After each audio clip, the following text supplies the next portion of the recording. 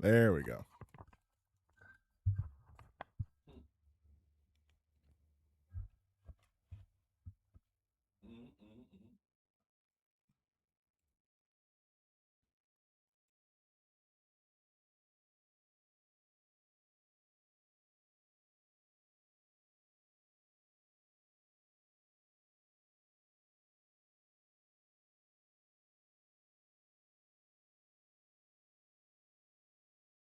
Hold on. For some reason, my settings got really messed up.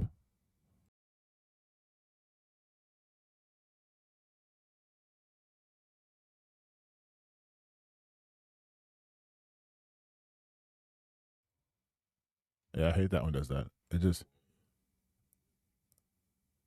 It picks up so much background. Hold on. Properties. There we go.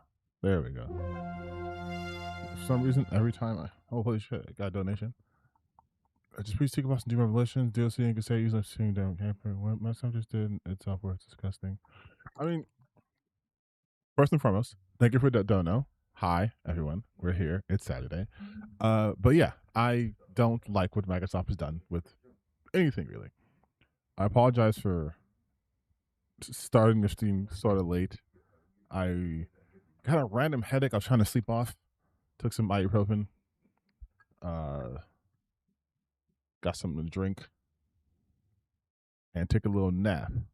But we are still here. We are still here. It is my last stream before I go on my little vacation. But I'll still have videos hopefully upload during the week, so that won't really matter. Now, back to the donation. I heard that I honestly the Doom games have been very, very well received, and yet they're being treated as if they're this like failing franchise, and I don't understand that at all. That shit's really annoying to me, honestly. Have a good vacation. Thank you. I'll be on vacation from next Thursday until next Tuesday. So I come back on Wednesday. So I only need about what? 1, 2, 3, 4, 5, 6-ish videos to cover that span. That won't be too bad. TTB and vacation. No, I ain't good for us, brother. Listen, me taking vacation is great for you guys. Otherwise, you would see me literally dying on stream, having an aneurysm, because I have to watch someone do something insanely stupid for hours on end, like we did on Thursday. By the by, if you guys stopped by Friday stream on the gaming channel, you would have seen me losing my goddamn mind for at least a solid like 30 straight minutes.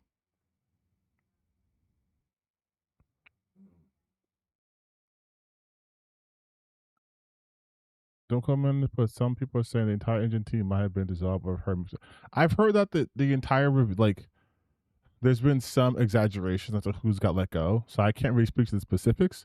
But I do know that regardless of that, they are not the same team as they once were, and that's something I think people are forgetting about. For a lot of these people, it's they're looking at these names but not understand like these companies aren't the same.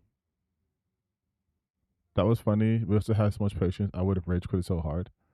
So I used to not have that kind of patience, but I over the years have developed a lot of patience, and I have also taken on jobs, including my current job, that requires me to have much, much, much, much higher levels of patience than not. But if you want to see what I'm talking about, here's what you guys are missing. Here's what you guys are missing when you guys don't join the gaming stuff. Here is like no, actually, I think the game is currently. I think my Steam is currently unavailable because no, I fixed it. Okay, this is what you're missing. When you guys aren't watching me play video games. Let me just get to which one was. Oh, it was this one. This game is called. What was this one?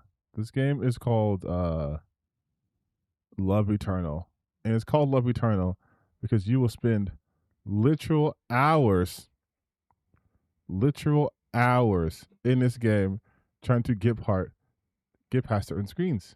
And there was one screen that took me like 10 centuries to get past, but I did it.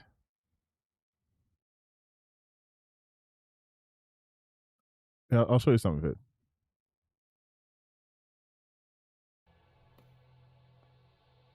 Kind of jump, have the momentum carry me.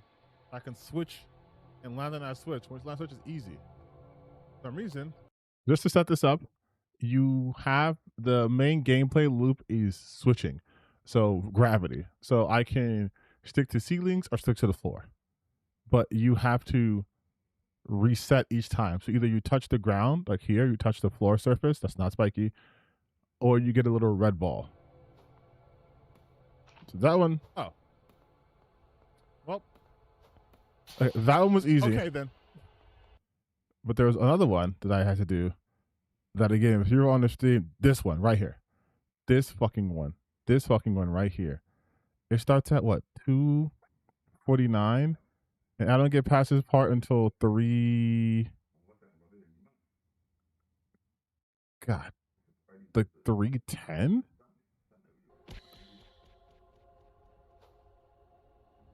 God. Oh, really? The cool thing is you die really quickly, so you can get back into it. But it's fucking sucked. Like you'll hear me die a lot. But we persevered. There was one point where I got so close that I had to stop because I was losing my mind. But I think I hit it pretty well. No, you bitch. But yeah, that's just a little small thing I did yesterday. You a Celeste gamer? Yeah, dog. I have in fact played Celeste. When I was streaming yesterday, I was talking about how damn this is really reminding me of Celeste, and not the best way. Like I literally, again, I'm pretty good at keeping my shit together. Unless it's like a really, really, really, really bad like reaction video I'm doing, I am pretty good at this stuff. But that's what happened on the gaming channel. And funnily enough, I'll be back next week because I'm leaving. I mean, the week after, so I can game again that weekend. But when I do come back, we're gonna be playing a different game. Partly because I don't think that game's the kind of game I can stream all day because it's very mentally focusing. And I do want a game I can kick back and talk to you guys. So I'll probably play like Life is Strange Virginia. Oh, you know what? When I get back, we're playing Desktop Explorer. So look forward to that. Let me check the chat. TTBI, even in reluctance, we don't listen to Resident Machine and System of the Down. I don't understand, man. Like, what do you come here for? I'm so curious now. Have you tried the Onimusha? Yes, I have. I played the Onimusha demo like in I went to New York Comic Con last year. They had it, and then I played it again on my computer. I thought it was something different. It wasn't. But yeah, you can see me die for hours straight. Although, also I locked in. Just so you know, you're following a real gamer, boy. You're not following a fake gamer. I can lock in when I need to. We have big W's when I need to. But most of the time I was just like okay. I was just fucking anyways, I forgot what I was gonna say. So today's stream, I want to do something a little bit different in the beginning. Usually I talk about like my personal stuff. I'm like, yeah, we could still do that too. I went to the gym yesterday. I have not gone to the gym consistently, so I've been feeling very, very weak. Gamer credit's no good here. I'm a lowercase G gamer, not a capital G gamer. Lowercase G. But I was really I really want to try something different today. We're gonna do a little bit of talking this morning. This earlier. This I said morning because I'm used to streaming at like 9 p.m. and it's early for me to stream. What I want to talk to you guys about though, and this is complete out of nowhere. I'm Buffer the Image Grifter. Thank you. I like world building. I like fantasy books. I like powers and all that stuff to the point where I myself have written a manuscript. I believe I've spoken about this in the past before, but I've never really like actually gone to detail with that. And I figure since we have a little more time today, we can sit and talk for a little bit. Then we'll get into I can check my Discord and we can get into like all of the React content you guys see me on there to look at too. Because again, we got some time today. But I was listening, saw your meme blow up. I have a meme. Wait, what meme blew up? Also, why is the Discord not working? What the hell's going on? But I mean, how many of you guys like fantasy? Because I really love that shit. And one of my favorite parts about fantasies. I'm dropping the Discord like the minute Discord pops up. Wait, hold on. You just throw me off. Of the comic with the cartoon, you thought I retweeted it? Wait, hold on. hold on. I need you to send me the meme you think I did that you thought I retweeted, because I have no idea. But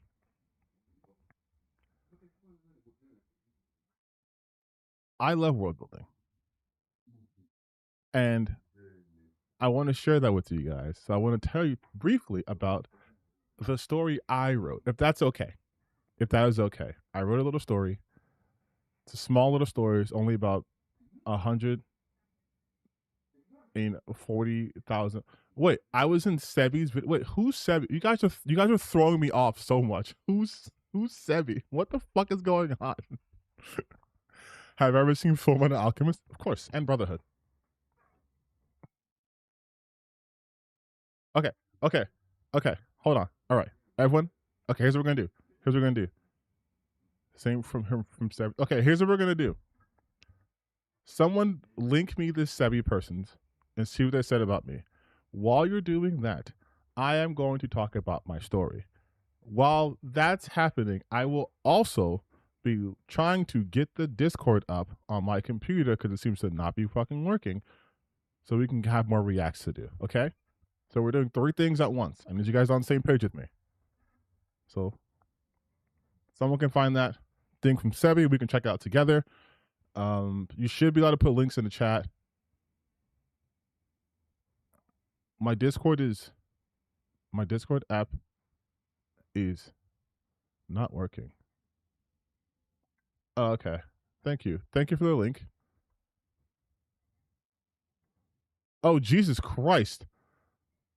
Oh, I muted this. I had no idea. Okay, so this is the meanest person's talking about, by the way. Apparently this blew up. When did this get 242,000 likes? I muted it because it got like 3K and I was getting annoyed. When did this happen? I muted this. No, I didn't know. Look. If you look at my notifications, notice how it only has 1 on it and not like 6 billion because I muted it. I forgot about this. What the fuck? Why did this blow up? I don't understand. I don't understand what's happening. And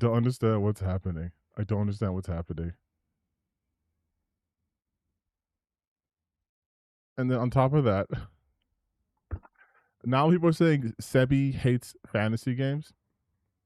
Where did you find this meme? I just saw it on Blue Sky.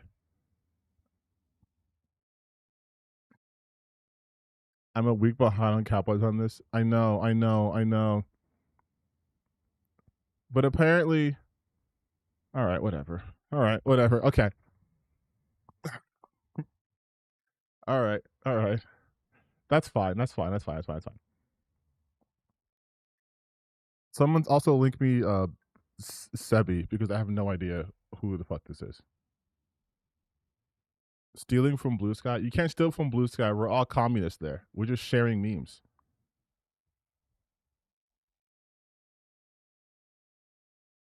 But she's gonna be judged and getting likes on Twitter. You know what's funny? Anytime I get likes on Twitter, you'd be surprised, but a lot of accounts will accuse me of botting my likes because I apparently love Twitter so much that I would pay. Am I on Twitch too? Yes. I am always live streaming here and on Twitch. I think Twitch has slightly better quality, but my audience is here, so I just do both. So you can pick whichever one's your preferred view. But yeah, assuming that Sebi shit, now I'm curious. And I'm also curious as to why my Discord is just not working. The app is just not working on my fucking phone. On my computer. It's just blank. Yeah, go ahead. You guys can follow me on YouTube, follow me on Twitch. It's whichever you prefer. Okay, now, did I see this? Hold on, let me see. We're going to be with pushback stops El Segundo data plans. No, I didn't see that.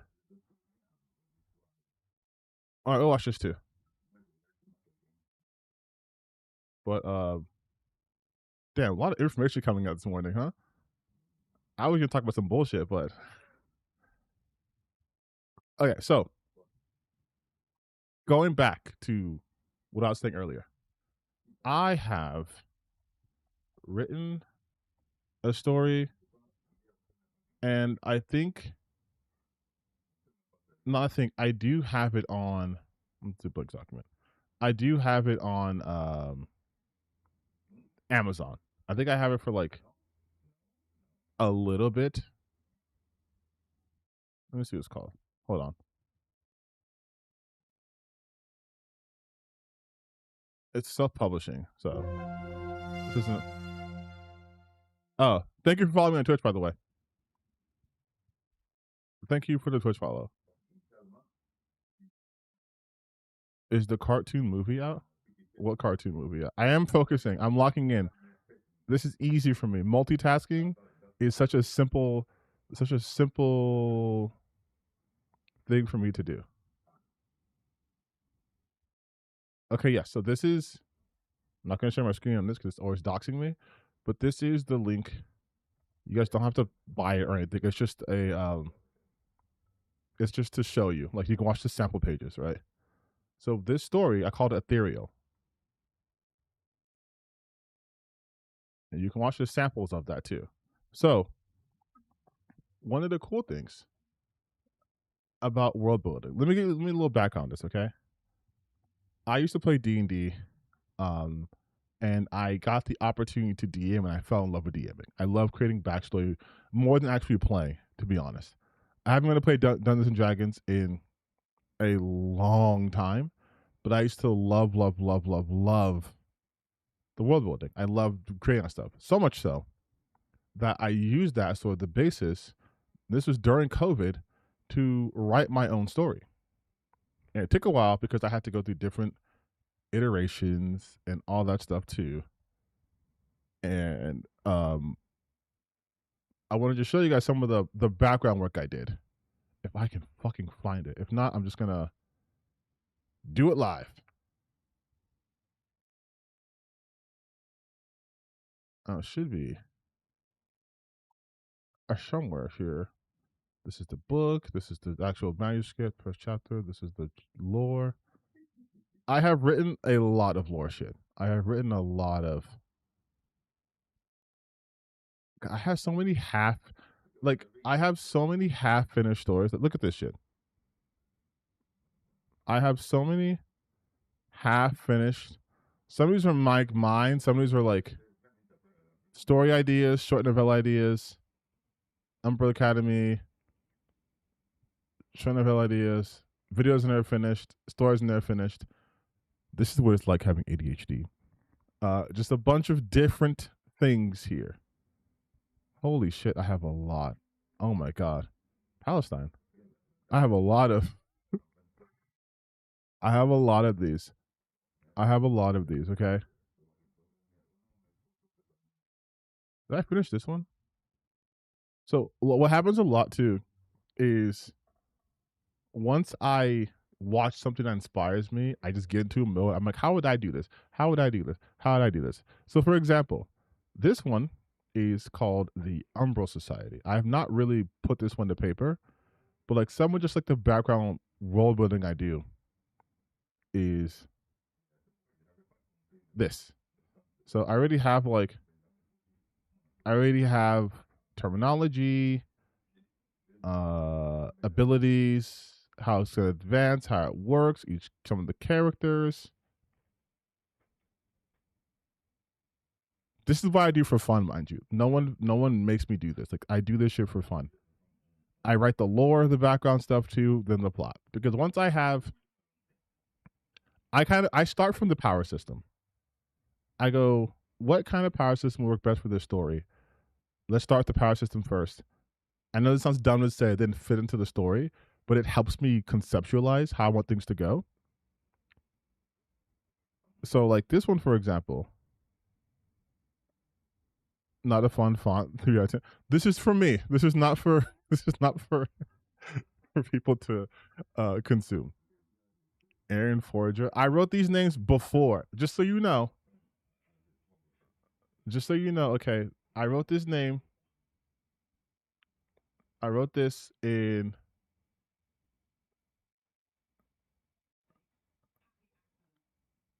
2026. No, that's when I last modified it. I did this before. This is before. This is before. This is before. This is before. But yes, so in this series, I was calling it. So I had just watched before. I watched it before I watched like Spy Family, all of this shit too. Like none of these names are from an anime. The anime just happen to have these names. So this one I've been kicking around for a while. I want the whole thing to be called like the Umbral Society as like the branching overall title of it, but underneath that I have certain terminologies I want to use. So like, and this, just to give you guys the inspiration like source, it's a mixture between like urban fantasy / like JJK / like Bleach, just to see like where we're heading from. The real question: did you make your main character average height or your size subconsciously? I always make them tall, but I always make my height taller. So I always like there's always gonna be someone in my stuff who's like 8 feet, 9 feet, 12 feet tall, but the main characters will be around like they could be when they're in the adult size like 6'3", 6'4". We need some more tall representation in fantasy who aren't bad guys. All right. Does it have to do with the Umbral from Lords of the Fallen? No, not at all. I actually got the name from this because I remember when I was watching I was watching Dimension 20s. I was watching it was the Sleeping City or the Unsleeping City, that arc, when they were talking about the Umbral engine. I was like, ooh, Umbral is a nice name and that kind of fits what I want to do. So like I always start with terminology. I love fancy terminology. So we have like Death Soil. That sounds kind of cool, right? And then Etheric Energy. TTB and 6'3", not 6'3". I'm not 6'3". I'm 6'9". Do ethers try to become Spirians? No. So here's what it is. Okay, let me explain this. This is just how my brain works. Spirians are extraplanar entities, also known as EPEs. So extraplanar entities is my way of tackling the notion of the supernatural. So instead of being tied to just like ghosts or just like demons or just like angels, they're just extraplanar entities, almost SCP ish. And that gives a little more creativity. But out of the big ones, there are ones that some of the characters use to fight for them, like Pokemon. These are spirits. So like exoplanar entities that are bound to a soul, once bound, they can be called if the user dies. The spirit be able to inhabit the body permanently. If summoned right before, there's multiple ways to bind the spirit, but most use submission. They always manifest as creatures. So it's like I have multiple power systems working under one system. So you have etheric energy, which is what humans possess, living things possess. And then you have the opposite, which is thanatic energy. So this is where extraplanar entities come from. So now we have yin yang, right? And once I have that settled, then I start building out even more. So you have etherists. Etherists are humans that can actively manipulate etheric energy. So that's where you get the crazy powers from, right? It's the manipulation of etheric energy, because etheric energy is the energy of life, creation, and hope. So it's will made manifest. It's a reflection of someone's spirit. It's the power. It is whenever you create something, you're using etheric energy. So like plants are a huge source of etheric energy. The earth is a huge source of etheric energy. Everyone produces etheric energy, even though not everyone's able to utilize it, right? And that etheric energy also attracts both thanatic energy and exoplanar entities, because EPEs or exoplanar entities can come from any plane. Some of them feed off etheric energy directly. Some of them just want to be in places where the energy exists. Some of them try to steal energy for themselves, depending on what type of EPE they are. And for etherists, there's two main components: your ethereal body and your etheric field. So your ethereal body is, once your soul takes shape, it begins to go through development, not unlike the physical body, though it reaches maturity twice, once for normal growth, and the other based on learned techniques / soul type, which we'll get to down here. Your etheric field is the barrier that forms around your etheric body. It's like an antibodies. It keeps foreign spirits from entering. It can also act as a general layer of protection through etherics and can be used to purification and restraining spirits and death toil. So it has a dual purpose. Are void souls exiled or shamed? No. I will explain to you. There's a lot. I will explain some of these soul types. So, though etherics possess unique souls, they fall into a few categories: tamer, shaman, builder, being the most common with dual, elemental, and void, and being rare with. So the most common being dual, elemental, and void being the rarest. And then these combinations happen between different people because of lineage, testing, etc., etc., etc. So a shaman soul is basically what happens if you are like a Pokemon trainer, but also throw hands with your Pokemon. So actors can allow themselves to be possessed by spirits. These are a shaman souls. So a shaman soul is different. It's my favorite one so far. So they can either be possessed by spirits through a relic or through assimilation. And these guys are the frontliners usually. So think of it like, let me actually not show my screen for a second. So I can actually, so no one's being bombarded. So yeah, so think of it like this. Shamans can summon spirits and use them in terms of combining with them so they can use those abilities. By the way, OC idea, do not steal. So they can use their abilities. So let's say you summon a fire spirit. Now you can use your base techniques with the power of the flame spirit, so you can enhance it, be resistant to fire, all that stuff, right? That's their fun thing too. Their drawback is they do not get to bind with multiple soul types or multiple spirits. So once they summon one, that's it. That's the only one they can summon, or at least the only class they can summon. So if they summon like a fire spirit, they're only using fire-based stuff. They can't use multiple other ones. Is it a TTRPG? No. I plan stuff out like a TTRPG to help me mentally, and it gives me a sense of how I can write like scenes without feeling like people being ass pulls last minute. But no, this is strictly just behind the scenes stuff.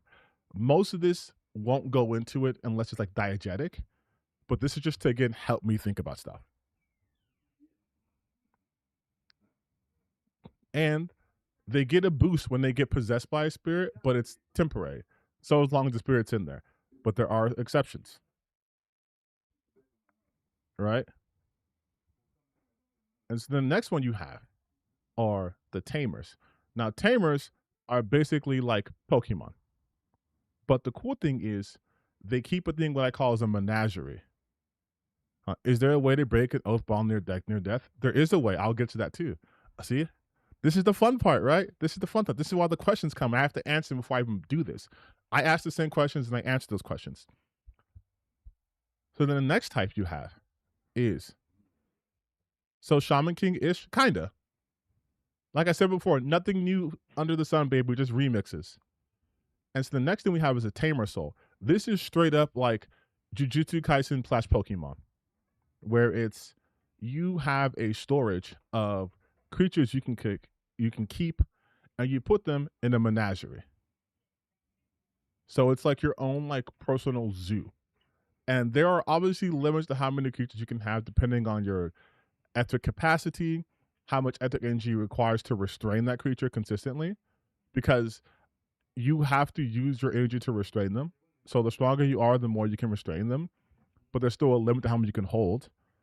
And I wanted a class that has a lot of versatility. Like they themselves aren't physically like going to overpower anyone, not typically, but they have a lot of versatility. So like one of the main characters that I've thought up of is a Tamer Soul, and they're from a lineage of tamers. So they have their own genetic techniques that allow them to manipulate spirits in a way that other people can't. You really like JJK and Mega Watch today? Yeah, I love JJK. I love it so much. You watch it, you'll see a lot of like I take so much inspiration from the animes and mangas I read and watch, and I do it unashamedly. I love that shit. So that's basically tamers. But tamers cannot assimilate with their own creatures. So their creatures, though, can gain levels, which is the Pokemon aspect of it, by fulfilling certain requirements, which are known to just the tamer itself, because each creature is unique. By fulfilling certain requirements, they can level them up. Because what happens is, have I considered making a TTRPG? No, I think that's too technical, which is insane after showing you all this. But so the cool thing about tamers is their creatures can level up. If the creature is not tamed, the only way for them to level up is to amass a huge amount of etheric energy. But with the tamer, since they use their own etheric energy, they can then level up and they learn their own techniques. So again, it's like Pokemon. And then you have builders who can do construction. So think like Green Lanterns, but on like an insane level. They can create like bullets, guns, weapons that can do severe damage. And I just thought it'd be nice to have characters like that. I like to make characters that I'm comfortable with, like melee characters and characters who I'm not comfortable with, and seeing how those people interact. But builders can like make weapons, armors, buildings, cars, what have you. They're not really limited in that. Only limited in the sense that if they create something with a certain purpose, it can only serve that purpose. So they can't make a gun that shoots out like lasers. They can make a gun that shoots out bullets, special kinds of bullets, or a gun made to house a special kind of bullet, but they can't like create a gun that shoots out like air. You know what I mean? And then you have dual souls, which is a rare mutation to the point where there's only 10 known dual souls. And dual souls cannot use both souls types simultaneously, but they can swap between them. The only one that can do both is the Void Soul, and the Void Soul is the rarest of them all. One out of every 2 million in history have been a Void Soul. And what Void Souls makes them special is that it disrupts etheric energy, making them natural enemies of etherists and spirits alike, and their own etheric energy remains trapped in their bodies, unable to be used for any advanced techniques. But the trade-off is all of their attacks, all of their hits can damage both the soul and the field at the same time. But they can't really use anything advanced. And that's just like the basic rundown. Then you have like techniques and advancements and then characters and then et cetera, et cetera, et cetera, et cetera, et cetera. And that's for a story, mind you, that I haven't even fully written yet. This is a story I just kind of come back to. I do more world building. I leave it alone for a bit. I come back to. I do more world building. I come back to. But I have like 12 pages of notes. Is there any themes particularly trying to explore through the story? Yes. I also always think of thematic ways to, not thematic ways, sorry, themes to incorporate to my stories. So like for this one, part of the themes is overcoming rigidities, class systems, right? Because I made things very, very, very, very, very class dependent, essentially. If you have this class, you can do this, you can't do that. And have that extrapolate beyond just like, hey, this is the role of an etherist. There's a special type of etherist called a vessel, natural vessels, right? And there's a whole story based off of prophecy where there are 12 vessels to represent each month of the year, right? But all of them born on auspicious dates. So you have 12 vessels for 12 months of the year. And their role simply is to act as housing units for extremely powerful EPs. Because the backstory here is all that shit about like mythology, right? Like Greek myth, like Ragnarok, all that shit is true. But the source isn't like, again, the Rose Edda or Prose Edda or Homer's Odyssey. It was, you had a bunch of extraplanar entities running around in the past, and as they caused more and more and more destruction, the society, the Umbral Society, formed because they saw that humanity could not advance if these creatures, these entities were allowed to run roughshod. And there are some people who agree with that. There are some people who didn't. So the people who didn't lost, but they have been trying to bring back their people. Once they lost, there was a barrier erected around our plane that keeps all the extraplanar entities out. And so a way to avoid that plane is to change the etheric energy balance. So if you have these vessels who are strong enough to support the spirits of the exiled people, so to speak, that changes the equality, that changes the equation.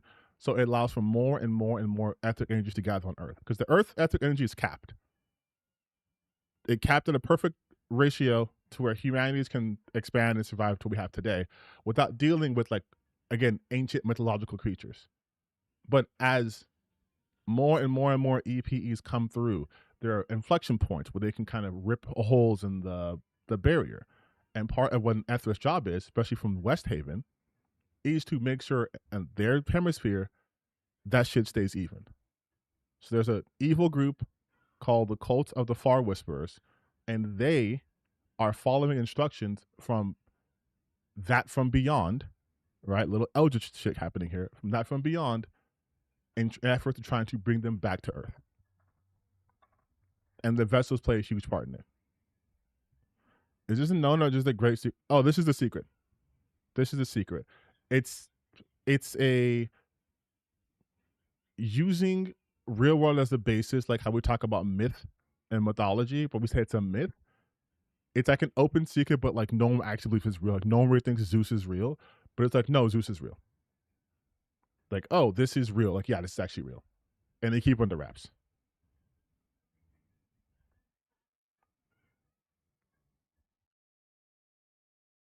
And of course, there's other things about people who were exiled, like who rightfully belongs here. Is it justified to keep doing how we're doing?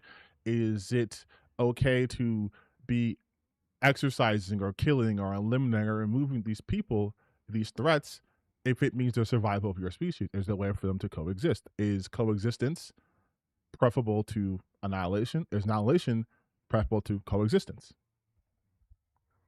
And that's just for this story. I haven't even finished this one.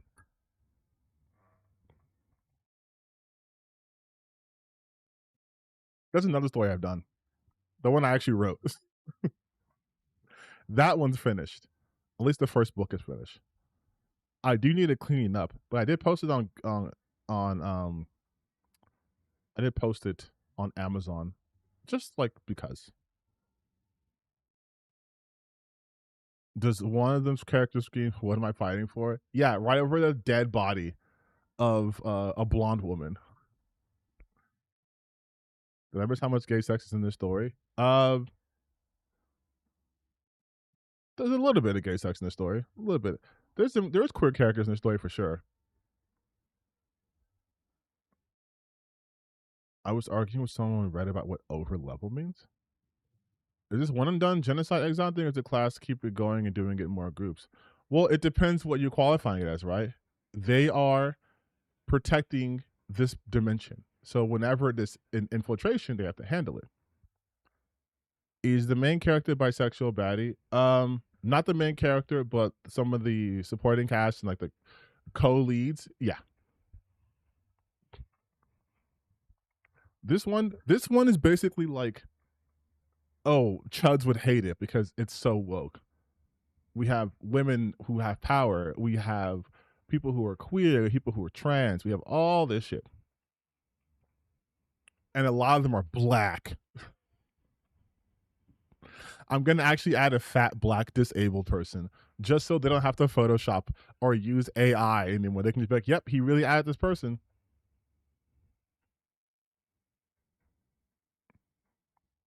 But I always think about like if I were to make it a video game. And so then, wow, so boys can't be main characters? Not yet. Not until they choose. You either like boys or girls, okay? You can't be bisexual. Pride month's over. Pick one.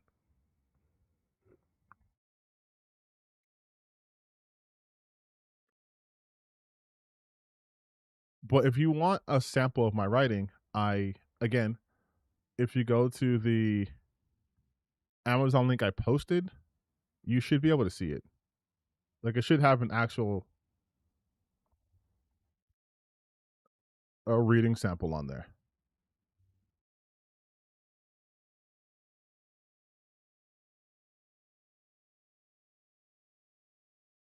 Let's see here. Is there a reading sample? There should be a sample on here. Tier maker, create sexuality and gender identity list. I'll do that for my 10,000 subscribers celebration. How about that?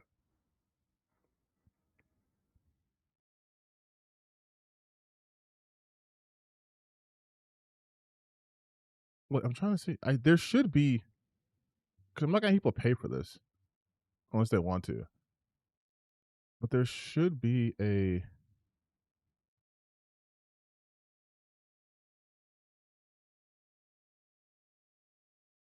I thought Amazon let you see samples. Oh well. If you guys have a Kindle, you can read it for free. It's $5. Once again, I'll put it through here. Just so. But obviously, you don't have to pay for it if you don't want to. I don't care. But yeah, that's just some of the fun stuff I do on my free time. I write, I do world building, I listen to stuff, I get more inspired, I write. Which is why you guys might notice how I get really, really, really upset. That's weird thinking. What's weird? Well, that's why if you guys notice I get really, really, really upset. Is that my pen name? Of course. It's not my real name, are you kidding? But that's why you guys see me get upset when it comes to like creative stuff, because it sounds cringe to say out loud, but as someone who likes to create, I guess technically a creator of some kind, a creative, if you're feeling frisky, it's annoying that there's so many people who just dismiss the creative process, who don't understand how creative process works, who don't even attempt to try to understand someone's story or understand what they're going for.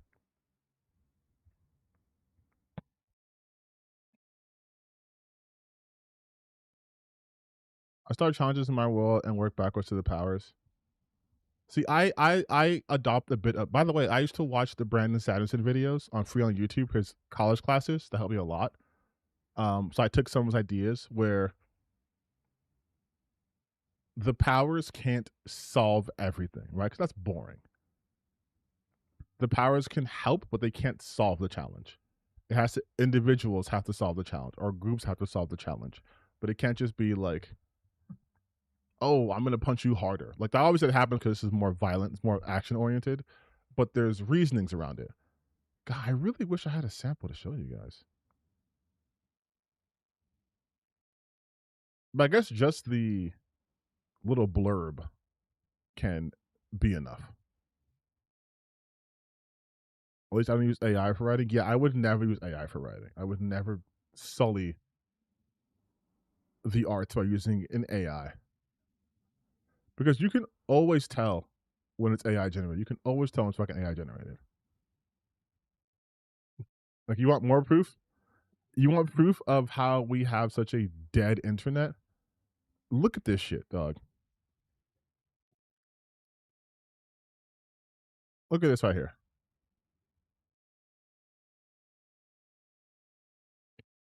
What does it say? When they thought they could replace a legend, but she ended up redefining it, Lashana Lynch absolutely cleared everyone in this scene. Or absolutely cleared in this scene, right? Notice how they mention Lashana Lynch, but the movie they're showing is Uncharted. This is Uncharted. Lashana Lynch was not in Uncharted at all, ever. In fact, the person they're talking about is Tati Gabriel. And now, if you look at the comments that say the movie Uncharted, and then you can just see the bot talk. Lashana Lynch didn't just step into the role, she owned it with that intensity and precision. Agreed, Lynch brought serious fire and skill to Nomi. She made that 007 title her own. Again, not talking about this is Uncharted. This is Uncharted. She really killed as new 007. Nomi brought that energy we didn't know she needed, or we needed. Absolutely agree. Lashana Lynch owned that 007 energy. Confident, sharp, and zero hesitation.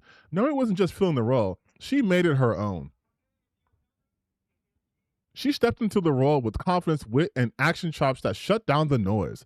The world's moved on vibe and the hand-to-hand and gun scenes, the way she holds her own next to Craig says she doesn't just fill a number, she made it hers. That mix of competence, shade, and redefining what a 00 looks like was refreshing for the franchise. Lynch brought real presence to Nomi. That quiet authority mixed with sharp one-liners and solid fight choreography made her feel like a natural evolution of the 00 program, not a replacement. The World's Moved Online still hits. Great to see the franchise lean into fresh talent with like that without losing the core. And it's just hallucinations talking to each other. Welcome to dead internet, everyone. Welcome it's the same thing too. It's the same thing too. Is there context I've missed? Why these seems like bots? Because they are bots. They're all saying the same thing. They all said the same thing. Replacement, energy. Like here, she owned that energy right here, right? 360 waves. Not a real person. Absolutely, Lashana owned that energy as Nomi. She didn't just fill the shoes. She upgraded the whole legend. It's the same thing rehashed. They've even said energy like 4 times already. And how she made the role her own, her presence, her energy. And obviously no one's gonna like say you can keep going down forever and no one's going, this isn't even Lashana Lynch. There you go, finally. A real person. Finally, real people all the way in the bottom. All the way at the bottom, right? This is where you have real people. But look how much you have to scroll. Sea of blue check marks, which are just bots. There's actually see more. Oh, never mind. I'm not gonna do that. But it's just this. It's just this. It's just this all day, every day. It's dead internet. Nothing's real. Nothing's real here. Nothing is real here. And these are the same people, right? These are the same people who swear they're creative because look at the scene I generated. I've seen so many videos of a guy going, if I was in X movie, if I was in Obsession, this would happen. If I was in Seinfeld, this would happen. If I was in X, Y would happen. It's just them AI generating themselves into movies with no purpose other than to generate themselves into a film. So if you guys wonder why I am like always so animated when it comes to art and creations and all that shit, it's because of this.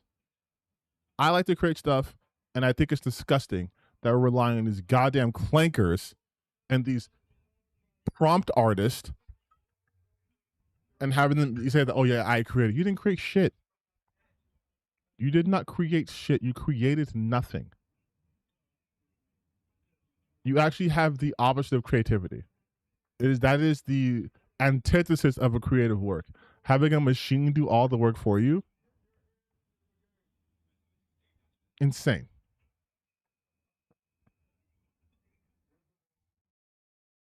Prompoids? Nah, I need something a little more offensive than that.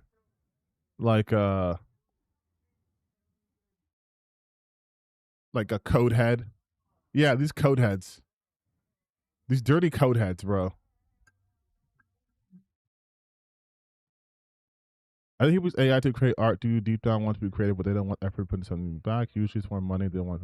Yes, yes, yes, yes. People who use AI art, who use AI to create images and stuff, they simultaneously devalue what art is, but also have a twisted appreciation for art. They see an artwork like Da Vinci. They see someone like Michelangelo. They see a Picasso. They see a Matisse. They see a Rembrandt, right? They see like classical artists. They see artists like fucking even like Rebecca Sugar. They see people who are constantly creating works of arts, and they are jealous because they can't do that, but they really, really want to, because they want that admiration. Look at what I created. Everyone, look at what I made, and they take offense when it's like this is like dog shit, because it looks realistically good. But it's basically the people who say video games must have realistic graphics to be good, or once you make something animated and turn it live action, the live action version is now the more prestige version, right? It's that kind of mentality where it's like, look, we took something, we elevated it, and you can tell they have a bit of anger because every time they take someone's art, they always go, "Hey, I took your thing and I made it better. Hey, I took your drawing and I made it better. Hey, I fed your art through ChatGPT and here's what it said. Hey, I fed your picture through Grok. Here's what it said." Because it's a product for them. They're the ultimate consumers. Like if you legitimately look at these AI videos, it's just I made an AI video because I want to look at myself in this shit. I wanted to see what Goku would look like if he was actually a Kryptonian. What would it look like if Batman fought Eren Yeager in his Titan form? And instead of doing the work of making a shitty drawing or doing a shit Photoshop, they want to go to Grok and be like, make this haha, drain Lake Geneva so you can make this video of me in Seinfeld. They don't want the struggle, but the struggle is where the art is made.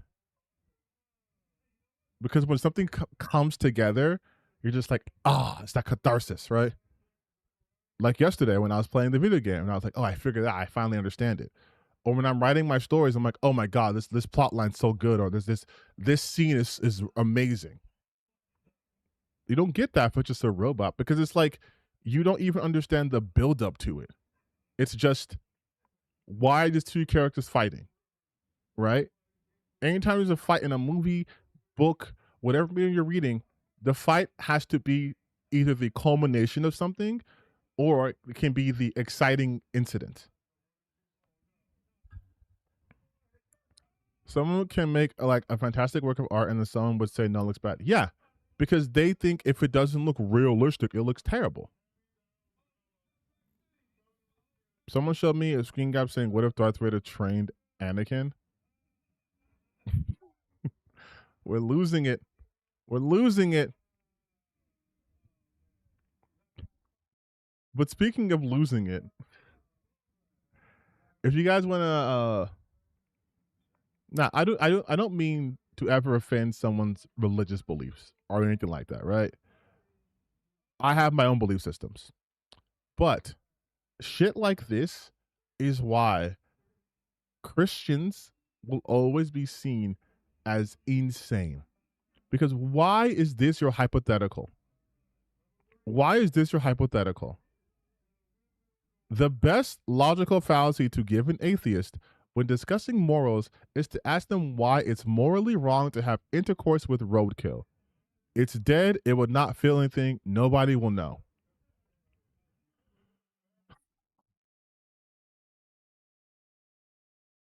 I have so many just thoughts about using this as some sort of theological gotcha because their whole point, and a lot of these people online talk about this, they have this notion that morality comes from religion. Specifically, morality comes from Christ. It comes from God. You are immoral without God. The reason why you have moral is because of God. And what they want to do to test that is say, why won't you bang a dead animal? Not even a dead human. So, like, right there, I can say, because it's not human, right?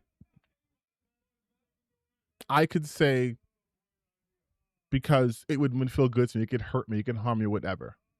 But the fact that they try to say this is a sane argument, it's like I'm like. Also, this isn't even a logical fallacy. That's not what that even means. I know this is not exclusive to Christians, but Christians do it a lot. But to be like, why would you not have intercourse with roadkill? It's dead. It won't feel anything. Why do you want to fuck a dead animal? That's the real question, right? Checkmate, atheist. Because then what they're also saying is the only reason why they don't want to have sex with a dead animal is because God would not be happy about it. Not because of any other like reasons, but because God wouldn't be happy. And this person up here, it's telling that their only answer to this is to become angry because it traps them into admitting atheism got all its morality from religion. No. As someone who I wouldn't say describe myself as atheist, but I'm not like, I guess it's like agnostic is the term. I don't know what's happening after this. I don't know if when we die it just goes black or we get fucking isekai into a different dimension. I have no idea what happened, so I can't speak to that. But I have my own code of morals and ethics that were created based upon my upbringing, my just natural disposition, and the thought process of doing the least amount of harm and doing the most amount of good. That is where my morals come from. It does not come from any sort of deity or anyone's religion. Now, a lot of people's morals, though, align with mine when it comes to religious in terms of just the tenets, not necessarily the practice, because most humans do not want to be harmed nor want to do harm, right? If you look at any religion's tenets, at least for the most part, it is some version of treat others kindly. So you'll be treated kindly too. If everyone's kind to each other, we can get along better. We can have a better existence. We can have a more prosperous future. That is most religions' tenets. They may add terminologies like, hey, you must pray this many times or eat this, but like ultimately it's like we want you to be a good person. So how do you become a good person? Well, just don't do fucked up shit. Right? Okay, cool. Easy. I have gone to church as a parishioner, I guess, twice in my entire life. I do not know scripture. I am not any sort of devout. I've never done a Hail Mary. I've never done a confession. I've never even so much as donated to the church. I've never done tithing, right? I believe that you do not need some sort of threat from beyond, some from power you cannot understand in order to be a good person. In fact, I think if the only reason you're a good person is because you're afraid of some sort of eternal punishment, then you're not really a good person. This is basically someone holding the biggest existential gun to your head and saying, do these things or else you're gone forever. This fear these people have, because basically it's tied to fear of death, right? No one wants to, okay, I can't say no one wants to die, but a lot of people don't want to die because we don't like the unknown. If people knew after you passed away, this is what for sure happens, I promise you 90% of people would stop being religious. I promise you. Because you take solace in that. It keeps you peace of mind. Like, hey, when I pass away, my soul's going to go to whatever deity I believe in, and that's that, right? But if it was provable that, like, no, once you die, you just get isekai'd into another world and you start over again. And you just keep starting over and over and over until the end of time, right? I doubt people would be like, I'm going to church this Sunday. Right? It's another reason why you see so much that expression, ain't no hate like Christian love. Because you have these people who swear by these tenets, yet they go out and they do the most awful shit possible. They support the awful people. They do the most harmful things to others. Things that their own deity that they worship would be against, especially Christians. Like, Jesus was staunchly against all the shit they're doing. And they'll do it in his name. Catholics too. Go crusading. Doesn't seem very love thy neighborly. So when I see shit like that, when I see it's like, you guys get all your morals from the Bible, what I hear them saying is, you guys also have to live the way I do. You guys also must get your directions from a book, from belief system, because I can't imagine human beings being moral without some sort of existential threat. I don't need that. I've never needed that. I also don't need accolades or a praise when I do something good or kind for someone. You'll never see me come on stream and be like, guess how much I donated to this charity? Guess who I helped out?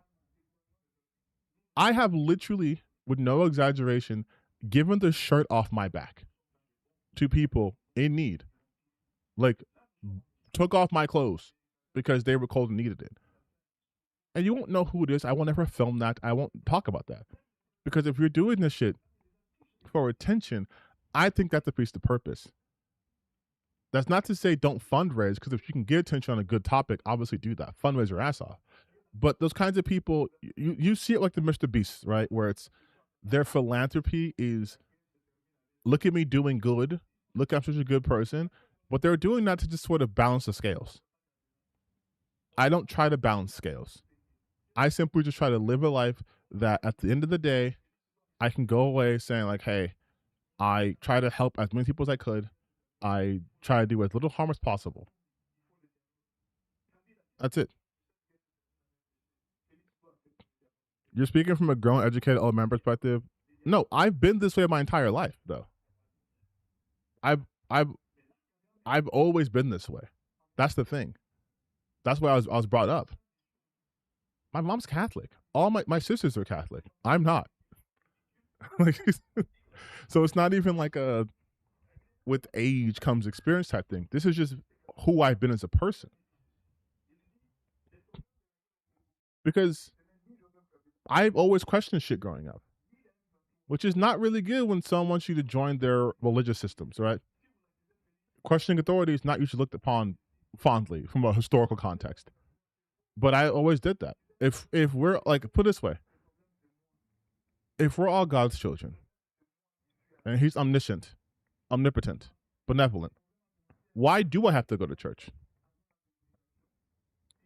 if if he is the nicest person in the universe, right?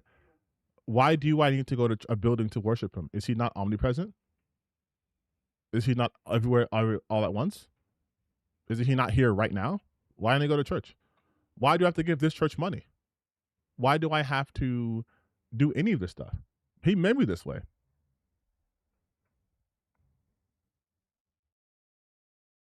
And that's something I never understood. I'm like, I'm okay.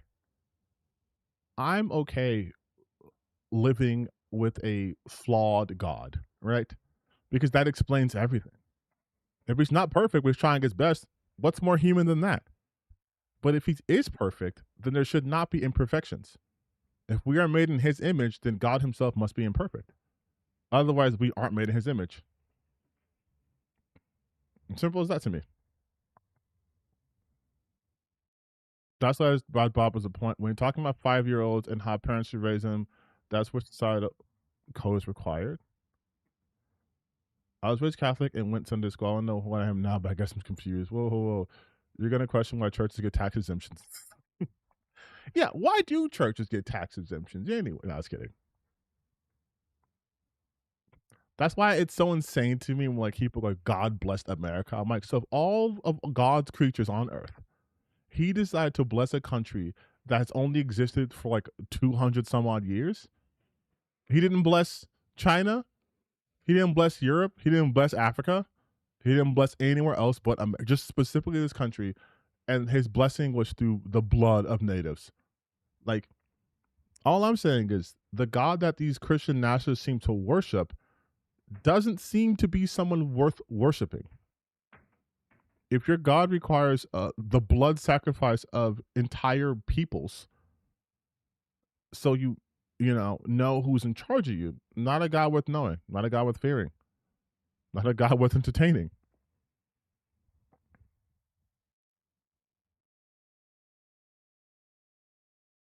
And we don't even get like cool shit too. Like I would love honestly if we had like a polytheistic society and like if I had to pick a pantheon to be real, like a real pantheon, I'd probably be at this point go like Norse. Like the Nordic gods didn't really fuck with humans. Most other gods and pantheons explicitly fuck with humans, especially the Greek ones. But like if you realize like Norse mythology, they don't really fuck with humans. It's mostly Odin trying to prevent Ragnarok, them fucking with giants or Jotnar, even dwarves, but not really humans. Humans are kind of left alone until Ragnarok happens, and then like everyone's dead, and then like the remainings go back and create humanity. So I'm like, we don't have to even deal with it. Like we're out of it. Like we're not even part of this shit.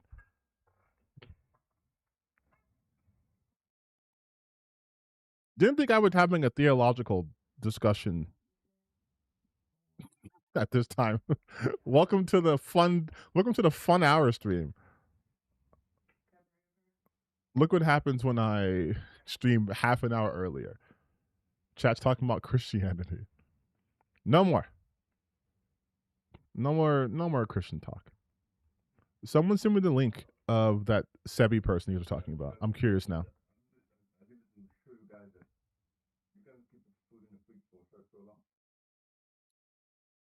Wait, what? Oh my god. Speaking of religion, hold on. Speaking of religion, I just saw this. So I must share with you guys, obviously. Obviously.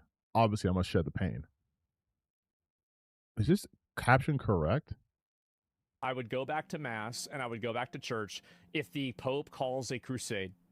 Crusade to where? What's the objective? To Africa to save all of the Christians that are being massacred by a bunch of Muslim radicals that are cutting them up and killing them.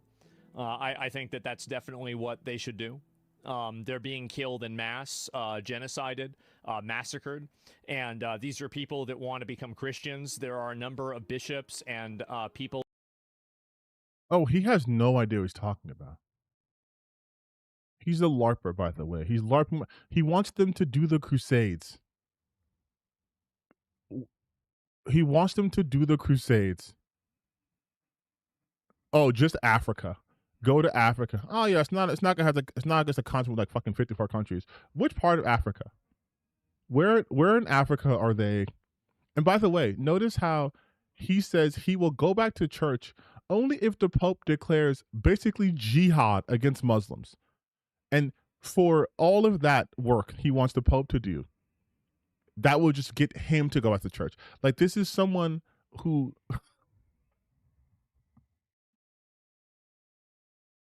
it's literally what I was just talking about, right?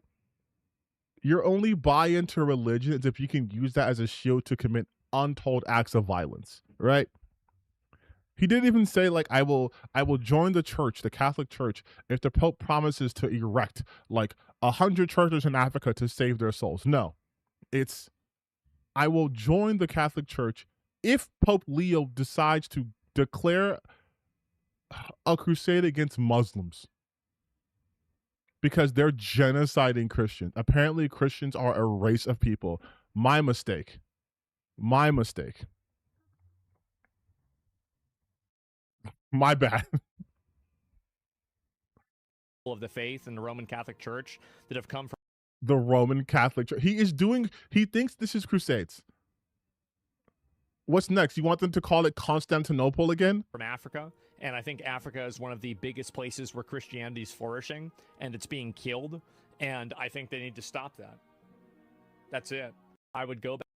None of this makes any sense. None of this makes any sense. None of this makes any sense. Like not like I look, what is he talking about? What is he talking about? He thinks he thinks if there's any group of people who is being genocided, it's Christians.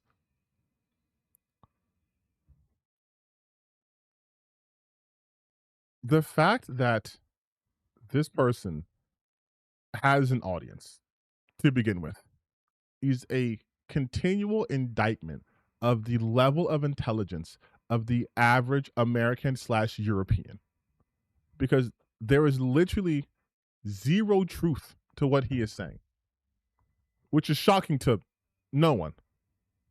Which is shocking to no one, right? You're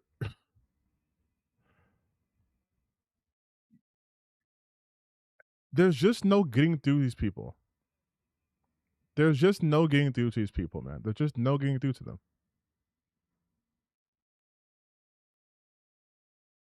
Like, does he not understand how many crusades there have actually been in history?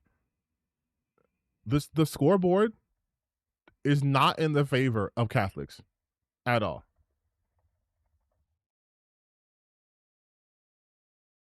Like, at all.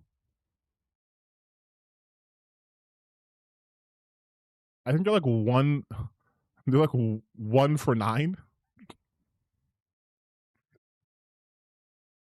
Someone can check my number, but I think they're like 1 for 9. Not a good rate. Not a good for winning percentage on going to crusades, buddy. And also, his Catholic response to what's happening here is to go and kill Muslims. Weird how that kind of seems to be his default answer to everything. Hey, what should Israel do? Keep killing Muslims. Hey, what should America do? Ban Muslims, and then so they can get killed by Israelis. Hey, what should the Catholic Church do for in just Africa? What the what? What? And it's like,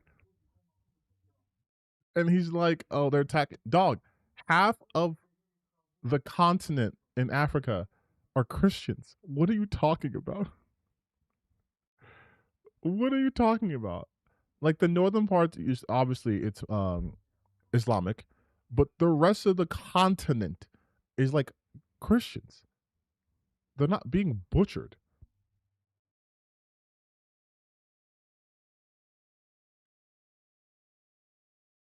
Now, if he was talking about specific countries, that might help. If we're talking about the continent, like God, he's so fucking stupid. So stupid and just so full of hate, man. And again, Again, though, right? If we were to believe his pivot to religion, notice how the basis of his belief system is the subjugation and literal killing of individuals as a way to entice him to join the church. Not any sort of community, not any sort of recognition of the humanity of others, or wanting to be with like minded individuals. It is strictly let's harm others. That is the American conservative in a nutshell. That is all these grifters you see. What what binds them together is a mutual hatred of something. That's why whenever one of them gets on the outs, they immediately dump on them. Because it was never about we fuck with you the long way or we have the same sort of interests. It was we hate the same things. But the second the thing I hate becomes popular or the person who I'm with becomes hateable, I'm gonna flip. I'll kiki it with you, but hey, look what happened to the quartering. We'll kiki it with you, and then the second we decided you're actually public enemy, we're all gonna dump on you in the same time. We're not even taking turns. We're all unloading same time, baby. Like it's crazy. And then these are the people who be like, the Muslim world is incompatible with Western values. Like, dog, you know, in like Islam, there are tenets to how to treat someone nice. Like, you have to be a good host.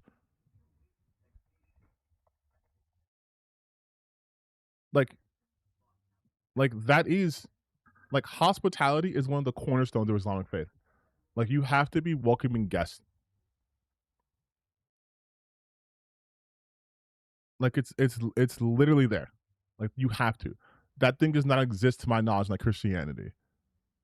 But you want to say like these other belief systems are awful and terrible because they're not compatible with us. Yeah, dog, because they're not fucking about rugged individualism. They're about community, which I guess makes it true that it is incompatible with the West. Oh my god, dude. It's so it's just it's not even funny. I know I say it's so funny, but it's not even funny anymore. It's just tiring and it's sad. It is tiring and sad. Just the level of hatred people have for people who just want to exist. All right. Since no one sent me the link, I gotta find it myself. Who first off, who is Sebi? Is it Sebi K? Is it Sebi Ashton? Ah! What do you think about those people who are leftist Christians and are LGBT supporters and support other beliefs? I mean, if they're supportive of other beliefs, I have no problem with them. If they're just not being dickheads, I have no problem with them at all.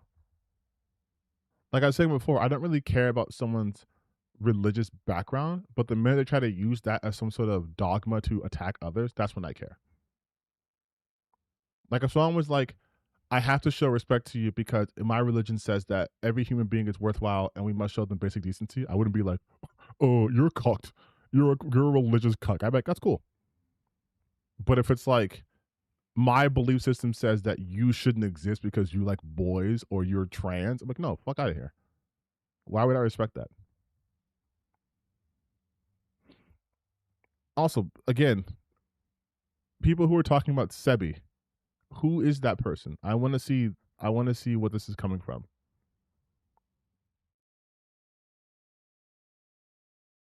I don't know. I'm trying to look up on YouTube. There's too many.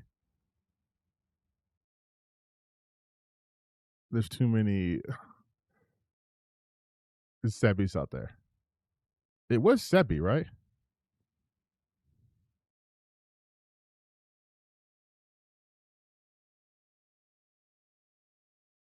Oh, also there was these insane. What was it called? Uh, there was an insane video about like this like AI generated society that was like oh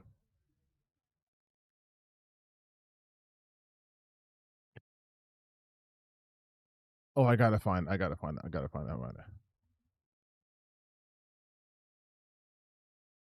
I gotta find it.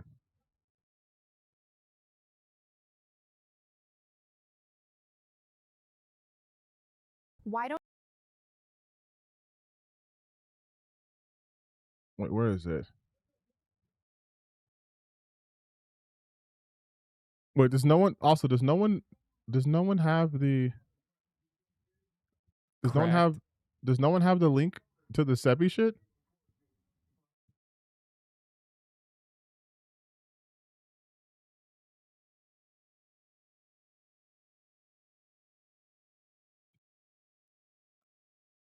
I like how you guys bring up the fact that someone was talking about me or whatever. There's a fly over here.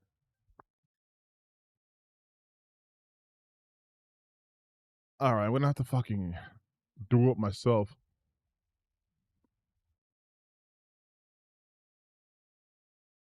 I'm gonna have to find this person myself since my chat is. Is it Sebi Webbs? Someone in this chat was talking about Sebi, and I said, okay, look it up for me. They said they saw on my I'm like on one of his videos or some shit like that.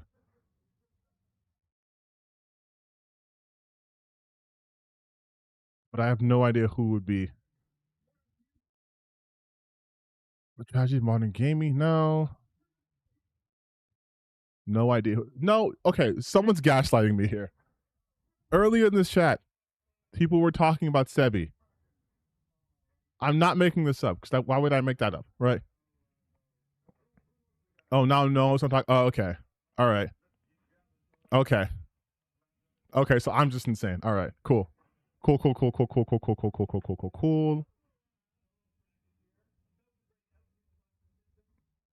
yes, someone did mention. See, okay. Why would you mention it and then just leave? I have to assume.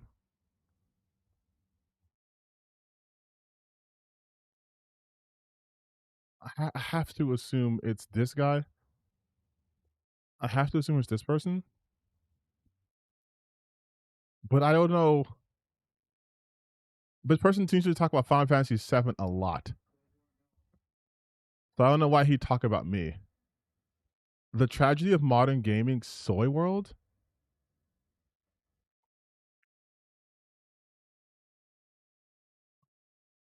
No, this wouldn't be me. Wait, what's this? If I'm in this video, I'd be so fucking. I would laugh so hard. I'm not though. That's him. Cool, but people are saying they came to him. They came to me because of his video. They just watched it. So it has to be a recent video, but this is the most recent one. So I don't even know. I don't even know what. All right, whatever. I thought we had something to watch, but people are being insane and just saying you're in this shit and then not. Like, should I just type in my name? So like Sebi TTB and gaming. Maybe that will work. No, it's just me. It's just my face. Sebi's?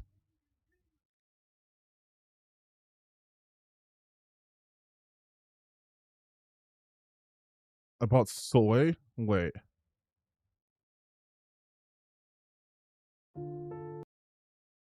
Wait, we can check the transcripts, right? Let's see. Actually, you know what's funny? I've never actually looked at the transcript of a video. I don't actually know how to do that. I don't actually know how to do that.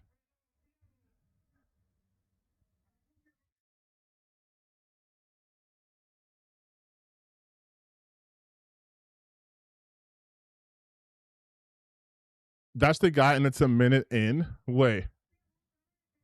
Just 3 minutes, just play it. Damn, all right, hold on. I'm just seeing. I'm not trying to get fucking clapped like for the copyright.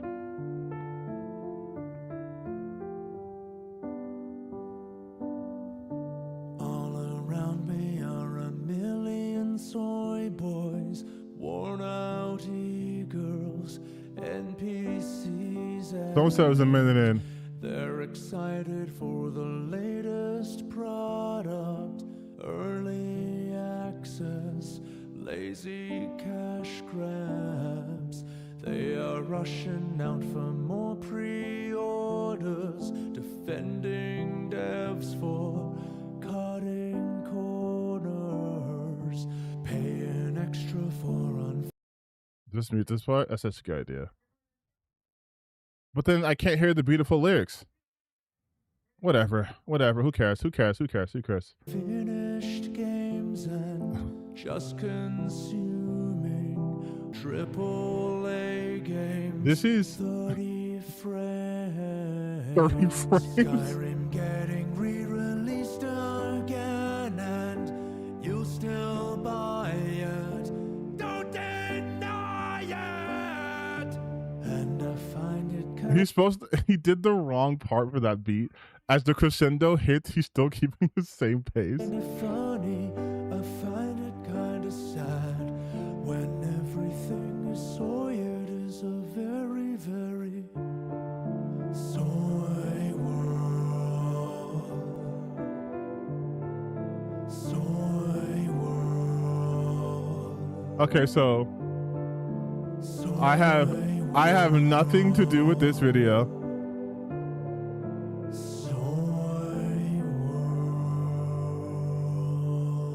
I have nothing at all. I have nothing at all to do with this video. I think someone just set me up just to watch this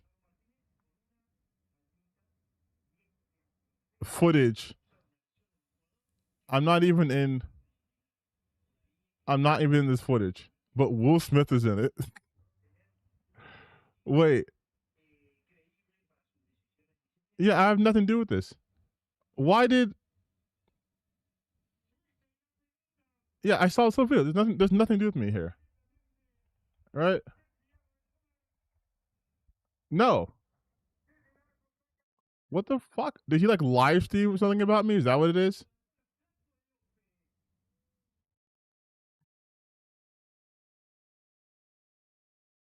$11 hours?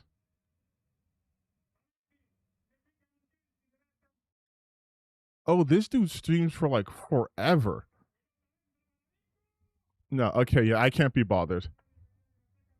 FF7 remake video? There's no way I have anything to do with FF7. I have nothing to do with Final Fantasy 7. When I played Crisis... Oh, it's just like 2 minutes long.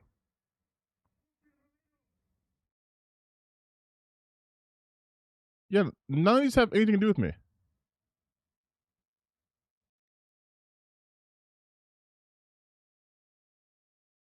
Yeah, I feel like someone was setting me up. I feel like I'm being set up because there's no fucking way. There's no way I'm in this video. There's no way he's talking about me. I have nothing to do with Final Fantasy series.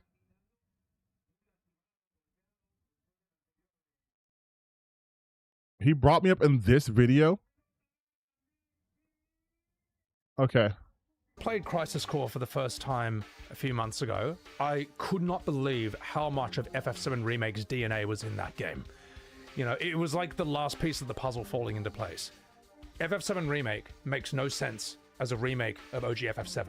It doesn't look like it, doesn't feel like it, doesn't play like it. However, if you look at the 7 Remake trilogy as a sequel to Crisis Core, it makes perfect sense. Listening title. Wait, what? Wait. He mentioned your tweet with a few others in a different video with a similar title. Wait, what?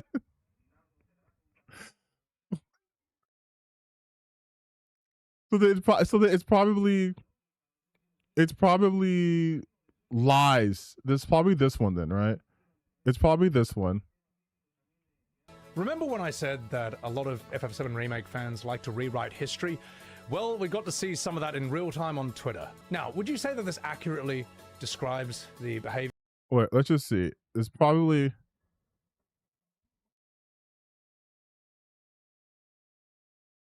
You know what? I did see... Ironically, I did see his tweet, like, talking about this. Bonded, links right there. Here are the clips I criticized. You've seen them already. I'm sorry, chat. I was kind of captivated by this tweet because I couldn't believe the audacity to lie this.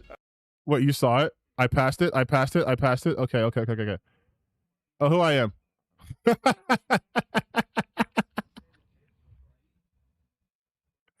I don't know what I was responding to. I don't know. Why did I call him? Okay, what's happening here? It's all documented in the video below. And after those 3 tweets basically triggered this, one of the biggest collective tantrums I've ever seen, I was just like, all right, I mean, here's some more. I mean, look, I mean, the thing is, the point I was trying to make is that this isn't accurate to the original, man. You do a shot-by-shot comparison of any scene, and you can see how the art is worse. Better graphics or newer graphics doesn't mean better. Wait, so I called him a loser bitch? God, you're such a...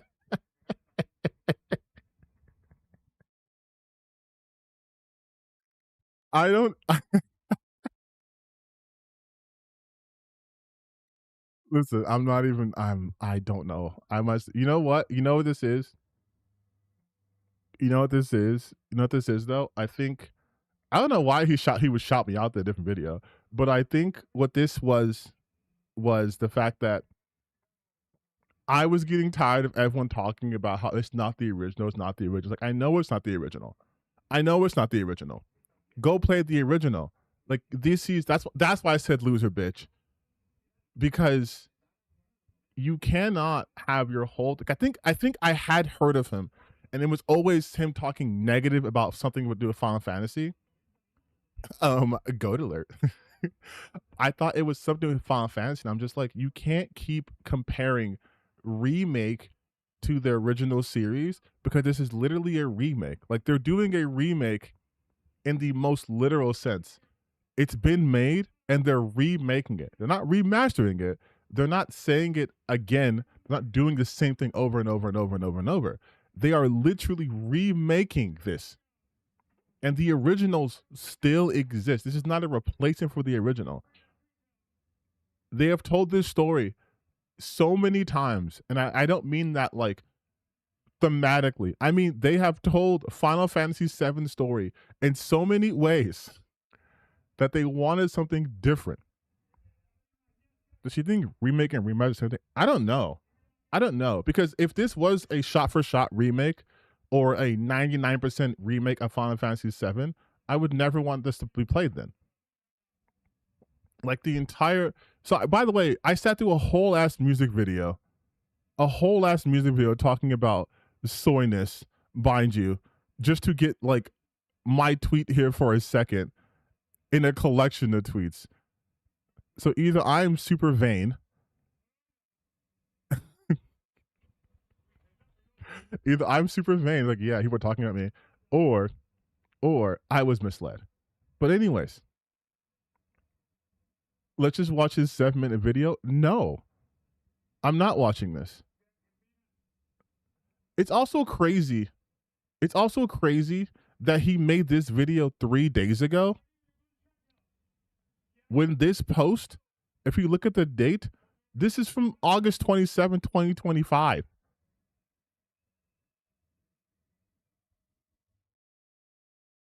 Like, this is from 2020. This is from August 27th.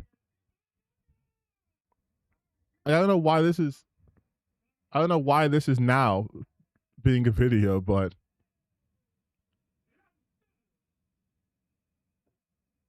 he's just a bit late. Yeah, just a little bit late. You know, we're already here. The biggest collective tantrums I've ever seen. I was just like, all right, I mean, here's some more. I mean, look, I mean, the thing is, the point I was trying to make is that this isn't accurate to the original, man. You do a shot-by-shot comparison of any scene, and you can see how the art is worse. Better graphics or newer graphics doesn't mean better art. Here's how they responded. Links right there. Here are the clips I criticized. You've seen them already.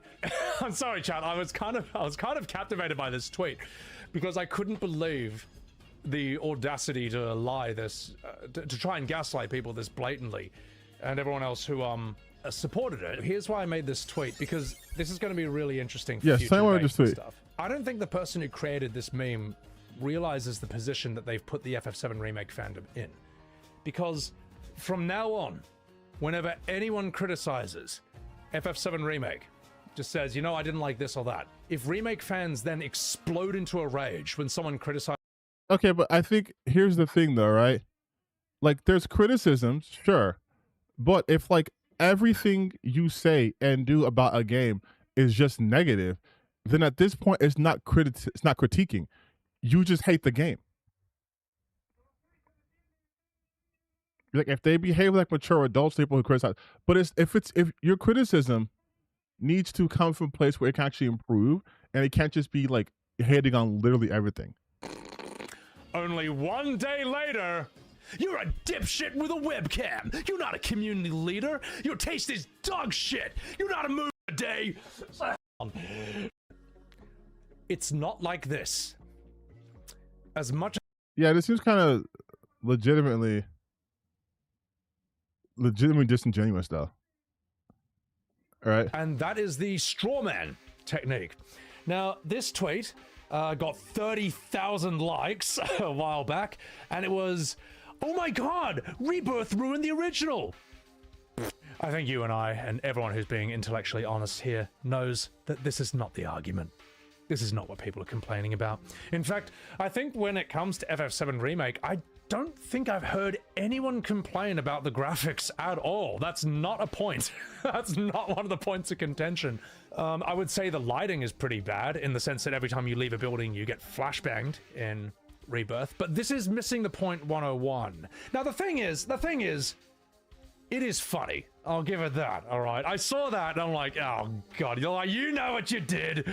You know, it's funny, but it is misrepresenting the other side, and it is missing the point. This is also, in a nutshell, kind of how a lot of these arguments go. It's just basically straw man. Keep an eye out for it. There was one other tweet going around that I found fascinating. Where, not my tweet. Different from the OG, but I played the OG, and every character's Mad because the remake of trilogy better than OG. If you like the R-worded shows but for kids like Disney Circuit, it makes sense to prefer the remake trilogy. It's like this, and it was showing Gus dancing around, you know, on like 5 hits of caffeine in Rebirth, and I saw someone go into the comments and be like, no, it's not, and they literally posted my shot-by-shot videos of like Rude's Bald Bar, the singing lady, you know, and also, you know, Gus hyped out of his mind. And the guy's response to it, the poster's response was, yeah, that further proves my point. And he had like 700 likes on that comment. And that's kind of a very interesting thing you'll see in these FF7 Remake arguments. Something could be blue in the original game and red in the remake. This is and like... they will swear that it's the same color in front of 1,000 witnesses. Then they will all flood in and upvote the comment to make it look right. See, but here's the thing, though. Here's I've been skipping on this video because it's life of the. I feel like it's not really either substantial. But here's the thing, right? Because I think this person just complains about Remake, right? Like why Remake is the biggest portrayal in gaming history. Like, you can't do shit like this and then expect people to take you as some sort of actual level-headed critic. Final Fantasy VII fans, Remake fans are in the minority. Why Rebirth writing is bad. Like, there's nothing here to be like, oh, this is actually fine or whatever. Like, it just seems like you really, really, really like Final Fantasy VII, probably because like Final Fantasy VII was like your first one or whatever. It happened to a lot of people. I was myself included. But like, he's a Final Fantasy fan, sure. But I think, again, I'm not watching all these videos, but just hating on a remake is so insane, because what is the reason? If you're hating on something, if your hatred on something is simply because it is not like something you saw before, that's a moot point. This is a remake. You need to grade things on its own merits. Obviously, there's some parallels you can draw because it's remaking of original material, but if your thing is like, they added a bald bar in Final Fantasy VII Remake. Okay. Does that take away from the game? Because he's kind of being a little disingenuous. There were some super silly, weird shit in Final Fantasy VII. The homoerotic themes with Cloud cross-dressing. So if they build upon that, that's wrong. Like, that's weird to me. Don Corneo was also very outlandish and flamboyant. You also had like, when he's in the Honeybee Inn all that weird shit happening in there, including one I think was a reference to, I want to say, The Shining. But there's lots of random humor in Final Fantasy VII. I just think because it was text-based, that didn't translate as this is supposed to be funny or humorous. Like the guy in the Sector 7 slums who, while you're doing the missions to get the cotton, the panties, the dress, the wig for Cloud, there's someone who has like explosive diarrhea, and you can help them cure their diarrhea with like medicine. like come on, man. Like this isn't a game that's super serious all the time. They make time for jokes and shit. It's fine. He doesn't just hate on remakes, he hates on every game post Final Fantasy X. So that just me. I mean, that's in the remake. Oh, I know it's in the remake. But what I'm saying though is to act like it's so beyond the scope of Final Fantasy VII to just have silly shit in there, especially because they're obviously adding more to it. Like, yeah, and some shit's not gonna do so well. I'm not the biggest fan of Chadley, for example. I don't like the fact that the summon system is basically useless. You don't really need summons, and I don't like the way you acquire summons either. But there's also a lot of good the remake does. It's not telling the same story the same exact way. So fans of the original can also experience something new for the first time, right? Like that's a part I think gets missed a lot, is they want to do something that's not just for the old fans. Keep you on your toes. I was surprised when I played a remake and you're fighting Genova, like her final form. I was like, wait, what? Or you're fighting Sephiroth in what should be the live stream. I'm like, that's the end of Disc 3. Are we even going to the Northern Mountain? Are we going to the crater? And it's like, oh, they're changing things up. So now I can't expect everything to be the same way they're supposed to be. But ultimately, this is just a retelling. That's it. It's not like anything fucking serious. It's just a retelling of Final Fantasy VII. You can go play the OG Final Fantasy games right now.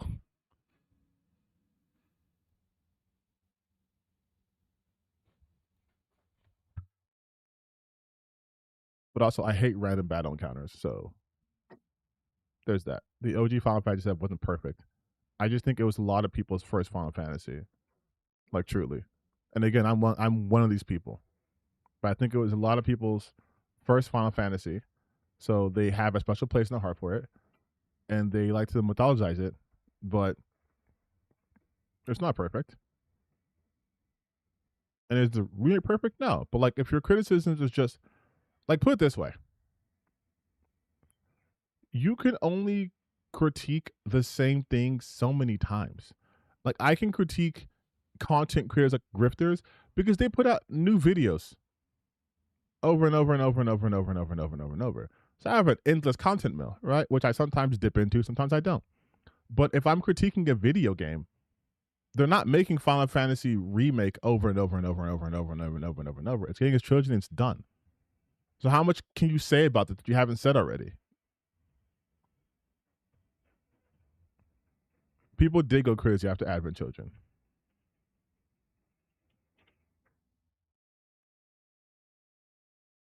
People did go crazy after Advent Children. God, see now look at this. Now my goddamn For You page is like Final Fantasy, Final Fantasy, Final Fantasy, Final Fantasy.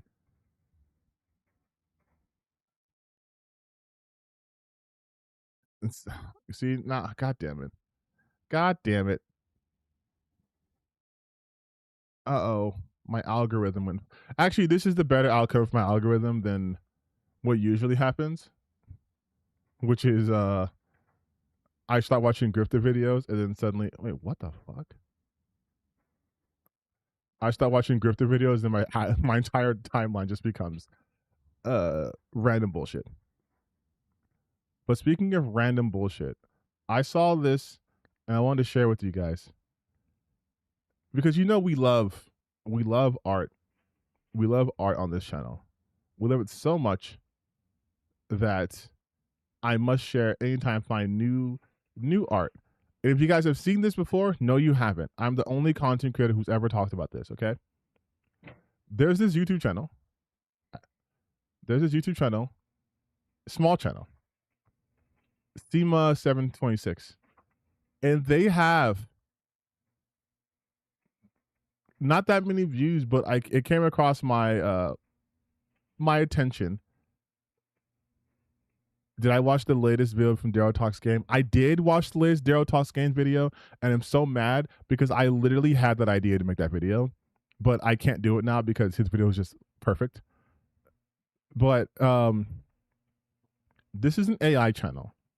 This is a channel that's been putting out AI generated slop for the past 2 months, and within 2 months they have 128 videos.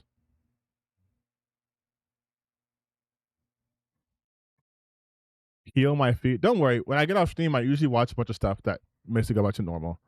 But I have not seen the vast majority of these videos, but I need to check this out with you guys.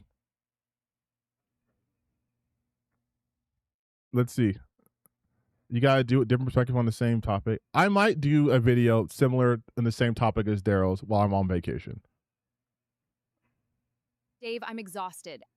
But this is, we have to warm up to her because we have to watch what I consider to be the magnum opus.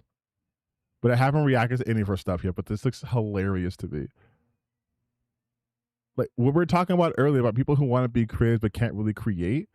This is why. After commute and working all day as a teacher, I just don't have enough time to help the kids with homework, cook dinner, and do all the housework. Sweetie, just quit your job. I'll work more and take care of you. Why should I have to give up my career? I will never depend on a man. Kate, your office job is hardly profitable after taxes, student loans, gas, after care at the school for 2 children, camp in the summer, and all the grocery delivery services. Wait, what the fuck? Wait. Why is she talking? Why is she talking while he's talking? Why should I have to give up my career? I will never depend on a man. Kate, your office job is hardly profitable after taxes, student loans, gas, after care at the school for 2 children, camp. Like, what is happening here? Also, no, a real person made this shit, by the way. But also, he's saying just quit your job, I'll make more money, but also saying, oh, look at all the expenses we have. In the summer, and all the grocery delivery services and takeout food. Misogynist pig! I need you to do the dishes! You sat at a desk all day in an air-conditioned room. I've been busting my hump in the heat all day doing construction. Do them yourself. Fine. Dave is a misogynist. He wants me to give up my career to stay home with the kids. He refuses to do half of the housework. What a jerk. Girl, you need to leave. Yes, this is my favorite. This is my favorite. The fact that the animations, the AI cannot handle long form media. Just it can't. So the fact that we went from like some like anime ripoff ass art style to, I don't even know how to describe this. I don't even know how to describe this. This is like drawn together type of art. You can do so much better. You deserve a real man who's going to help you with the kids and the chores. Baby, I'm sorry I was a jerk last night. I love you so much. I just get frustrated because I really want you to be home with our children. I will not give up my career. The fact that you would even ask is financial abuse. I want a divorce. I'm taking the kids and I'm leaving. So the house is almost paid off with $100K. This fucking clip art Bruce Wayne looking motherfucker. It's so, God, this is so good. I love the conservative brain so much. I love that the way they're even trying to strawman her character, she still makes sense. Like, he wants her to stay home all day with the children while he does his construction. And she's like, I don't want to do that. Why can't you just do half the work? And he's like, oh, I worked all day. And I'm like, but you're currently sitting with the children. This is great. And he's like, oh, he's a lawyer, so he has to be sleazy. An equity? Yes. He's such a jerk. And your husband has savings and a pension? Yes. Kate, what he's doing is abuse. He's controlling and manipulative. Let me help. And she's still crying with the stacks of money. She's still crying with the money stacks. You shouldn't have to leave the marital home. Dave should have to leave. I know you don't think what Dave does is abusive, but I want you to know that you're a victim. And the right thing to do is to call the police and report his abuse. But he's not abusive. That's not how that works. I don't want to call the police on my child's father. It's typical of victims to be afraid to call the police. If you don't call them, I will. I'm a mandated reporter. I'll have to let child services know there are children in an abusive home. Dave Jones, you're under arrest.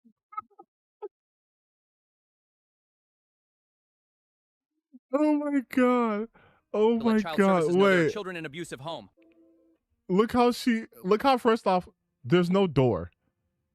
Like if you look at the bottom right here, this is just a continuation of the room. It's like brown down here. There's no door. And then it becomes a door and it leads like does your outside have a lamp and a desk? Does your home have two front doors? Were they just waiting out front there? They just I like how they morphed Hey, through her. Jones. Like, Dave Jones. By the way, those kids are probably being abused because they haven't changed their clothes at all. You're under arrest for spousal abuse. What? This is a mistake. Tell them this isn't true. Dave, you're an abusive pig. It's over. Bro, Mama, it hit the why kids, did the too. police take Daddy away? Oh, my babies, it's going to be okay.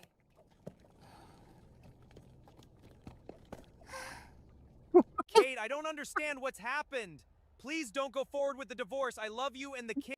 Why is the pillow sad? What did he do to that pillow to make it so sad? What did he do? And I guess this is supposed to be a time elapse. Why is the pillow so sad? Why? What happened to the pillow? I'm so confused. Oh my god, dude. I'm so confused. Kids, I don't want to lose you. Dave's been calling. He wants to work things out. Maybe I overreacted. If he's willing to help with the housework, then I think we can work things out. Of course. I believe in restoring families. I'm going to send you both to my therapist. I'm sending a woman named Kate your way. Make sure you take good This is just evil Bruce Wayne, though. This is just evil Bruce Wayne, care of them. 100%. and I'll give you lots of business. Oh my fucking I love my- Jesus Christ. What is this jump scare? and I'll give you lots of business. What is this? This is the Joker. I'm not even kidding. This is like the killing. This is like the killing. This is the Killing Joke. That is it is this face.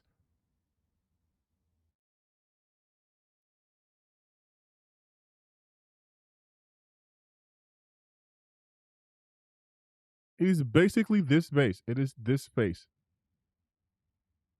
You see it. You see it. I don't know if this is a reference to the Killing Joke or if they just took this in, but this is the Joker's face.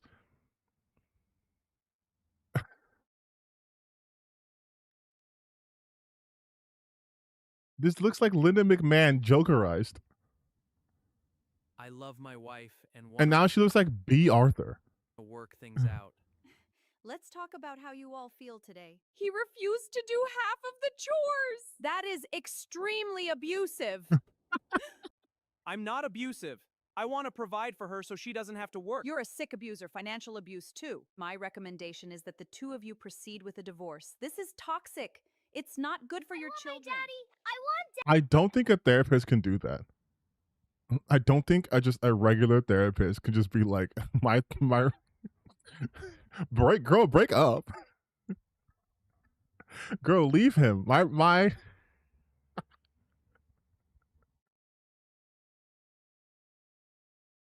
Like, baby girl, I'm a therapist. Leave his ass. That's extremely abusive. Mom, where is he? I want Daddy. I don't know, my loves. I don't know. Kate gets the house, full custody of the children, the Why is everyone who's in law just looks like the Joker? savings, the pension, lawyers' fees, and court costs. You, sir, can only see your children 2 hours every other Sunday. Fathers don't matter. Too easy. It's like taking candy from a baby. When is Daddy coming home? I don't know, honey. Mom threw him out for no reason. I hate you, Mom. I hate you, Mom. Since my divorce, All I'm right. so depressed. All I do is work. We're not gonna watch all of this one because this is just a teaser. This isn't even peak shit. This is her finding her footing. 0 comments. Oh, we gotta change that. This is masterful work. I really connected with the characters. We also have to support smaller channels, okay? Sometimes just one comment can be enough. But this is just her getting her feet wet. What you guys really want to see, is when she says, fuck it, we're going full far right? So let's do, not teen pregnancy, that's too easy. Oh, this one right here. This one right here is peak. This is peak. This is peak. This is peak. This is peak. This is basically Christian Sharia law. An imaginary white Christian nationalist society. A butterfly. Careful there, sport. My towel load is almost. Like just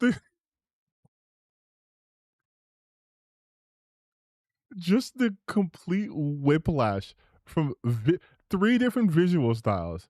You have this poorly rendered scene right here, and then you have the typical AI picture, and then you have this within 15 seconds. This is the kind of editing we need. This is the ideal white Christian nationalist society, right? There are parks, and right next to the park is washing machines. Sure, honey. Oh, the baby is crying. Shh, it's okay. That baby had no protection on, by the way. Oh, the baby is The baby was not crying, first off. crying. And look how it has the seat strapped in, right? So it must be securely in that baby stroller, right? No. Shh, it's okay. That was part of the baby's outfit the entire time. The fashion choices they have in this video is peak. I also love the fact that, again, these are the kinds of people who go like, you can't like Muslims and Islam because it's Sharia law. And then they're like, but what if we did it Christianly? I've got you. It's so nice to be able to do my housework in the company of other women. And the children are all playing, so That we is can your actually get sister. stuff done. You all have the same face. How are your chickens doing? Great. One of our hens' eggs have hatched. I guess you're going to need another coop soon. We can fit about 4 more, and my sister wants the others. Hey, ladies, where you headed, pretty girls? Hey, what's going on over here? Nothing. I was just saying hello. They are wearing headscarves. This means they are married.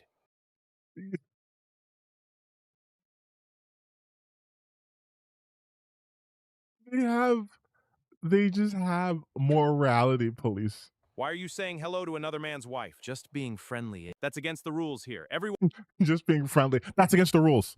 knows this. You stay on the other side of the street. Okay, my mistake. I'm moving on. I'm writing you a citation. You get 1 warning. If it happens again, we're gonna tar and feather you.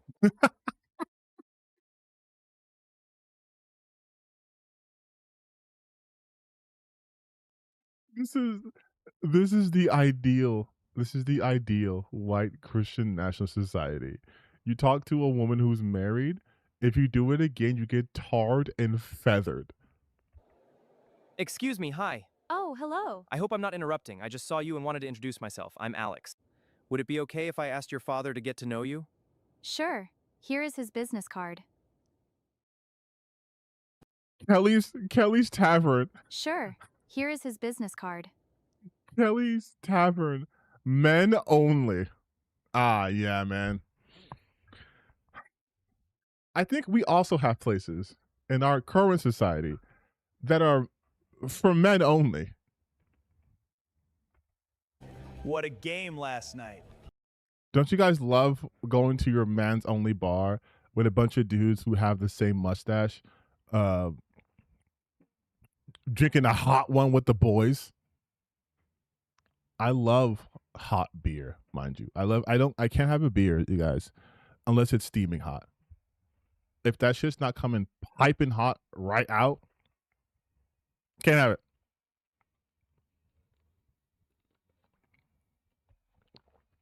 What's the point of having a beer if it doesn't have the surface temperature of the sun? You know what I mean? That interception was brutal. Their defense needs work. Excuse me, miss. Come here. I need to talk to you. Can I help you? Street patrol. Can I help you? Straight. Ma'am, you're in violation of our dress code. What are you doing down here walking alone? None of your business. It's not a good idea for a woman to be walking alone at night dressed like a prostitute. Where is your husband? I'm not married. Your father can pick you up at the station. Dad, today an You're ugly arrested. boy asked me out. I gave him your The day an ugly boy asked me out. He was a typical anime protagonist. Like, look at this ugly boy. Look at my boy, card. though. He's going to be calling you to ask you if I can date him. No problem, I'll reject him. Hello? Is this That's ugly? I mean, yes, it's ugly because it's soulless AI art. But, like, within the confines of this, he's considered ugly? Like, what? Mr. Jones? Yes, speaking. My name is Bill, and I was just wondering if I could meet you to possibly get your permission to get to know your daughter, Alyssa. I'm sorry to disappoint you, but I've already chosen a suitor for her. Okay, sir, I understand. If that doesn't work out, let me know. That's just it. That's it. Constantly. That's it. This is... In an imaginary... And mind you, they have a white one, but they also have one for black people. And I didn't watch the one for black people. I think that's an older one. I think it's... Where is it? Because they did one for like a black Christian society too.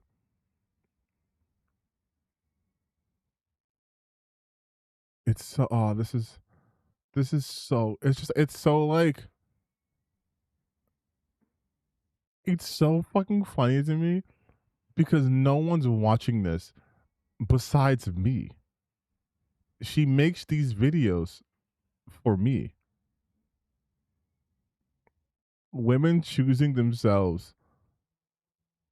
Love and hate. The appeal of Christian women bathing suit shopping. Wait, that might be peak.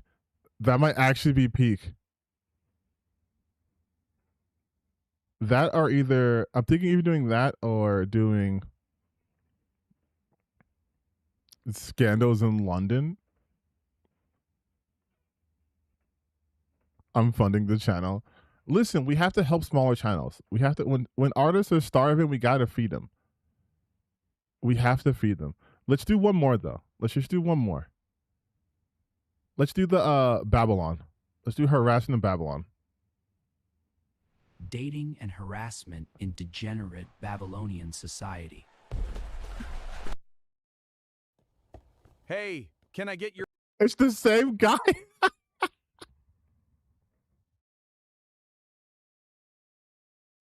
It's the same guy.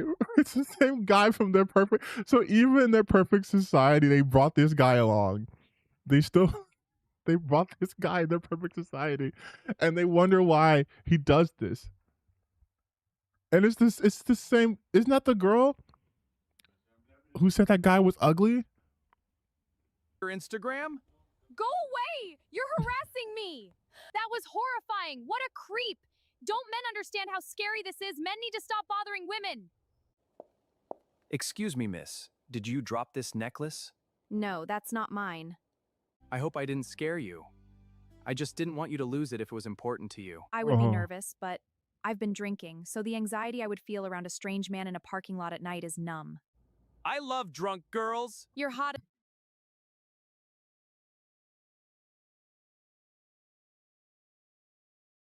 Oh my God.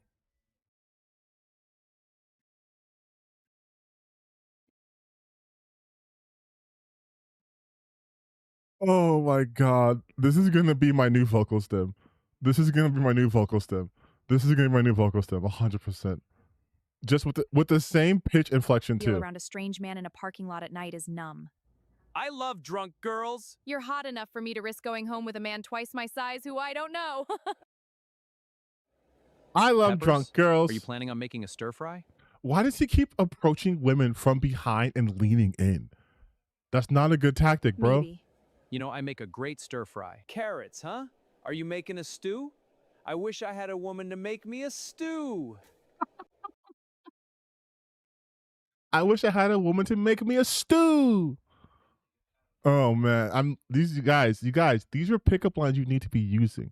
Women love cooking. It's in their DNA. The minute a man talks about wanting a woman to make stew, something in their DNA activates, and it's like, ah, yes. Talk more about culinary arts to me, please. As I'm shopping for thousands of bananas. Hey, do you think Like that's so many bananas. these bananas are ripe? My husband is waiting for me. I have to go. Baby, some creep wouldn't stop following me around the produce section. What? Where is he? Are you okay? I'm in my car now, but he just wouldn't stop badgering me. It freaked me out. Be careful. Make sure he doesn't follow you. I'm wearing a wedding ring.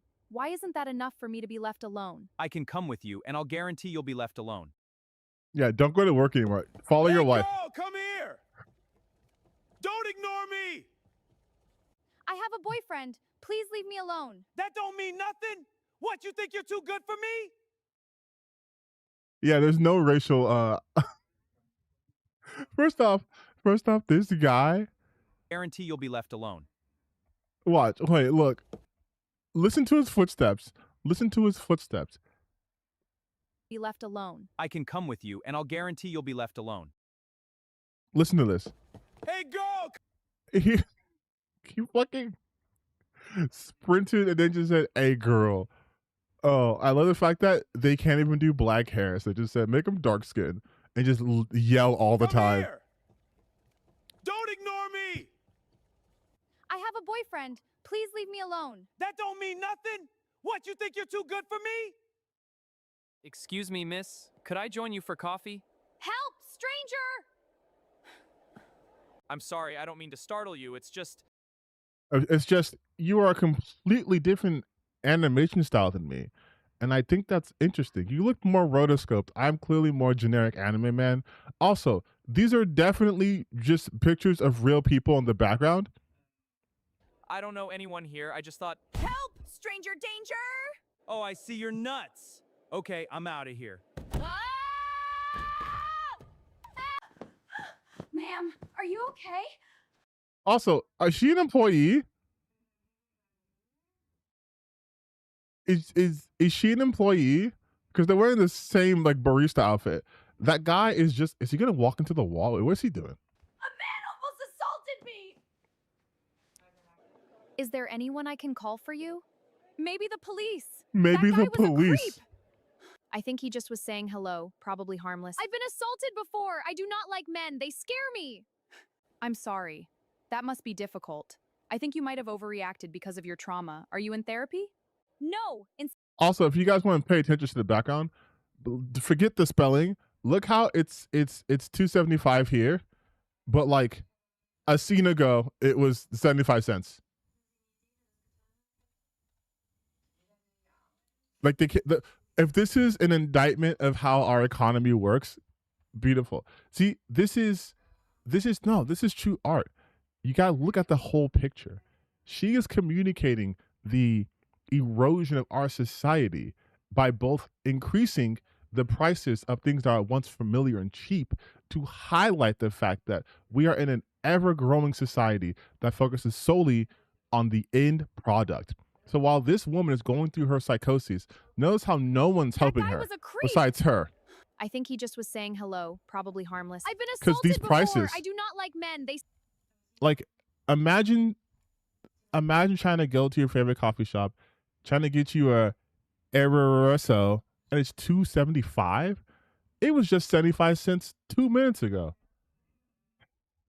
Woke left ruins everything. scare me. I'm sorry. That must be difficult.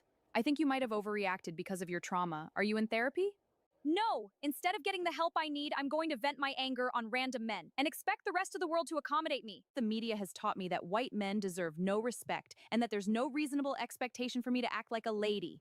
I'm entitled to act as insane and verbally abusive as possible because I'm a woman. The liberal judge let my attacker out with only probation. I live in constant fear. I'm so sorry. That's awful. Oh, all of the attackers are getting out, so now every man I see is a potential attacker. I'm freaking out. This is Chad, it's 1 a.m. I haven't heard from you in a month. What do you want? I miss you. Can I come over? His name is Chad. His name is Chad, by the way. What for? You ghosted me twice. come on, baby. You know I was going through something. I know, but You know, I was I going need through more something. from you than this. I need a real man. Listen, beautiful, I can be that guy for you. Really, baby? You think I'm beautiful? Yeah, of course. I'm coming over. We'll talk about it then. Wow. Bro, it sounds like he's coming right now. What is this? Listen how he said that. Of course. Look at his face when he says that. I'm coming over. We'll talk about it then. Wow, baby, that's great. Finally, a girl answered. I struck out all night here. I too like to announce my conquest to random people at the bar. Chad promised me we were going to be together. We hooked up and now he's not answering. I'm so sorry, girl, but you know he's a liar. When did he make these promises? Friday night. Girl, you know that when a man calls Girl. you drunk late at night, everything he says is a lie. I know. Why don't you find a man who wants to be with you? I don't like the guys who want to be with me. Why can't it be Chad? Because Chad doesn't like you. He only uses you for one thing. The guys who want to date me are ugly. I'm thinking in my head that the reason only ugly guys want to be with you is because you are ugly too.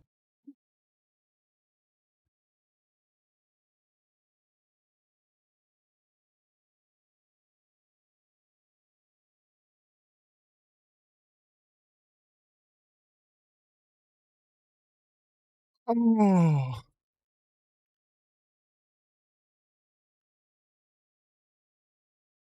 Oh my god, that is not your friend.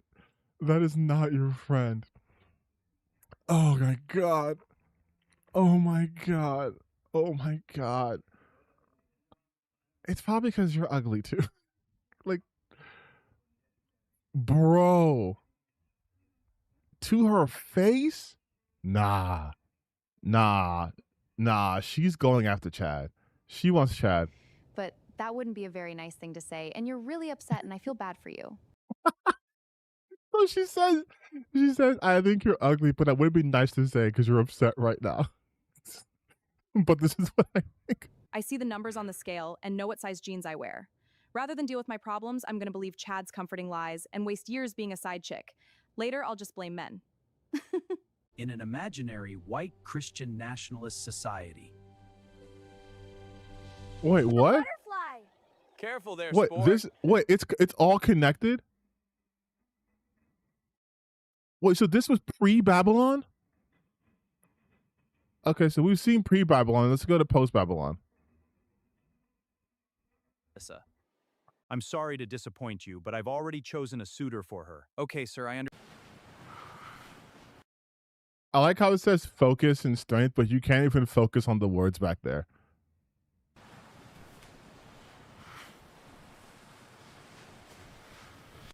Hey guys, watch me do squats. Uh-oh, this creep is staring at me.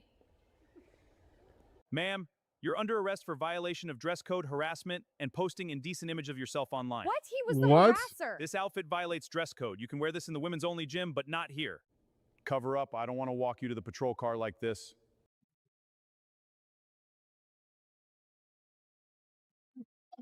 I like how the guy's just curling the entire time. He's just calling the entire You have the time. right to remain silent. Lady, you're a real creep. Female flashers will not be tolerated. Where's the? Why are you handcuffed? Wait, where's that a third handcuff? Discoafto focus strangris. How dare you? I was the victim. Hey, Becky, it's good to see you. Can I talk to your father about going out sometime? Sure, here's his business. Wait, how did her friend teleport? Hey, Becky, it's Her friend's right here. good to see you. Can I talk to your father about going out sometime? Clearly Pixar, right? Sure, here's And now she's like, what happened? his business card. I am here to report an assault. We have a female officer here who serves the police force in a limited capacity only to interview female victims.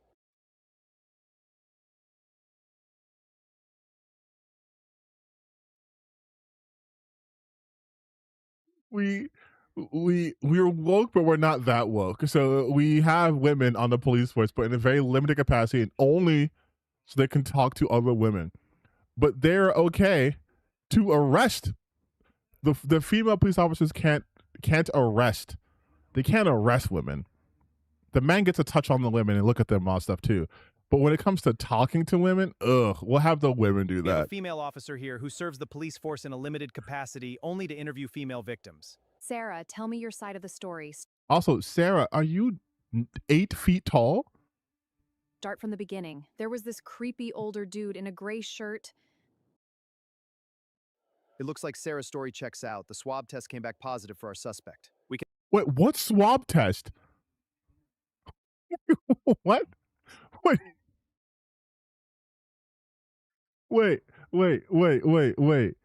You swab tested a suspect and what, let him go? What are you swab testing him for? He didn't do anything. Can actually afford to test those kids because our tax dollars don't get wasted on welfare. Great.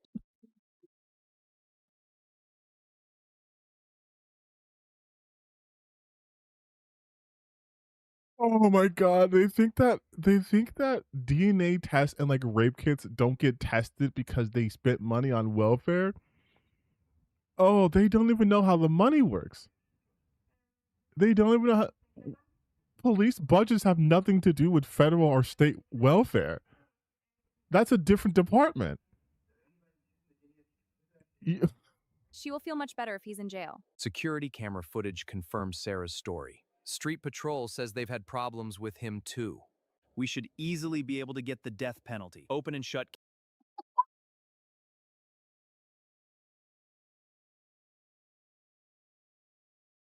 Death penalty? So in their perfect world, but is this, I'm confused. They said Street Patrol, so this still has to be, this is post Babylon, right? So in the perfect Christian world, if a man says hi to a woman, they should get the death penalty? That is insane. Case. The threat to our women will be eliminated. So, Steve, what kind Oh of my life do you God. plan on providing? I like how mom is literally just the daughter. Okay, so now this is creepy though, because your genes put up no fight to produce her. You have her and your wife in the same outfit, except for mom gets to show a little bit of neck in her V-line. Same fit, same food. The only difference between your wife and your daughter is she's pulling a rogue. So when you're like with your wife, do you look at your like that's For my daughter. I'm in school for accounting.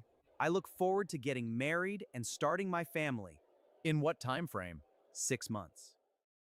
6 Sarah, months? I called you down here to tell you that we've got the guy. He's in jail and he's facing the death penalty. Thank goodness. Do you want to witness the execution or would you prefer to be alerted by text when it's finished? Could you imagine getting a text alert with like the guy who assaulted you, just the text, he's dead. We killed him.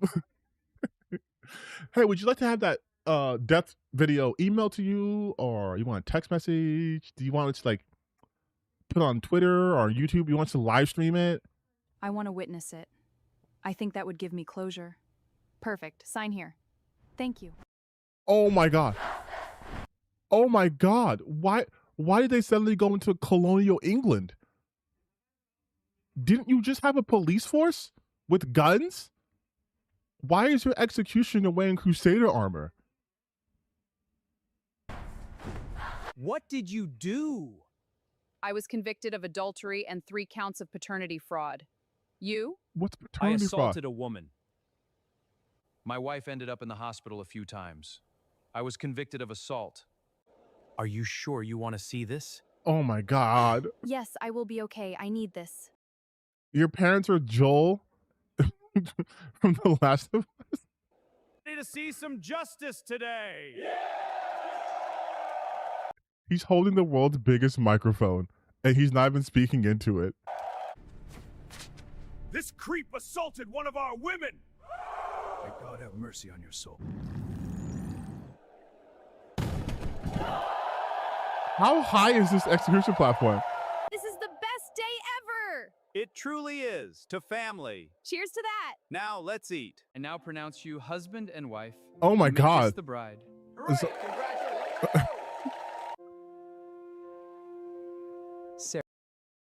Is that Matt Pat? Sarah, would you like to dance? I would like that. Wait, I thought she hated all men. Did she go to therapy within that year span? Also, did she and that girl go to the same tailor? The same dress? Why does she...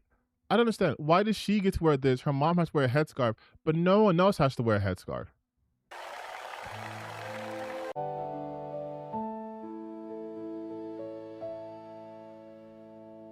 This is so awesome. In a black Christian nationalist state. What? Here we go. Here we go. Here we go, baby. Here we go, baby. Oh, how will black people live? How will black people live? Christians are free to police and govern themselves. I used to be terrified to drive. Every election cycle, the media convinced me that white police officers were going to hurt me. Without the white man's welfare, the black woman has to submit to the black man. I now have authority in my home without government interference. Ooh. Yes. Yes, I love this. Oh God, put this into my veins. Sell this on everyone's corner, please. We all need this. I used to hate working with white people. Yeah, they stink like wet dog. Now, I don't have to pretend to like Becky for a paycheck or put up with their demands that we clock in on time. I hated having to eat their terrible, unseasoned food and then pretend to like it to be polite. I don't want to stand next to white women. Those bleach demons have head lice. And they always yelled at us for twerking. Huh. This will be funny. Young man, we saw what you did. Get over here. Stop right there. No, let me go. You're not going anywhere. You're going to learn today, boy. No, please. I'm sorry. I love how even this is okay. So this is how they became Lashana Lynch really necessary. Not only did she bring her own energy here, but she was confident, optimistic, and really made it her own character. Also, I love the fact here that they are kind of walking backwards into something real in the fact that even though this is a black neighborhood in a black society, whatever, the minute they put on their police uniform, they immediately become abusive and start saying, "You're going to learn today, boy." That is something racist white cops or racist whites would say in the 60s. So they're basically saying that the minute you put on that uniform, you already other yourself. Going anywhere. You're going to learn today, boy. No, please. I'm sorry. I'll never do that again. You're going to learn to respect your elders. Without liberal white women sticking their noses where it doesn't belong, we can actually get stuff done. Now we can fix our own problems. Our system isn't perfect. Now we can fix our own problems. It's so funny to be like, yeah, black people are terrible, they can't handle things, but also say that white people are the problem, but also say white liberals are the problem, but then also show the white society having objectively more crime and having to execute people. Our people are still struggling, but we've drastically reduced single mother households. Now we can come up with solutions that work best for our unique people and culture. Here in Maple Ridge, everyone is a white Christian. We share the same values and culture. We're not bogged down with endless disputes between people groups or having to worry about what's offensive to who. Everyone knows. But you are bogged down because you are literally executing people who have different beliefs than you, who operate differently. This is so great. The rules, so there is no confusion. If someone breaks those rules, we punish them. We don't have to worry the media will endlessly exploit racial differences for political reasons. Integration and feminism were an epic fail. We learned our lesson. Now, women don't vote or hold elected office, so we don't have to waste our time entertaining their hysteria. We've returned to a functioning society. This is so great. This is so great. You know what the best part about all of this? You know what the best part about all of this is? This is a woman. Like, the person behind this channel is a woman. Like, the person behind this channel is a woman. She used to do videos like herself talking about shit, but I guess she deleted it now that she's doing this stuff. But this is a woman doing this. It's so great. This is so great. Oh my god. Oh my god. UK Al-Qaeda invasion. Feminist consent class review.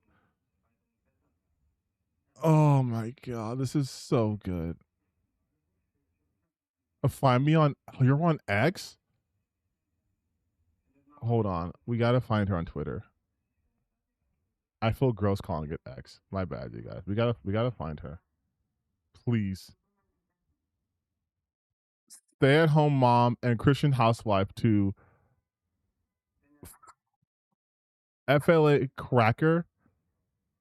Former child victim of family court. That is the strangest way. That is the strangest way to say that your parents got divorced.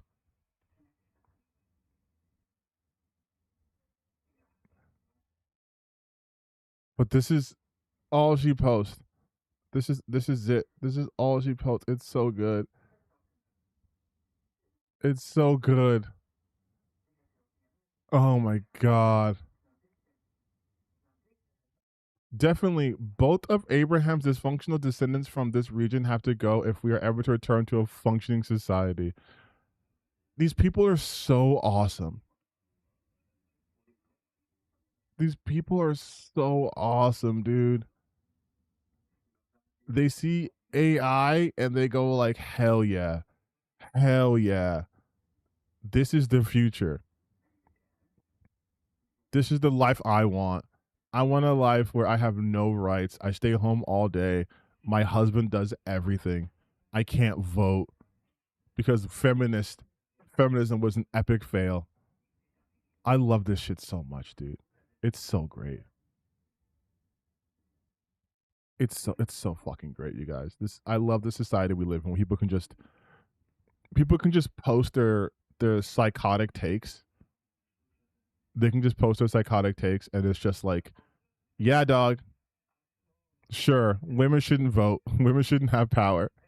Women should just stay at home. And also, men should be executed if they talk to women. Oh my god. I love all of this. This is just fantastic.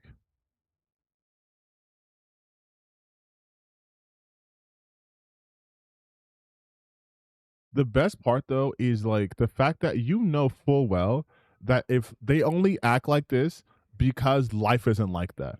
Because if they truly believe in those tenets, why the fuck are you online? Why are you speaking? Why do you have a YouTube channel? Why are you making content? Stay at home. Women should be seen, not heard, right? Stay at home. Stop posting on TikTok. Stop posting on YouTube. Don't post on Twitter. Don't even have social media. You don't need social media. You should be able to just, stay at home with the children. And when I get home, my food's made. And I get my beer. I go out with my boys. You go to sleep. That's it. But they only talk like this and act like this because they know. They know that there is no world in which that would actually happen. Although we're getting closer and closer, but they still don't think it's going to be reality. It's like, oh yeah, I'll vote for not having rights. Sure. I'll vote for my rights to go away because women's rights are terrible.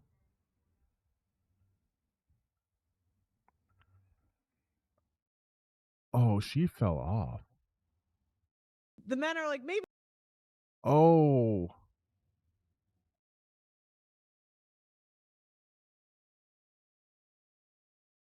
Oh, this feels good. This feels good. Speaking of LARPers, are you guys familiar? Are you guys familiar with one Hannah Pearl Davis? Now, this isn't one of my usuals, at least not on this channel, but I've been aware of her for a long time. I didn't watch this video. I don't know why I said I watched it. I literally didn't. But are you guys familiar with Del Pearl. Yes. If you guys are not familiar with Pearl, she is the quintessential pick me who's never been picked. That's a name I haven't heard in a long time. I say as I take a long drag of my cigarette. So, if there's one thing you want to know about Pearl Davis, is she is the biggest hypocrite out there, especially when it comes to this whole women shouldn't have rights, women shouldn't be seen, women shouldn't be heard, etc., etc., etc., etc., etc.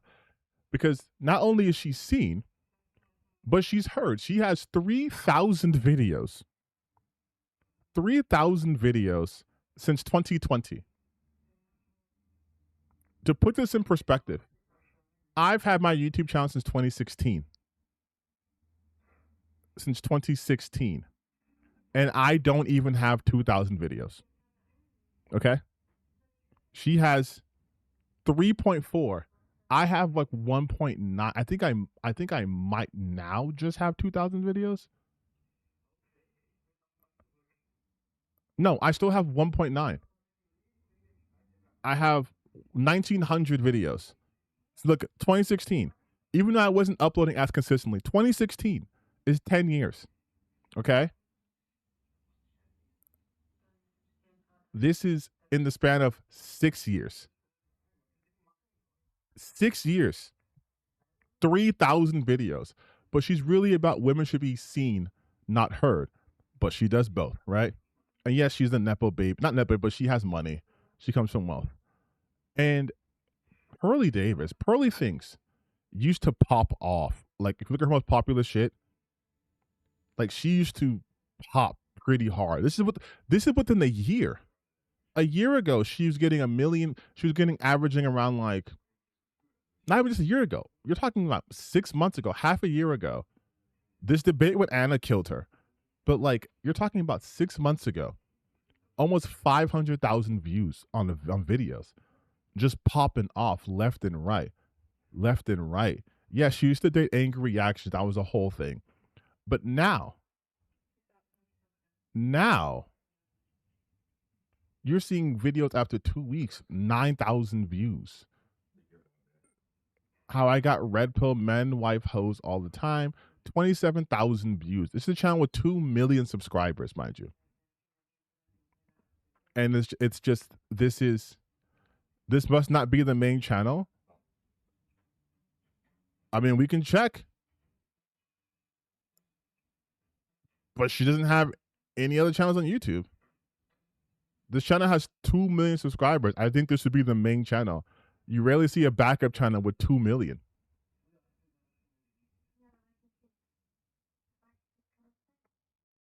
Because I know she also has like a channel where she does like her live stream and stuff. But this has got to be the main channel. You wouldn't have these numbers on your side channel unless you're like a really, really big content creator. And you have this Chat GPT ass. Pearl is one of the fastest growing YouTubers and cultural commentators in the world. Pearl hosts The Pregame, a dating relationship debate show, Pearl Daily, a news and commentary show, and The Sit Down Show. You know what? We're going to go through every one of her channels. How did the views get that low? Because she's not relevant. Because all of her talking points got destroyed the second she tried to debate people. If we go to her other channel, she says she hosts. Okay, let's do The Pregame. Let's do The Pregame.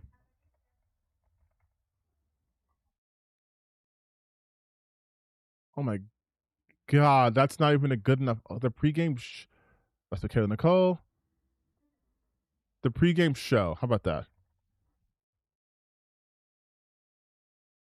This is with Coach Prime. This is the clip channel. So I don't even think that's even a thing anymore. So we have The Pregame show.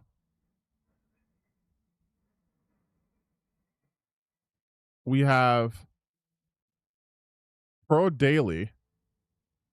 And we have The Sit Down. So if we go to Pearl Daily.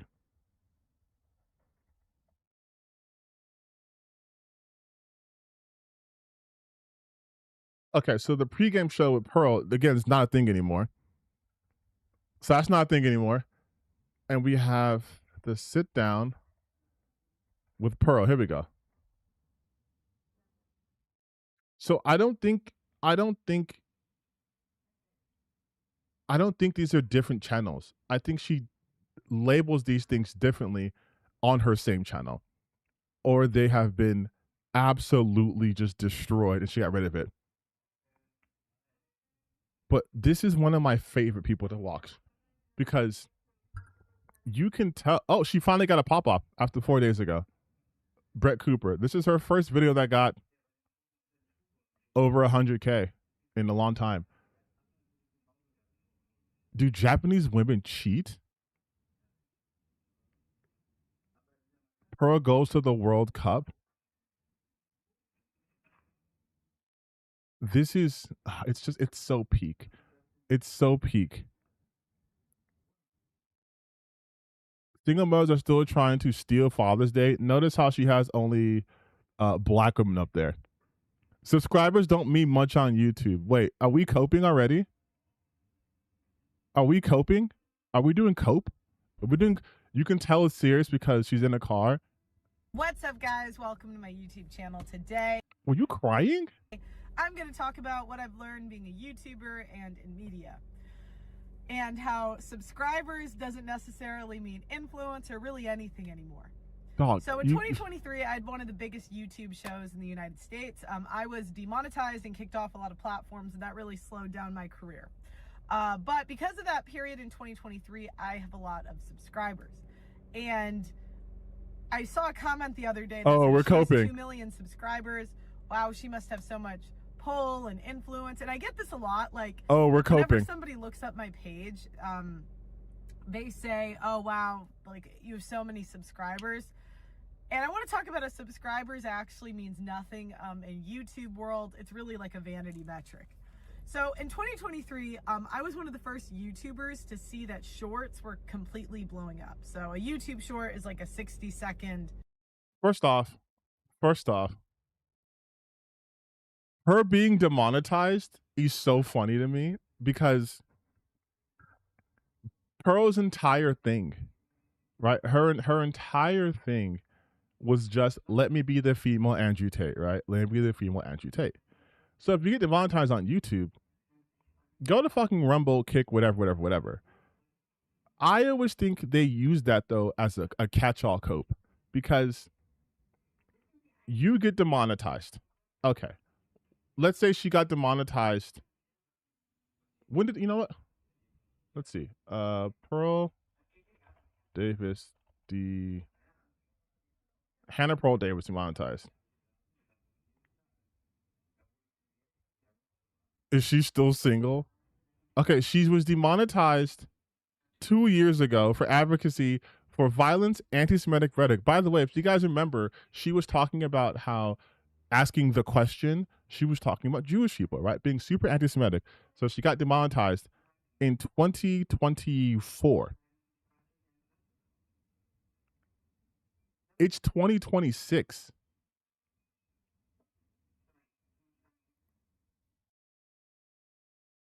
I subscribe to a lot of channels that I barely watch to pay attention to.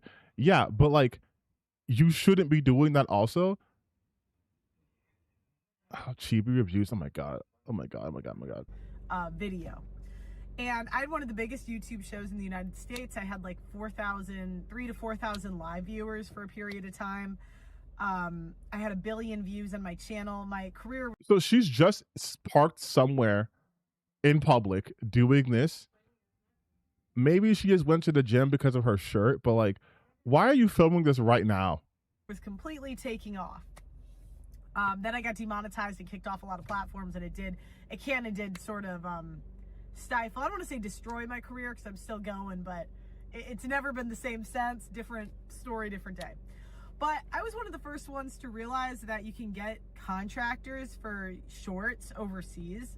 And so at one point I had like 20 to 40 shorts going out a day. Like, it was just ridiculous because I would live stream like 3 hours every night, and people like the people in other countries, you could get these really cheap shorts and just completely spamming the feed. And back then, YouTube Shorts was trying to compete with TikTok, so it just wasn't as She's saying that her strategy was to flood the market, was to just flood the market with her content. That is a very bad approach. Do you want people clipping your shit and posting places? Yeah. But YouTube Shorts is one of the worst places to post your shit to get attention outside of YouTube. like YouTube put a lot of time into pushing out shorts.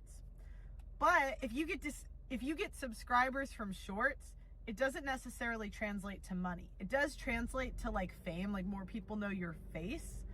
But fame without money is like the worst kind of fame because you sacrifice privacy. Like if I go do something stupid in public, now I'm less famous, right, than in 2023.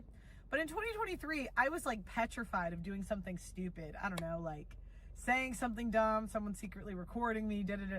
And so I was like, mind you, she's saying she was worried about saying something dumb in 2023. Do you want to know the kind of shit Pro was saying on her own YouTube channel? Like, here, we can go Pro Davis, Peral Davis.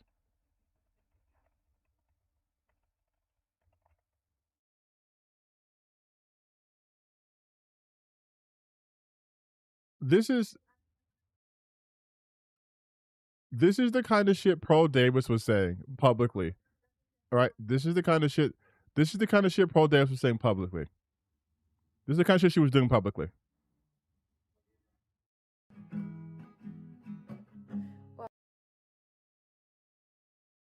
Okay, I made a song about those who can't be named. Don't kick me off Twitter, okay? Why can't we talk about them without getting kicked off of YouTube? Now, I'm not saying Hitler was a good guy, What an insane thing. but I kinda wanna know why. Now there's all these conspiracy theories, and the more they talk, I think maybe they're right. But I can't even listen to the convo. I can't even have the conversation. Okay, that's enough of that. I'm literally, my brains are killing themselves. So she posted a video on the internet about her being like, why can't we talk about what Hitler did? And maybe the numbers were wrong. Maybe you guys don't want us asking the real question. This is what she posted. And now she's saying, as of 2 weeks ago, I was so afraid to do or say something stupid in public when I was super popular. Dog. damn, back then I did do Yeah, pretty and this well was 'cause I had before a lot October of 7th. viewers, but like being famous on shorts is like the worst type of fame. Because you're not making as much money. You have maybe the vanity numbers, people know your face, but you're not making money because you're paid on watch time. Now, to be fair, there are accounts that only do shorts, and sometimes they can make money, but I would say that's like the exception, not the norm. So, really, if you want a long career on YouTube, you have to maximize long-form content that can be live stream or pre-recorded. I'm sorry, I or can hear get, that like, engine 1,000 running. People that are really interested in your content, willing to pay you, make money through coaching, that sort of thing. But for me, I have 2 million subscribers, but most of those, or I would guess at least half, I don't really know, are off of shorts. And so short subscribers and long form subscribers just are not the same thing. I just feel bad for Pearl back in the day. She wanted long confession once talking about how she always wanted to be liked, admired, have a boyfriend. Just never happened for her. I saw her say that stuff too. And there is a part of me that has a level of sympathy for all people, but I can easily quash that when I see that their approach to remedying that situation is just to lash out at everyone who has what they want, right? Because like, Pearl went from just being, why don't nobody love me? And then she had a relationship and I think she cheated on him, or she wanted it open and whatever. She was like being nasty. And all she does now is just put down other women. That's it. She puts down other women. She's fully red pilled. She just puts down women. She puts down the traitorous white people, and that's it. That's her whole life. And it's like she thinks that finding a man will make her happy, but I'm pretty sure she's in a relationship now with some guy who is a piece of shit. Doesn't look to be happy. Also, this shirt is crazy. Like, what is? I try to give her the gym excuse, but the more I look at it, it's like this is white, just like deodorant stains. Like, do you have a dog at home or a cat? Like, what? That makes sense. So that's why I say like the best metric to gauge maybe how much money and how famous or influential. Okay, now she's talking about money and fan. I don't want to listen to this shit. What I do want to see though is this one. Roasting the white simps of X. Check out Kalshi at Just Pearly Trades and use code No way. No way. No way. Donate to our cause. Wait, she has her own Kalshi. Oh, dog. She just gets oh, this just gets better. This gets better all the time. Stand for truth, fund the fight.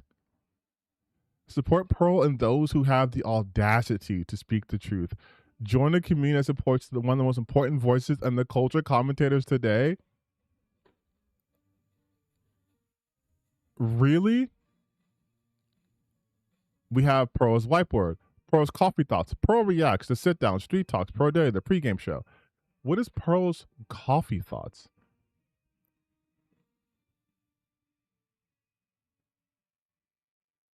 Men like spending time with women, but women like spending time with men. This is the same content you get on your main channel, though. Okay, Pearl's Whiteboard. This one just stands in front of a whiteboard.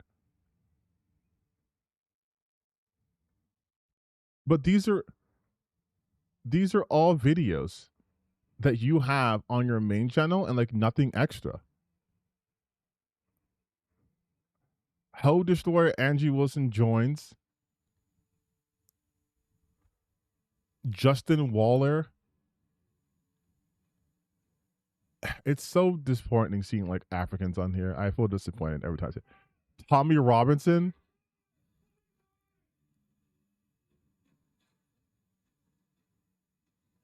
Sneeko. Okay, these have to be years ago. This is 0 seconds. Like, I don't get a preview of it. Oh, so you don't even get a preview. But this one's 2 hours? Wait, why do all of them say 0 seconds? This one's like 3 hours long. Pearl OF wouldn't surprise me. Don't wish that on anybody, man. Come on. But also, she's part of Kalshi. Oh, god damn, dude. It's so great. It's so great. This is so great. I love this. Give me a second. I need to get some more water. I love this so much, though. I love this so much, though.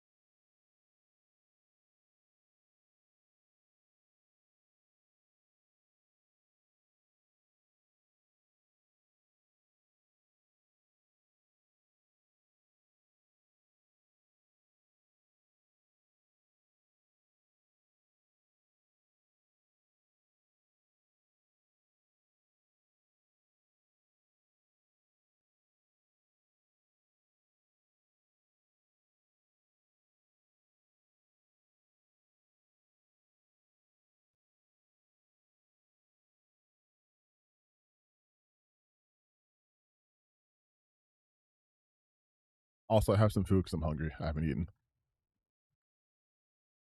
All right, let's get this going. The men are like, maybe don't eat that apple. We're like, it's on Amazon. Let me just order it.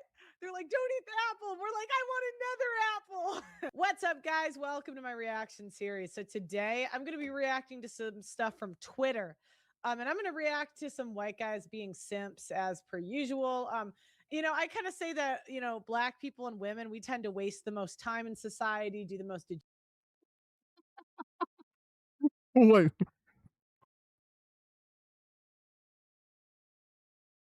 So it's all women, and then black people. Just all of us, just every black person and women, we like to waste time. We are off to a banger start, Pearl. Degenerate stuff and ruin society. But white Black people ruin society.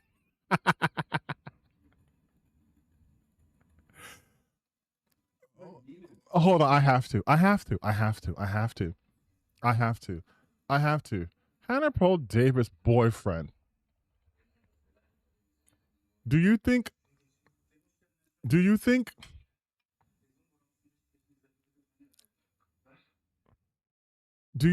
Pearl might have the Do you think Pearl might have a reason why she doesn't like black people? Do you think she has a reason why she doesn't like black people? Do you think maybe?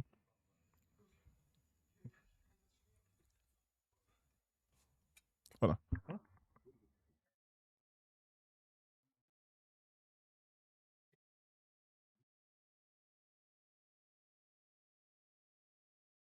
on. So you do you think there might be a core reason why she's like black people ruin society?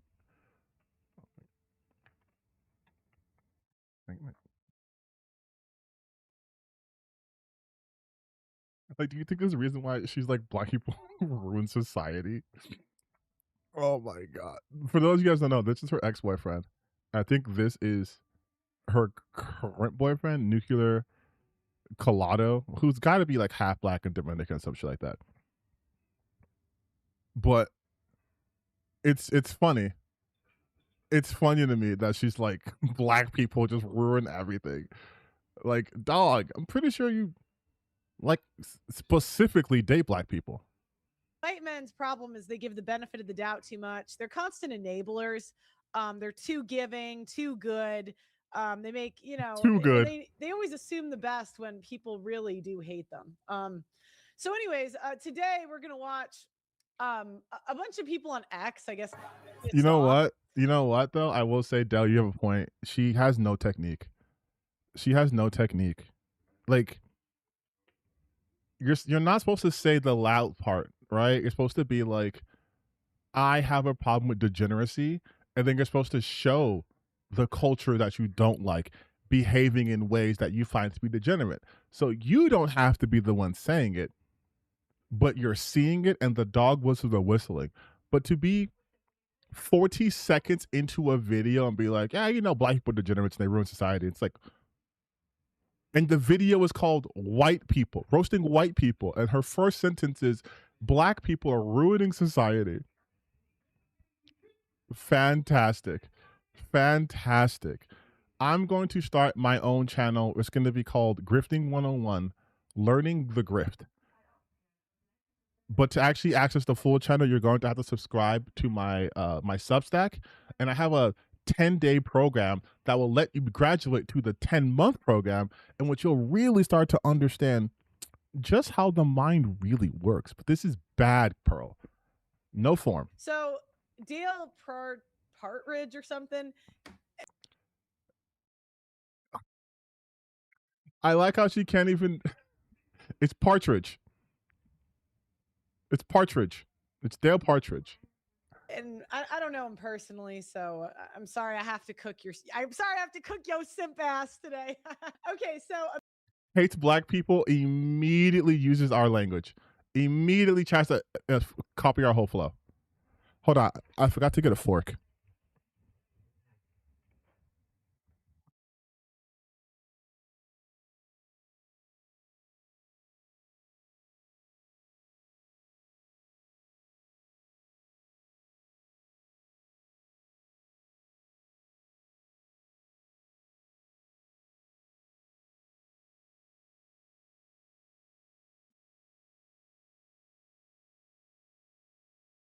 God damn. American women stop listening to rap. And so the mindset from a lot of conservative men is that women are just brainwashed into being big fat slut whores. There's no joy from it. They don't want to do it. It's just the media pushing them. And that's kind of a simp behavior because it basically assumes that women have no agency for their choices. And what tends to happen in the law. Wait, I'm sorry. I'm so confused. Is she defending women? Did she just say, I mean, she's using simp incorrectly. Of course she is. But is she saying that women have agency and you can't just reduce it to women not being able to choose for themselves and they're choosing to do it because they're having joy from it? Bro, did we have a come to Jesus moment? Long run is, imagine being a woman that does the right thing and just constantly watching people make excuses for There we women go. that do the wrong thing. Anyone that's had a There it really goes. attractive sibling or cousin as a woman, there's got to be 2 women that watch me. You just know how many excuses the world makes for beautiful women. And when you don't partake in those things, it's like blackpilling because you're like, why am I not going to do this stuff if men constantly reward people that do terrible things? And that's kind of the society we're in where I love the fact that Pro Loki says she's ugly. I love the fact that she just said she's ugly. I don't know if she realized that she said that. First off, strange that she's like your sibling. Like, why not your friend? Like she says, excuses the world. There's got to be 2 women that watch me. You just know how many excuses a woman that. And what tends to happen in the long run is, imagine being a woman that does the right thing and just constantly watching people make excuses for women that do the wrong thing. Anyone that's had a really attractive sibling or cousin. and know who's had a really attractive sibling or a cousin could understand what I'm talking about? Dog, first and foremost. I mean, I'm not going to say my siblings or cousins are attractive, right? Because you can say they're good looking because you're part of your family, but like attractive is kind of a weird thing to say. But also on top of that, why is your immediate go-to blood relations? Why not just say friends? There's friend groups that have the hot one all the time. It's me. I'm the hot one in my friend group. But there's friend groups that have the hot one all the time. Why would your immediate go-to be like, when you have like a really hot sister or like a smoking hot cousin? It's like, what? What are in those attics? Oh, I see flowers. As a woman, there's got to be 2 women that watch me. You just know how many excuses the world makes for beautiful women.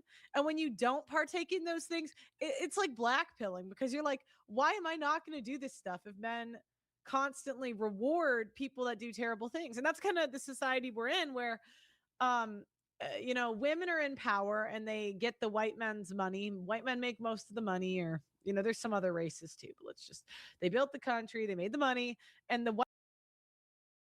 I have to speak to my grifter talking points. Buzzword. The women take the white man's money. And by the way, when people say the white man's money, you colloquially talk about that as a non-white person. And it's usually a negative thing. You say like the white man's money is used to fund wars or used to disenfranchise communities. Not just women take the white man's money. Like she's so bad at grifting because she's not even capable of tapping into the right sort of vitriol. Like she's using the words of the oppressed, but then trying to act like they're not oppressed and they do it to themselves. White women take the money and give it to minorities. Like, what does it mean? And fund all this degenerate bullshit. And it's all funded by white guys not being able to tell their wives to. Mind you, this is someone getting married dancing. Like, this is someone dancing. Women be taking I know white women be taking the white man's money. They be shopping all the time. Women be shopping. Like, are we doing like a stand-up routine? Like, how come white people do weddings like this, but black people do weddings like this? Like, where is this leading? Shut the fuck up. And by the way, I'm not making this up because I go to the churches every week, and I would say that's the standard is like, I say, can you tell your wife to shut up? And the white guys are like, well, I don't know if I'd tell her to shut up. It's like, what? Ninja. Sorry. What ninja? How are you so Pro, you have to commit. Pro, you have to commit. You cannot try to start this being like, look at me, I'm one of you guys. I think black people are degenerate, but I want to say ninja instead of nigga. Because I'm not going to go that far. I'm like, ninja, and you want him to what, disrespect his wife for you? Like, why? Okay. Look how happy these ladies look. Look, they're and watch. He's gonna still blame brainwashing. Yeah, probably the quickest way to buyer's remorse is to have your wife twerking like a prostitute at your wedding. Prostitutes don't twerk. You're probably thinking of strippers. Prostitutes don't twerk though. They don't. They don't provide services for no monetary gain. So you're most likely thinking of like background dancers or strippers or OnlyFans models or whatever, but like not prostitutes. Prostitutes don't do that. They don't have time to do that. But this is Yeah, but I bet that twerking got her a man in the first place. what black rap culture has done to American women. It's basically audio poison for, sexual immorality and violence. And it has turned normal, glorious things like weddings into strip shows. It's turned many young women into kind of this rebellious heart. So again, Rebellious harlot at her wedding. It's at her wedding, right? Like the whole thing is this shit makes you unmarriable. This shit is not what men want. But here she is at her wedding day, throwing that ass in the circle, which again, like Pro stated, probably got her a man in the first place. But on top of that, she most likely engaged in this behavior to begin with, and was okay with her husband, whom she's deciding to spend her time with, and vice versa. So like, you can't really call them harlots, right? If this is what gets them the man, isn't that the whole point of being a trad wife, to get you a man? listen to the language. It's the rap culture turned the women. It wasn't your wife wanting to be a whore, desiring to be a whore. No. The stupid, and that's how they view it. Like they view it as like brainwashing. And if we just didn't have the rap culture, my wife wouldn't have left me to be a big fat slut whore. And it's like, no. Oh my God. You know what this is? This is just like people who are like against the state of Israel, but one of them is because they abhor violence and genocide, and the other is because they're anti-Semitic. Like in this example, the dude is anti-Semitic, right? Right. And he's just like, oh, black people, their culture, it's audio poison. Rap sucks. It's this, and that, right? But Pearl goes, no. I love black people and black culture, even though I have to pretend I don't. But I really hate women. These women aren't doing this kind of stuff because of crime, because black people, because of the music, because these women have agency. Women are just whores. Like they're both wrong, but like I asked him what 2 + 2 is. He says black culture sucks, and she says 5. Like they're both wrong, but she's closer. I mean, I bet you even the Amish have big fat slut whores. Harlot. And the American men. Like she's doing like gender essentialism, where it's like, no, women are just whores. Do not blame this on black culture. Do not blame this on society. Don't blame it on music. This is just how women are. They're big fat sluts. And he's just like, no, it's the music corrupting them. Like, I need to get a soundboard so I can just push the Godzilla, let them fight. And in this case, an American husband is just kind of sitting back and watching their whole culture die. And so I just say, stop listening to rap music and restore dignity to glorious things.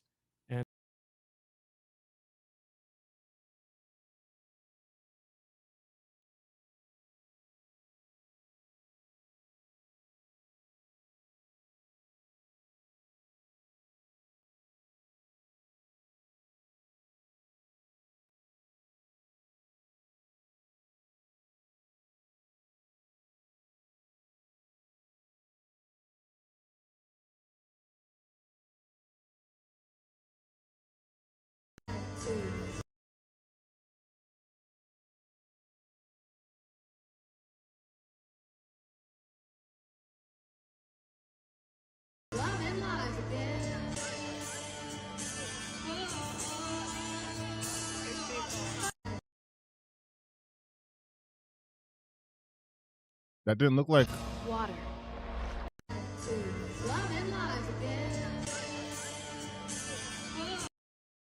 That didn't look like that was rap music being played, right?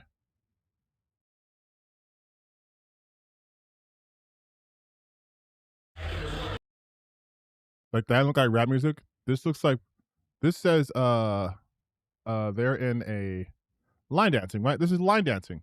White culture, yeah?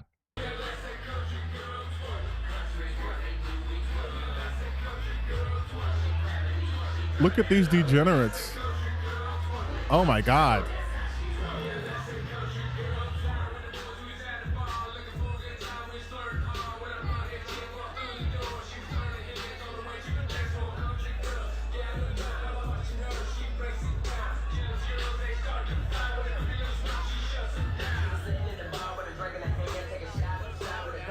I don't know, dog. It just seems like to me, maybe it's like, it's just people like good music to dance to, and women typically use their hips a lot in their dances. Like, did he watch like Dirty Dancing, which is trying to find the black person to blame? And ultimately repent, turn.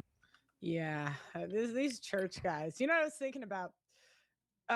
Actually being more religious, you know, because religious people view that the Wait, actually, I want to see that. Can I find that video of? Let's see. White woman twerking at her wedding. Oh, this is the guy talking about it. What is this? It? Everyone's so mad about this video.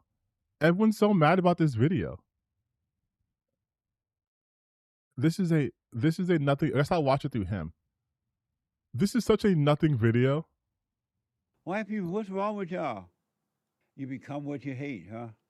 You become what you hate. Wait, fast forward this. Hey, hey, hey, hey, hey, hey, hey, hey, hey. Yeah, hey. probably the quickest way to buyer's remorse is. That's so fucking funny to me. I can show you. I can't show it on YouTube, but there are so many worse videos of white women doing shit. That's all right. All right. Birth dancing at their rates. wedding. The birth rate increasing is good, right? That's what they say. And I'm like, you know what? Being religious actually makes sure that you have less kids. Because if you do it in the way they say, then you're not going to have bitches. And women hate men with no bitches, right? And so you're essentially like guaranteeing that churchmen won't reproduce. And it's really just, churches are just feminism because it's the young guys doing a bunch of work and not. Pearl.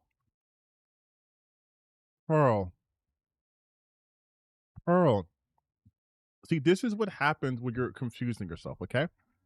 Let me show you how to grift on this properly, all right? Okay? Her point she's trying to make is that by being overly religious, it actually reduces your chances of landing a woman because women like men who get women. That is her core right here, which is why she's saying this guy's wrong. So what she should be talking about is not the fact that like rising birth rates or whatever, because that's too big concept for Pearl. Elmo, too big for Elmo, right? What she just focused on is the fact that if they were to follow the church's way, his church's way, then no one gets together.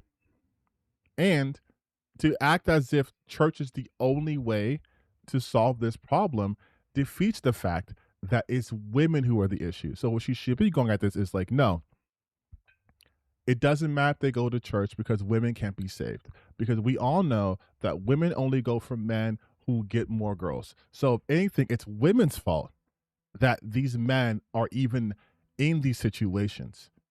Like, that's how you do it. You make it make less sense, but still pin it on your target. Because once the animus spreads, this shuts off. I could just say it's women's fault, actually, that men cheat. It's women's fault that men don't go to church. Because why should these men go to church if these godly women don't look at them? If all the women are not in church and they're heathens, then don't the men, if they want to complete their task, should they not also go to the places to get these women to save them? So it's ultimately women's fault. And she's talking about birth rates. That's a different conversation. Not getting a wife in return. And how many of the young guys would actually be in the church if they knew they weren't going to get a wife at the end of it? And so by the time they start to, learn to get bitches, they're kind of screwed because, they're kind of screwed because it's like, well, now you can't, you learn to get bitches at like 30. Well, it's going to be tough. Okay. She edited this too. She edited this video. That was the best take. I have to play this again in order to make sense of this. Hold on. Because it's essentially sure that you, and I'm like, you know what? Being religious actually makes sure that you have less kids, because if you do it in the way they say, then you're not going to have bitches, and women hate men with no bitches, right? And so you're essentially like guaranteeing that churchmen won't reproduce. And she's saying bitches so often because she has to appeal to her incel fan base who could only understand the word women as bitches, whores, sluts, foids, baby factories. If she says women, they're going to be like white noise coming through their ears. It's really just, churches are just feminism because that's the part that kills me. The churches are just feminism. There is no way to swing that. There is no way to swing that. It's the young guys doing a bunch of work and not getting a wife in return. And how many of the young guys would actually be in the church if they knew they weren't going to get a wife at the end of it? And so by the time they start to, learn to get bitches, they're kind of screwed because, they're kind of screwed because it's like, well, now you can't, you learn to get bitches at like 30. Well, it's going to be tough. Okay. So anyways, wait. Pearl, you have comments you're not reading. Wait.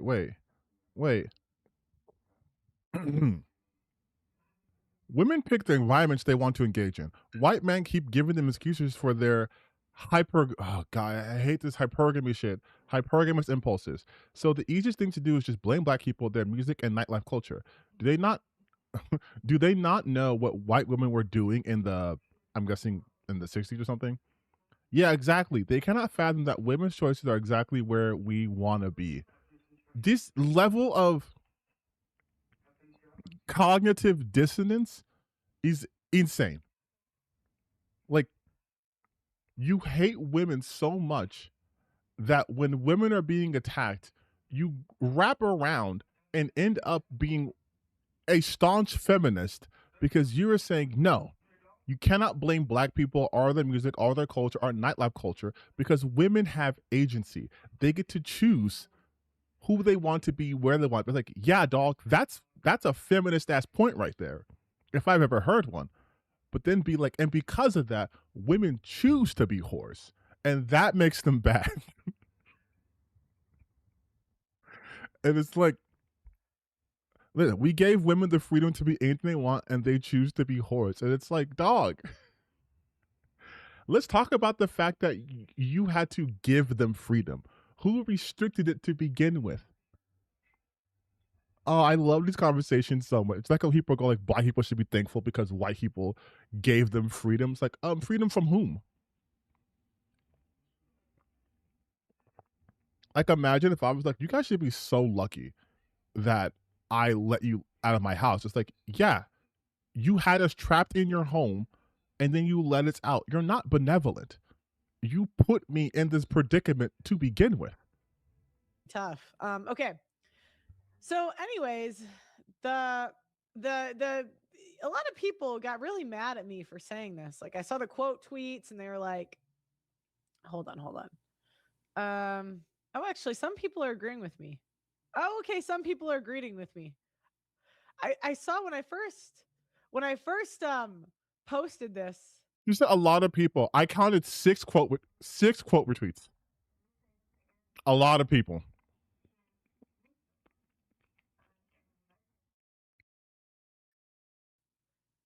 I saw a bunch of people.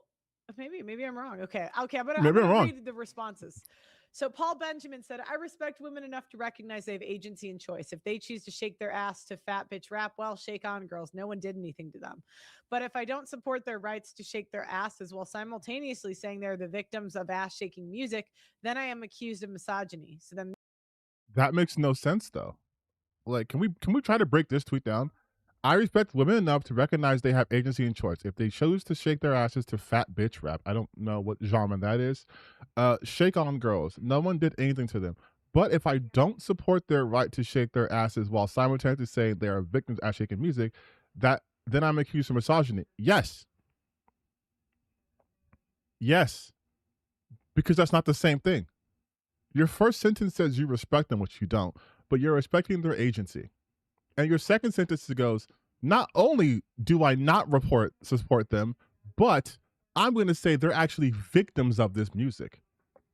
You are now creeping into misogynistic territory. I make jokes all the time saying support women's rights and wrongs. But no one's going to call me misogynist if I say, yeah, this woman who murdered people for a living, she sucks. No one's going to be mad if I say Margaret Thatcher is a terrible person, right? No one should be mad about that. The Iron Woman, she fucking sucked. Iron Lady sucks. She's dead. Awesome. But that is different than me saying, yeah, let her wear a bikini on a beach. I don't care. But if I had to walk up and say, you're actually a victim of the system because you're choosing to show off your body, I'm not telling her she is too stupid to be in charge of her own life. Like, that's not the same thing. victims of ass shaking music, choice for slutting around and straight up degeneracy that's destroying the society. So, like, if so many women are just using that choice for slutting around and straight up degeneracy, that's destroying society and don't deserve it. Hey, I'm going to say something about this because I love these comments because they're so fucking weak. If your society can be destroyed by women twerking at their own wedding, you have a very fragile society. If your society is built solely on what women do in their free time, that is a bad society. How can a society be simultaneously built by men, maintained by men, like they always talk about, men built these roads and all this shit and architect infrastructure, but a woman throwing ass at her wedding day is the fall of Western society? That means men built something weak, right? That means men aren't good engineers. If women have this much power, maybe they should be in charge. Maybe we should let women rule everything. If all the stuff that we as men have built can come crumbling down because a white woman's throwing ass at her wedding. And it seems kind of weak. Then they don't deserve it. What up, guys? Have you ever wanted to make No. Also, Pearl, what is okay? This also might give me the misogynist title actually, but whatever. Pearl, you gotta go to Turkey. You gotta go to Turkey. What is happening here? Also, you are clearly reading this off a prompter. Well, now you can make predictions on Like, Jesus Christ. how many followers Clavicular is going to have this year, or will Alex Earl and Alex Cooper be seen together in public? You can make trades on basically anything. And if you're gonna be on camera, like, to be fair, I have a really good skin routine. So I'm always hydrated, I'm moisturized. But I'm gonna be on camera. There's light here, there's reflective surfaces. It's a little bit hot here, so I'm a little bit shiny, but like, I look presentable. This isn't like male, female, this is just presentability. This is why a lot of people also think Asmongold is disgusting, because the way he looks on camera. Because you're supposed to at least put some sort of effort to looking presentable on camera. If you need my routine, I will give it to you, Pro. But you cannot get on camera looking like death and then having it zooming in on your face. Partner, Kalshi, allows you to make trades on pretty much anything. It's fully regulated, it's every single moment. Oh, I was brainwashed. Pearl is right again. People cope and misunderstand how propaganda works. While it's true that women have less impulse control than men, propaganda can't make them do things they didn't want to do in the first place. Propaganda cannot determine behavior. It's just nature. Okay. No, that's wrong, actually. That's like very wrong. Like, the whole purpose of propaganda is to subtly alter your mind. Like, you weren't born with the notion to want to purchase consumer goods, right? But through commercials, which are propaganda, you've now started to want these things. This is something they have specifically created as a science. There's a science behind this. Propaganda is behavior altering. That's why people have to be deprogrammed from things. You have your military propaganda, all your war games and TV shows and movies. You have propaganda. You have all of these resources telling you, like, yes, you are being inundated with a lot of messaging that has a specific purpose, and that is to get you to be either more amenable to a certain group or to be more distrustful of a certain group, or to purchase my product or don't purchase someone else's. I mean, our society is so propagandized that we use terms so loosely that represent brands. You say someone got a cut, put a Band-Aid on. Band-Aid's the brand. Let's make a Xerox of this. Xerox is the brand. You want a photocopy. Oh, like let's get some I gotta Google something real quick. That's the brand. Like, what are you talking about? That is how propaganda works. Did you paint your nails? My friend's niece did. She did like a deep purple. It's starting to chip a little bit, so her nails are going, but it's a gel.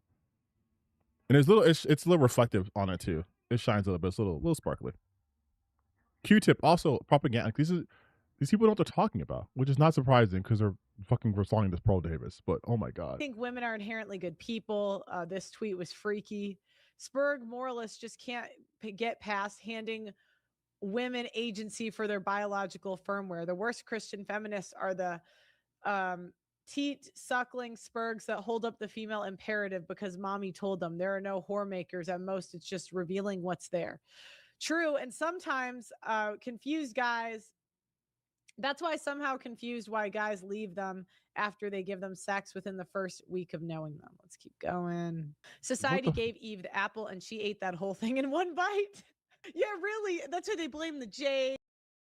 If a woman will introduce you to her father, it's because she is ashamed of you. She knows this is how she will be seen. What? They blame brainwashing or whatever. And I'm like, no, it's just now we have an apple at our fingertips.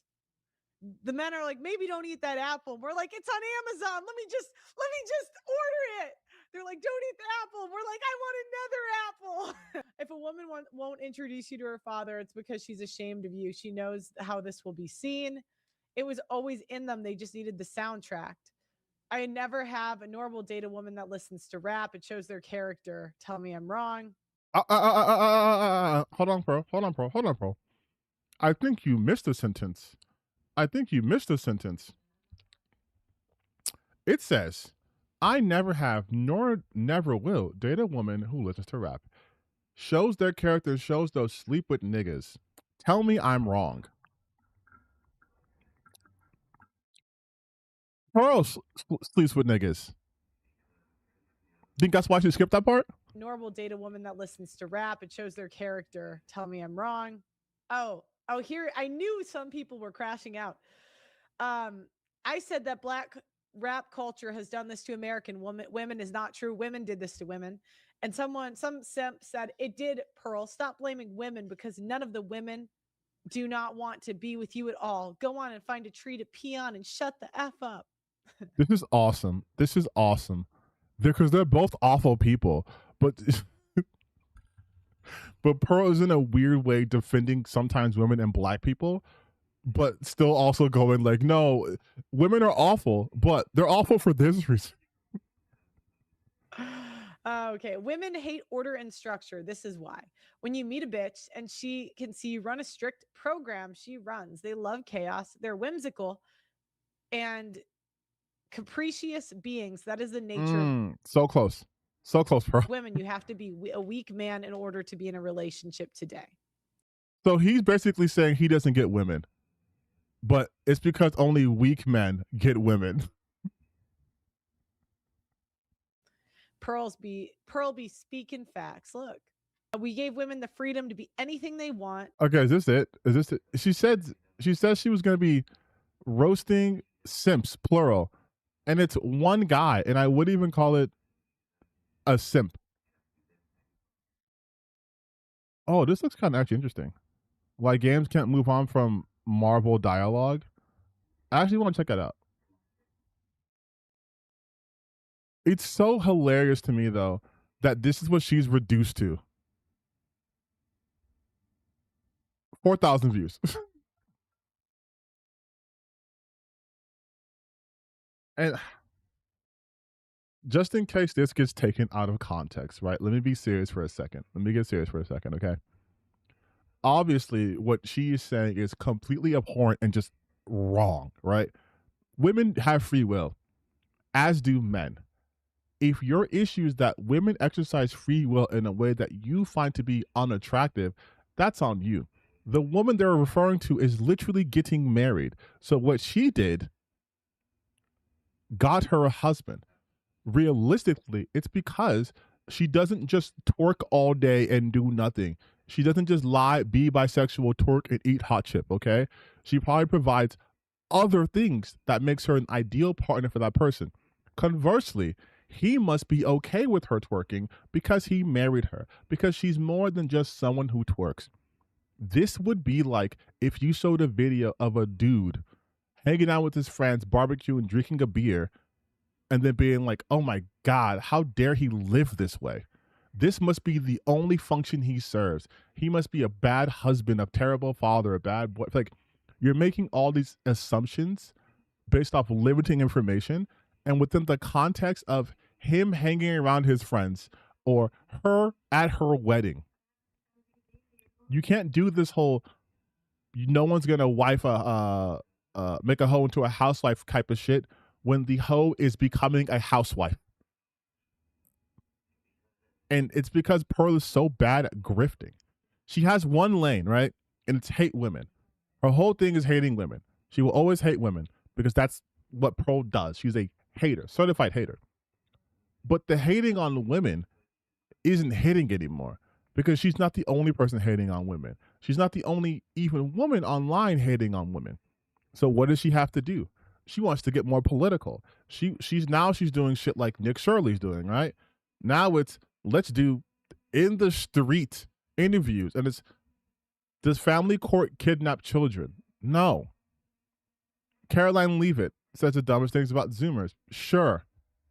Insane hypocrisy for Christians. Like, now she's just trying anything that works. Crowder reacts to the dumbest female takes.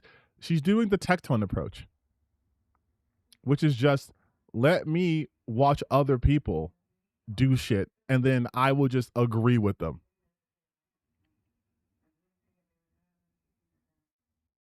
Caller explain why churches suck. God damn, your content is fucking terrible. Like it's awful. Like the fact that she's still using Steven Crowder in 2026.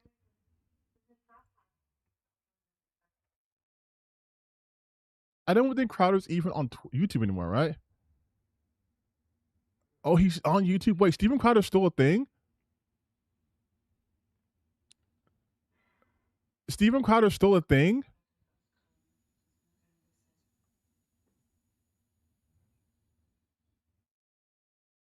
Oh, actually, not really.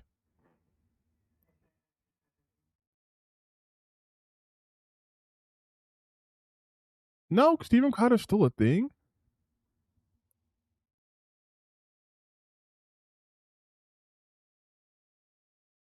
Didn't do nothing. Oh, we're still tapping into racism, though, right? That's the whole thing. It is just. See, here's the thing about my entire thing about the conservative sphere, right? Is we know they're racist. They have to be racist. We know this. It's part of their DNA. You cannot be conservative in this spirit and not be an insane racist, right? But it's the fact to me that it is the same racism all the time. Like, they talk about the same thing the same way all the time. And then it's like, let's bring on some black people, because these black people I brought on are representative of every black person's opinions on anything ever. And guess what? They also are fatigued. And also, Steven Crowder looks awful. Holy shit, he looks awful.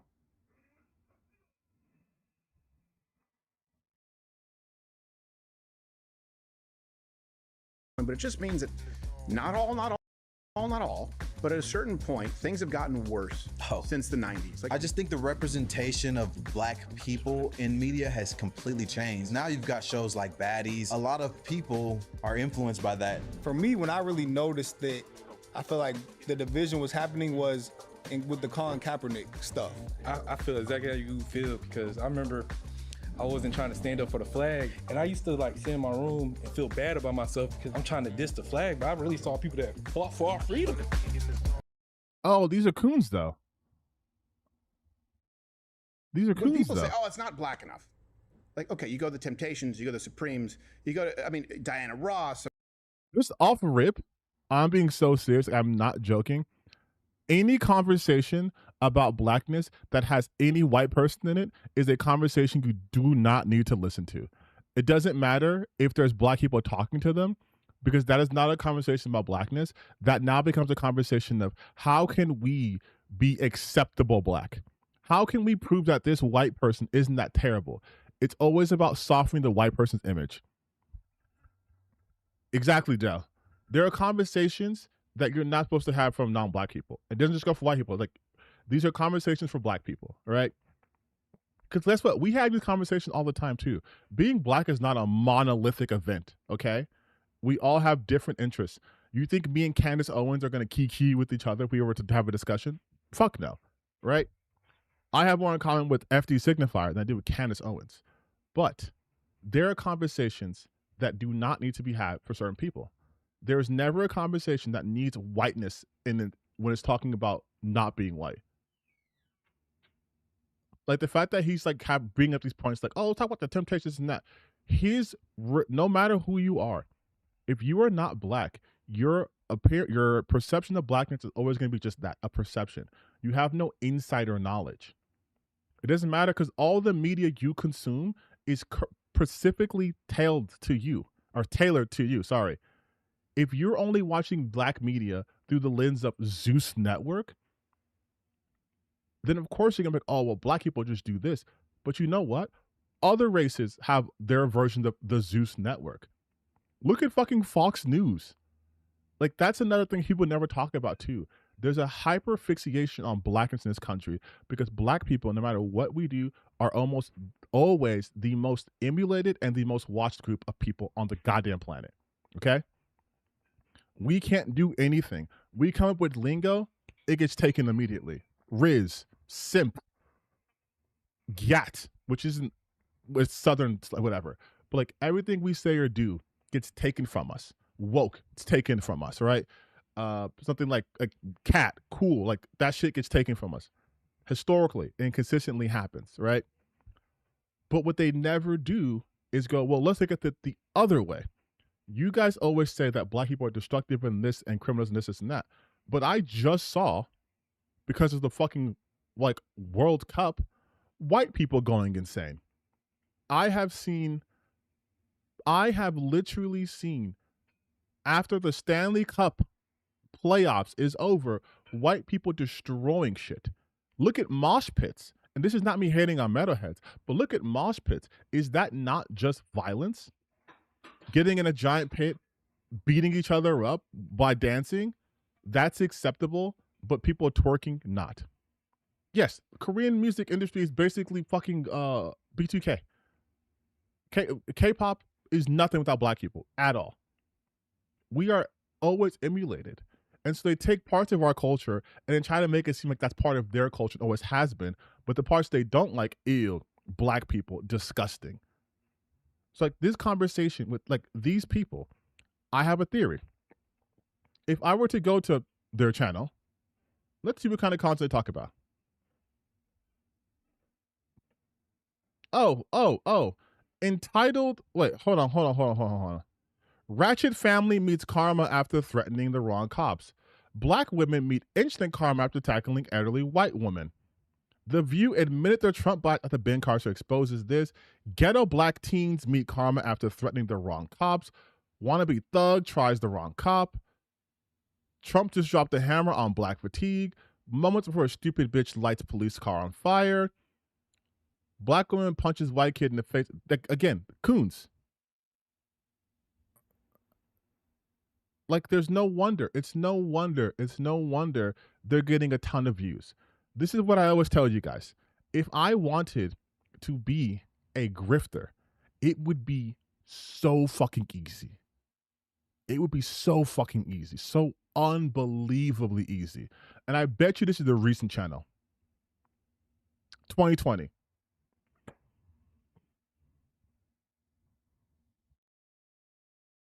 When I tell you I know my shit, I can smell it. I can sniff this shit out a mile away. This is easy. It is the easiest shit to do. It is the easiest shit to do because you're feeding these white racist people crack, okay? It is the easiest to do. Exactly, Dell. But you cannot do anything after this. You cannot. And if you want evidence, look at the Hodge twins. Look at the Hodge twins, okay? Notice how the Hodge twins content is awfully familiar to what the Cartier family's content is. Even the whole white text, red text. Always having black people on the thumbnail, right? It's the same language being taught here, right? It's the same language being taught here. That is their new content. Do you want to see their old content?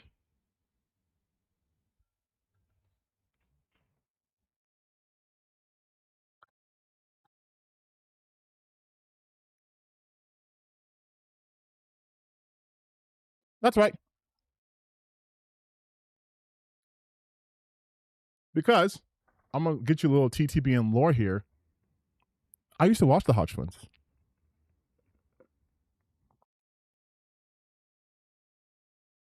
I used to watch the Hodge twins because I was also on my fitness cycle. I was also on my fitness shit.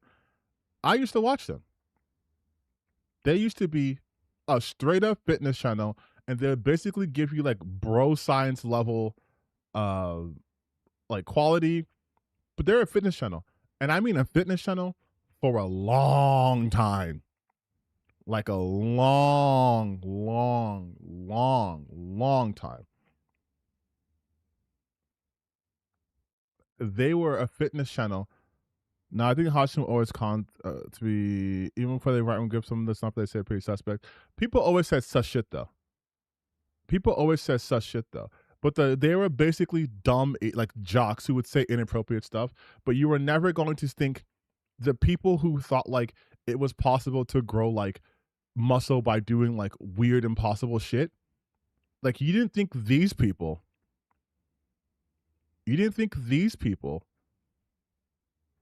would become this. Like this is the most popular shit by far. They used to be funny. Extreme spicy cheese ramen noodle. Hot Takis KFC Nashville. Hot chicken ghetto challenge, right?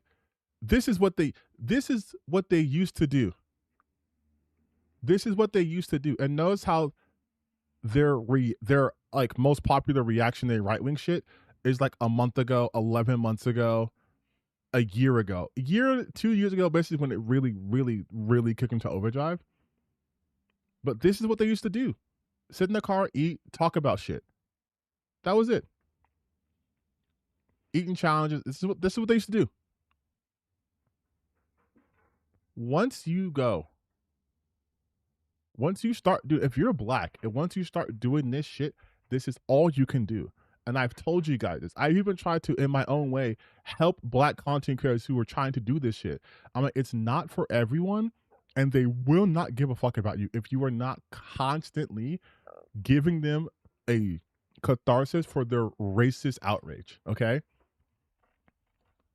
This is the same shit even in the gaming space, right? Where you see black content creators being like, I mean, like, look at this dude, right? Yeah, Wagner knows why. Everything he does is to appeal to whiteness, to right wingers. Everything he does. And as I've mentioned before, this shit is not for everyone. His numbers are terrible. And also, all he does is use the veneer of blackness to peddle white supremacy talking points. That's why every time he wants to show black people being terrible, he does this, the chain and the grills, right? But he puts the aesthetics of blackness onto white characters or non-black characters. But when he talks about black people, he uses that as a negative thing, because being black is both a marker of coolness and also anger. It's black people's fault that the gaming sucks. It's black people's fault that things are getting laid over. But look how cool Crimson Desert is. Look, he's sick. He has a chain. He's awesome. He's sick. GTA 6 to Ghetto. Let's have a non-black person dressed up in black aesthetics. But also, if I like a character or if I like something, they're also going to be black and in black aesthetics. He did that specifically with Leon. Look at Wolverine. Gaming is fun again. What does he have on, chat? Rings, chain, grill. Things associated with the black aesthetics. Gaming is not gay. Look, it's Cliff from Crimson Desert, the game they like. What are they doing? It's taking the black aesthetic. The Dawnwalkers, black aesthetic. Cliff again, black aesthetic. Black aesthetic. But oh, an actual black person? Let's treat him like shit. But non-black people, let's make them look cool. That's always what it is. All these people do is put on the veneer of blackness. They use the fact that they are darker skin color in order to appease an audience that doesn't fuck with them. And you can also tell by the hairline. It's just, you can just tell. You can just tell by the hairline. You can just tell by the hairline. And you can also tell when they want to act super black at black people, but they won't stay that level of blackness when they're with their real friends, right?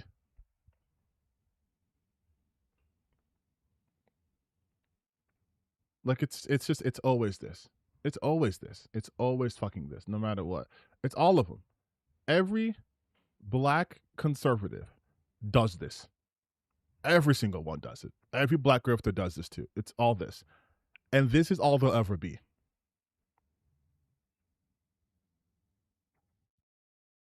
And to even further solidify this point, there was a tweet I bookmarked ages ago that I keep on deck in case this motherfucker wants to pop off, because he always talks about me. I don't respond because I don't really care. But on the days I'm feeling petty, I will look it up.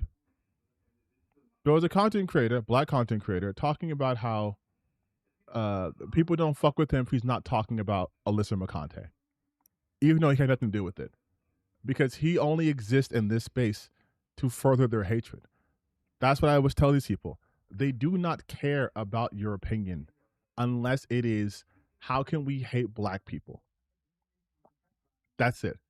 They will not fuck with you. They do not think you're actually worth listening to. You're anyone worth respect.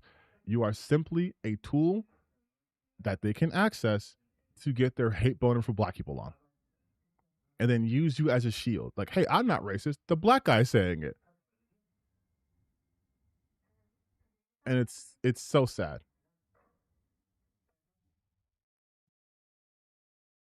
Oh, I have too many bookmarks to look for this. But here it is. We will go to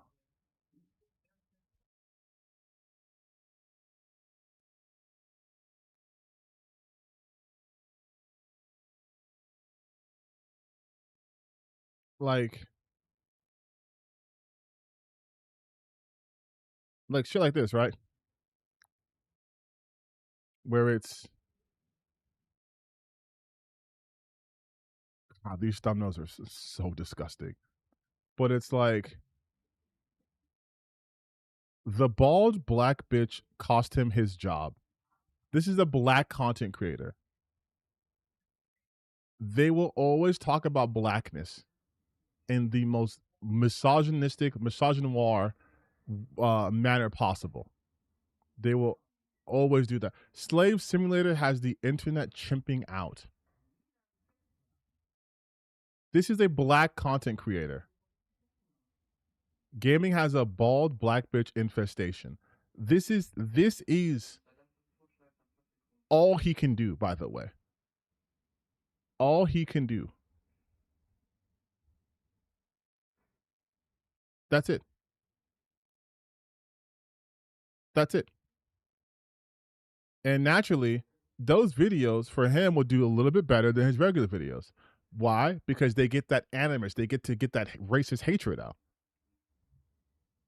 And he knows that because he dug into this world twice within the span of a month. Like, let's see. 11-minute video. Let's see. Yeah, the bloodbath rages on in the video game industry right now. It is, and when I say bloodbath, it is a bloodbath. I'm not just being hyperbolic here. Okay, people are being fired left and right, and it's hilarious because the people that have taken over gaming at this point are not people that actual gamers want to be in the industry. And so it's kind of poetic to sit there and watch these people cry. None of this shit makes any sense, mind you. None of this makes any sense. Almost all his videos use music from Megabonk, but it makes no sense. There's a bloodbath happening. People who are aware of what's happening know the reasons why it's happening. And to be like, oh, it's because gamers don't want these people in. Name the people. You don't even know who they are. You don't even know who they are. Oh, but it's the people. Like, these people he's talking about have been in gaming for decades. And he's just now, because of the grift, aware of like, oh man, these people exist. Ironically, this is the game starring Lashana Lynch. Crash and Burn, the latest being Supermassive Games. You know, this is a studio that brought you Until Dawn. And the last time we talked about Supermassive Games, they was releasing Directive 8020, starring another bald black bitch. I told y'all, this is an issue. This time it's... Mind you, he's saying the woman with visible hair is a bald black bitch. Why? Because he has to. He has to. He can't analyze this shit for anything. It's just, remember when I said that Tati Gamer was a bald black bitch? I'm gonna just keep saying that now. And the reason why this game fell, it flopped, is specifically because they had a bald black woman there. That's why it failed. Black female character that isn't a bald black bitch. I'm tired of it. I'm tired of seeing it. And so it comes as no surprise to me that the game is flopping so hard, right? The game is flopping so hard that the CEO, Robert Henryson,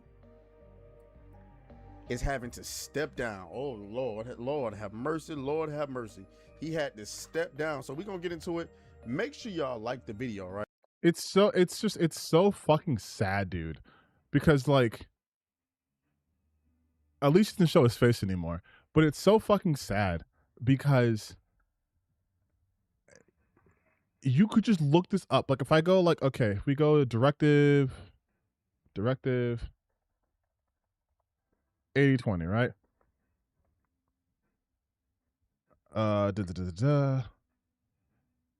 I guess we'll look at, is it a flop?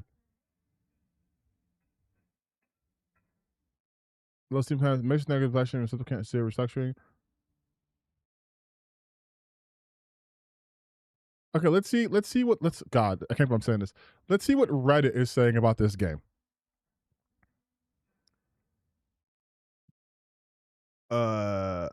Will the franchise continue if it sells poorly? Also, why is the Curate not in this game? Difficult nightmares to help you sells well, whatever.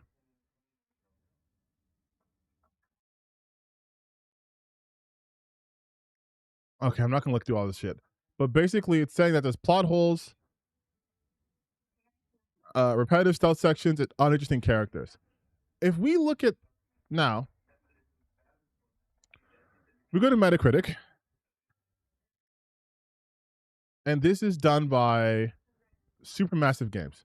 Supermassive Games also did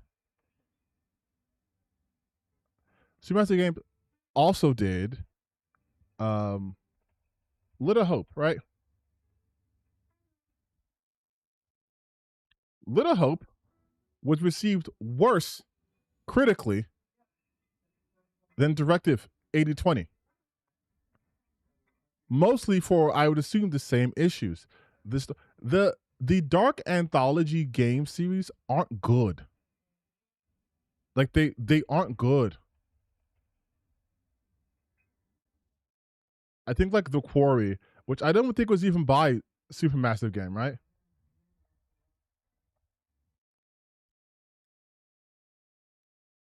Oh, it was Supermassive. Okay. So The Quarry was their best reviewed one outside of like fucking Until Dawn, which is why they redid Until Dawn. But for the longest time, Supermassive Games have not put out hits. And notice how even in his own video, see, Dark Picture, House of Ashes, Dopamine, whatever, Quarry, other project.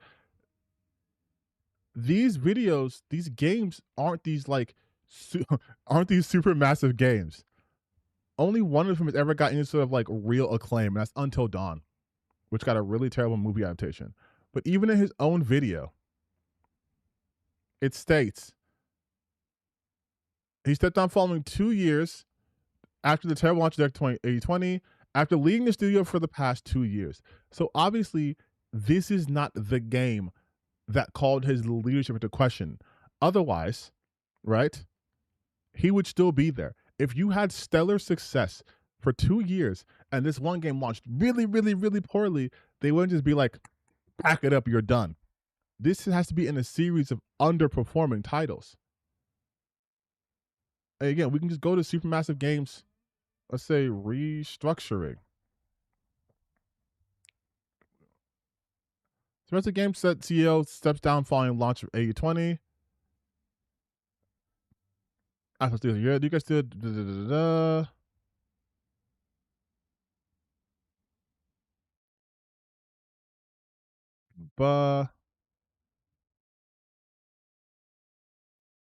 So again, the other one was editorializing.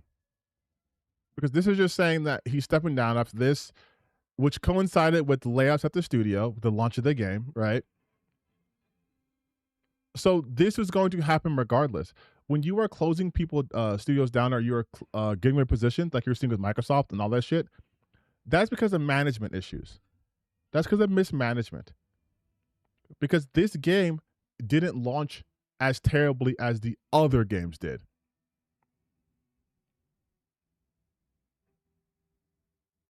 Hey, let's see if Polygon has more information. Oh my god, I don't care. I don't care. I don't care. I don't care. Oh my god. At the beginning, Supermassive co-founders Joe Samuels and Pete Samuels left the studio. Samuels served as CEO of the company for 15 years, and Henderson predecessor in that role. That February, the studio faced restructuring that reportedly threatened 90 roles. In 2020, so before the game came out, in 2025, 30 employees were laid off, and it was announced the studio's next title, Directive 8020, was delayed. Directive 8020 sci-fi game inspired by The Thing and Alien finally was made to middling reviews. Like many past games in the Dark Picture series, it was a mixed bag. It has at times seemed like Supermassive Games is constantly chasing the success of initial breakout title Until Dawn. Since its initial release, the game has seen spin-offs, a remaster, and a film reputation. Most recently, Sony announced during June 2026 State of Play that the official sequel is in development. So again, this has nothing to do at all with 8020. But they can't say that. They can't say it at A20. They have to tie this game to the CEO leaving. And he has to always talk about black women. Why? Because that's the only way people will give an eighth of a fuck of what he has to say. This is no different than what Andy Pants does. And I think the proof is in the pudding here.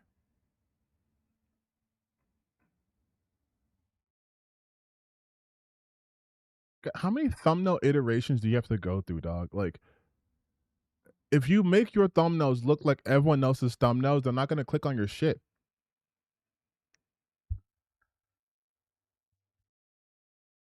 And just look at this. Look at this shit. No blacks allowed. Marvel Rivals denies EBT pay. Rivals pisses off blacks with Hennessy skin.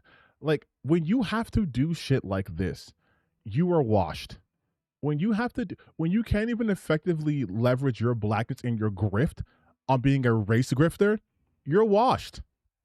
And probably because they heard your analysis, like, this guy fucking knows what he's talking about. I'd rather listen to the other 10,000 content creators who say the same shit, because at the very least, they have interesting visuals.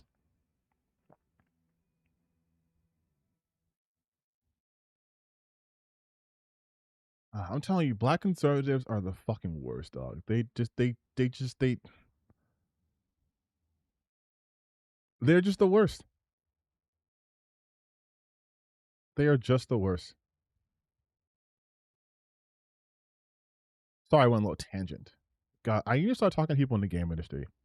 I need people in the industry to come on my channel and just have these conversations with me so I don't feel like I'm going insane. Because, like, as someone who's on the outside looking in, I feel like I have a better understanding about how the industry works than these dumbasses do.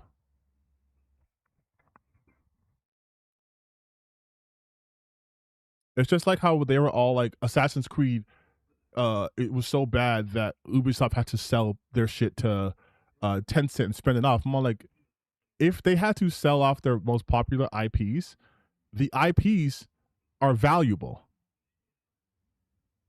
Like, I remember that we're talking about like Tencent's buying up Ubisoft and stuff because their games are being so terrible. And it's like, dog, if their games were terrible, if the franchise was ass and terrible, then they wouldn't have value to begin with to even spin off. People wouldn't try to purchase it. And it's not because of the release of a game. It has to be a series of failures in order for there to be a huge restructuring, because companies don't just restructure on a game-to-game basis. Yeah, why would Tencent? Exactly. It's the same people who think that, like, there's an evil cabal out there. Well, there is. It's the oligarchy. But there's like an evil cabal in the gaming space that's like, our job is to make everything woke. And so we don't care about money anymore because we're no longer capitalist. We just want to indoctrinate everyone with a woke agenda by making worse games, everything gay and trans. We don't want money. We just want the players to be forced to accept gay and trans people. And we will burn our company down in doing so. It's like what? But okay, let's look at this. The Marvel dialogue thing. I'm kind of interested in this person's take. I've never watched this person's reel, by the way, so I don't know who they are. You're different. You're a cube. Talking. Do you like this writing style? For years, critics and audiences have been in complete agreement that it isn't desirable. What's fascinating about this issue, however, is that the people responsible for it don't seem to like it either. At least with other controversial storytelling decisions, the creator usually has some kind of visible intent. I would like it though if the critics who don't like it because they think it's too long, at least give me the credit for like not making a mistake. I meant to do that. But when pressed about this sanitized, quippy, almost childish style of writing, the director of God of War, Lao Fei, doesn't really have an explanation. Because I think obviously people are always worried about, like kind of quippy writing and... I think that there's not a ton of dialogue in the game reveal for how long it is. So I don't know if they've seen like a full picture. We always want to have a range of presentation for somebody's character. So if nobody wants this, why does it keep coming back? Wait, that's not. That clip didn't say they didn't want it, right? The clip was saying like you guys are making a preemptive judgment. Well, I have a theory. Two, actually. Let's start with the second one. In sports, there's a saying that every team is composed of two kinds of people, those carrying the piano and those playing it. The piano carriers are the defenders, the people doing the work that require discipline and conscientiousness. The piano players are the more creatively oriented people in the attack, the ones expected to do something surprising once the structure has been built around them. For a major creative endeavor like making a video game, there are many piano carriers for every piano player. For every role dedicated to pure creativity, there are a dozen producers, assistants, coordinators, and managers. As much as we wish this were a purely creative medium, most of the work has very little to do with creativity itself. Okay, I feel like that's completely a bad take right there. I think it's kind of it to me it seems like if you're talking about writing styles. Oh wait. It's funny because the reason the writing is like that, because Levi had like that style of writing, that's literally it. I was gonna say, oh yeah, Del, you're here. You can give more insight to this. But like to me, even besides that fact, this is how people talk. You know what I mean? I think what gets missed in all of this is that this is how you guys talk. This is how people talk. I think people would look at older videos, older movies, and be like, things were different. It's like, you weren't of that time, right? Like, you can be overly quippy, but like, there's always been like punchy, quippy dialogue in films and media. You just look at them and they go like, yeah, Shane, blah, blah, blah, blah, blah. And you're like, oh, that guy's just talking like transatlantic accent, old stuff. It's like, no, that was punchy. That was quippy for back then. This was punchy dialogue. If you watch an old film, they also talk a mile a minute.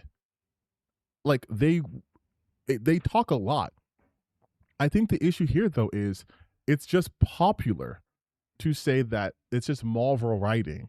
And like, oh, it's quips, it's this. But people make jokes. And I'm sorry.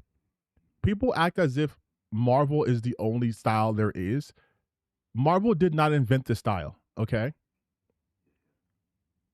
But that is how people talk. Because then what do they want? Like, do they want like Shakespearean English? Do they want it to be written like a play? Do they want like to be dramatic? Like, do you not have moments where you're quipping with people? Like, I don't understand. They act as if the entire games are just quip,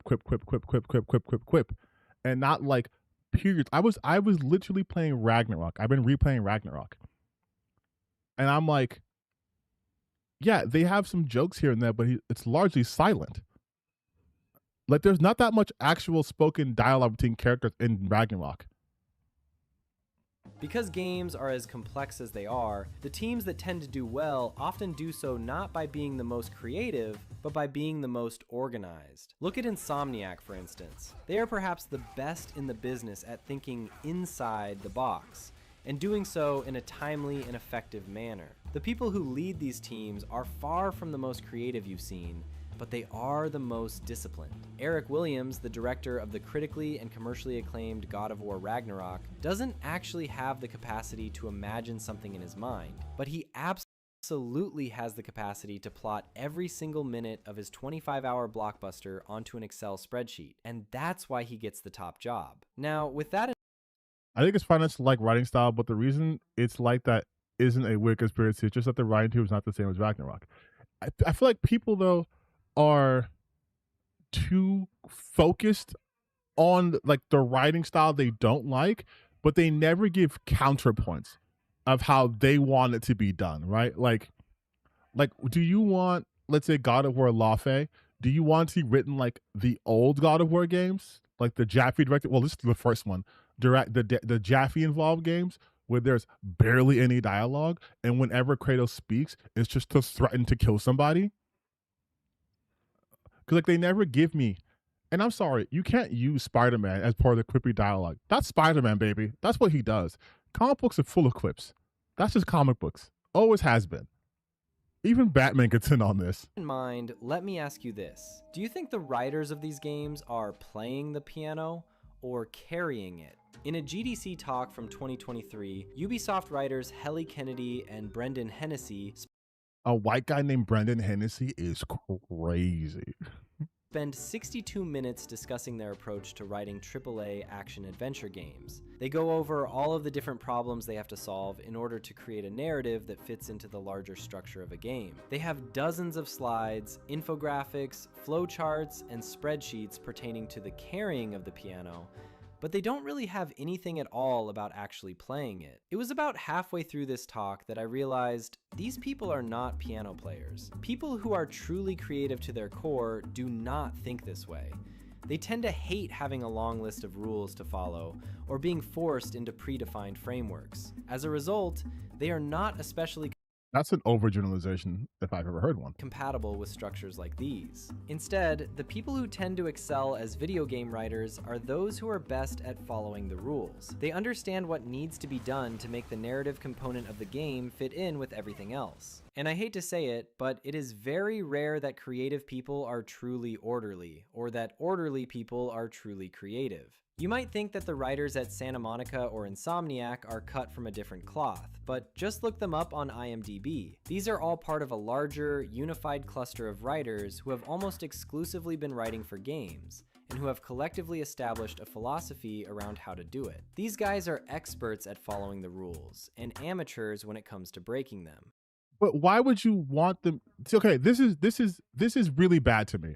This is really bad to me because let's say you were a book writer, you write fantasy novels, you're really good at writing fantasy, so you have a system. So you have Brandon Sanderson actually does this too. You have a system, right? You have rules you follow, internal logic you have to follow. If you guys were here earlier, I showed you my stories. I showed you how I come up with my backstories and my world building on stuff too. There are set rules I follow. Okay, this person does this, so they can do this, they can do this, right? If their whole thing is I write books, I'm a fantasy writer, they're going to have a formula and a way that they write because that's how they do their thing. That's why they do the thing. Same thing for game writer.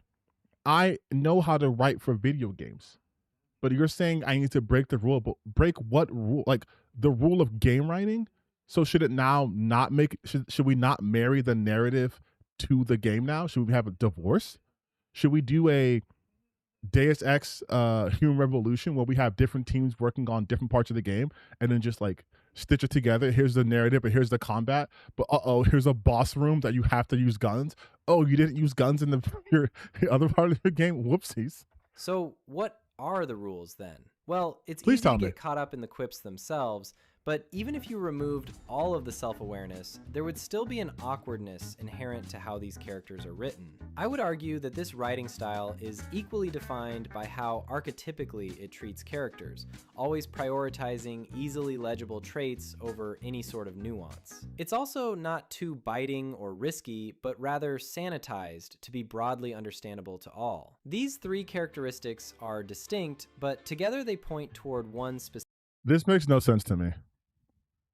This makes overt awareness of self and audience, trait-driven characterizations. Spell that wrong.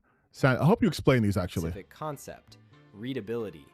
This push toward readability is evident in the Washington Post interview with Insomniac's creative director Marcus Smith, where he described Ratchet & Clank Rift Apart as a more personal story with an endearing and relatable cast, even for new players. This is an important shift from the biting, situation-bound comedy of the earlier games to softer, more empathetic, broad family entertainment. The goal is for the writing to be not just universally appealing, but also unlikely to feel dated 5 years after release. It's quite fitting that this article is almost exactly 5 years old as I'm writing this, and he is indeed right about Rift Apart not feeling dated.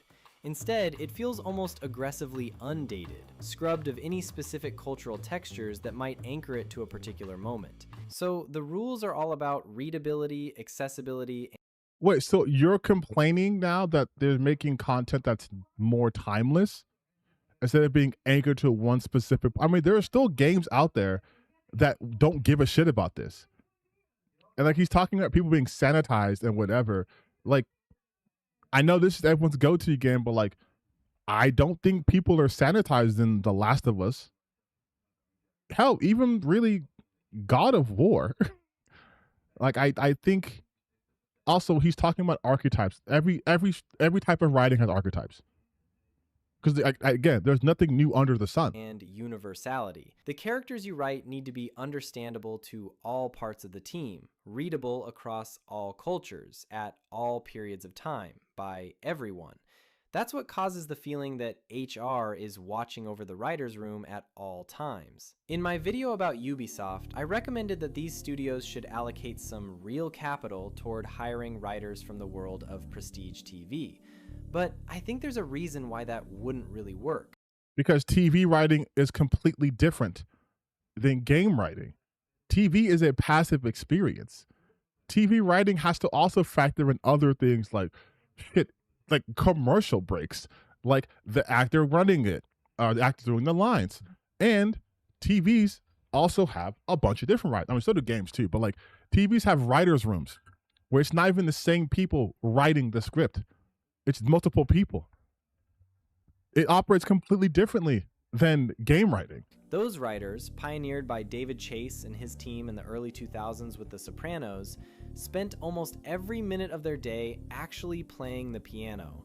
The decade before had cemented a very rigid, defined way of writing TV, with every episode of every season of every show feeling deeply homogenous. David Chase and HBO dared to step outside all of that, embracing the strengths of the medium without succumbing to its rigidity. And I think, right now, it's clear that the studios making the biggest narrative-focused games are exactly where TV was right before The Sopranos. But there's something missing from this argument. What we've established here is that writing for AAA games is all about making a story that is as readable and digestible as possible. That explains why a lot of the dialogue feels so safe and corporate. But it doesn't explain this. If the system and the culture were entirely built around everyone staying in line, the result would not be something as strange as this talking cube. Something still motivates these writers. Okay, again, the Talking Cube, this is a fantasy game.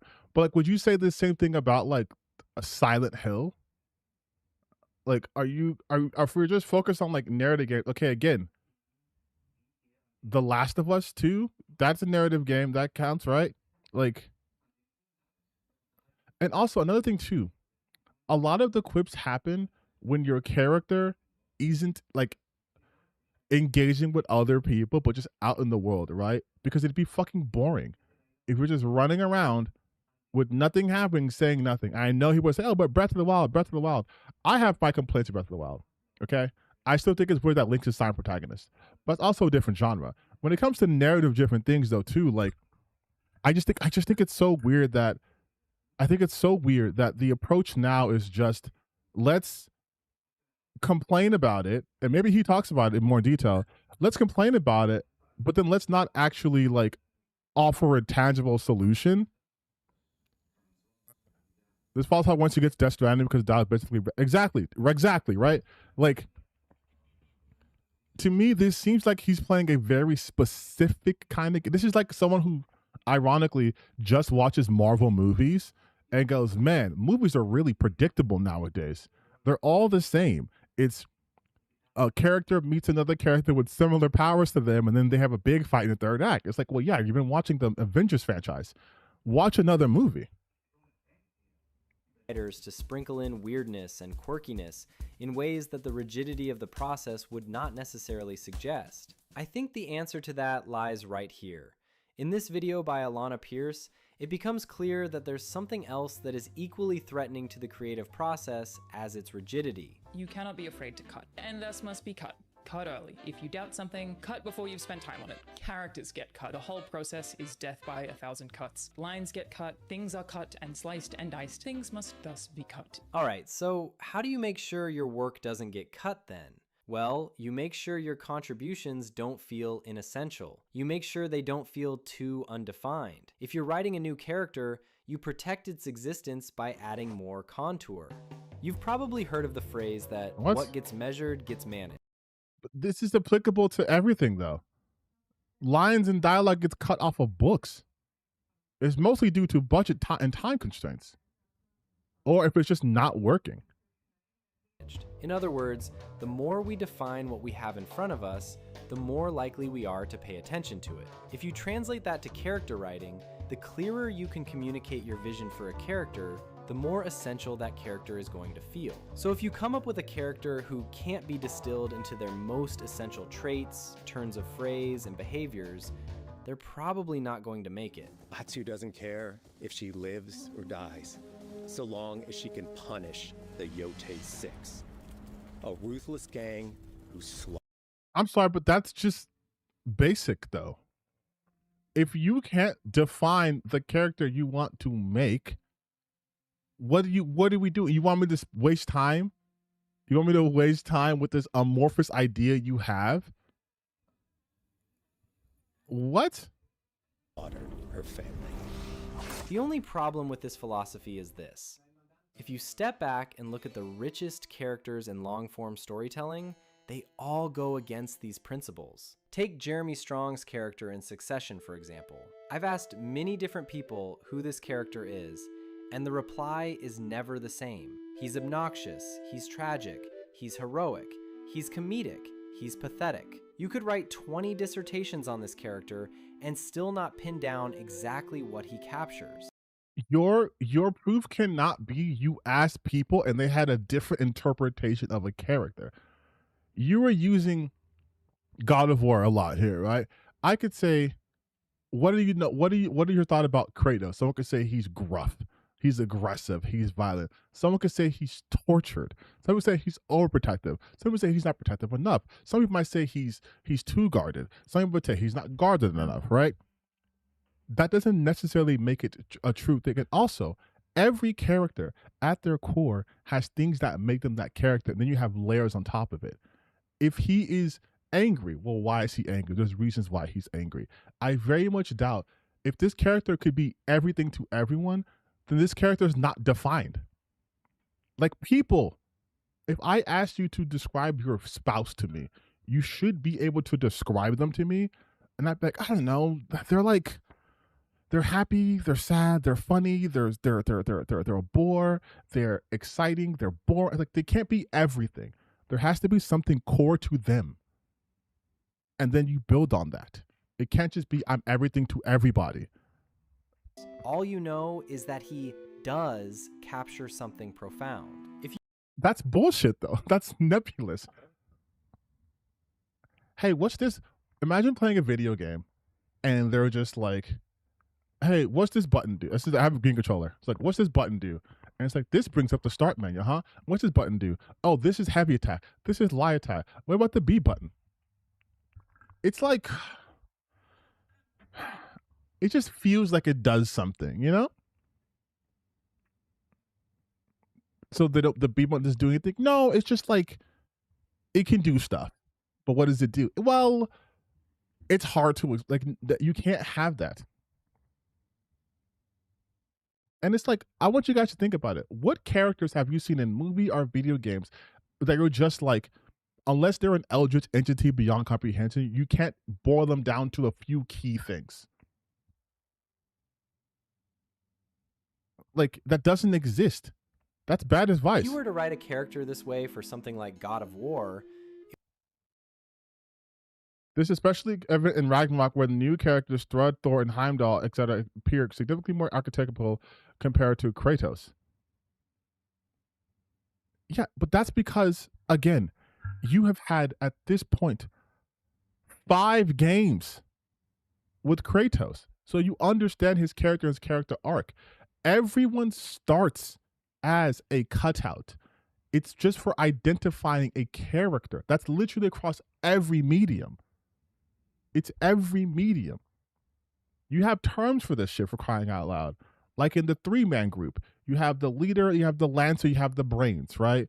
4-man group, you have the bronze. 5-man group, you have like the mastermind, who's not necessarily always like there's like that too. So you have to have immediate information spread across, right? And you don't have infinite time. This is a TV show.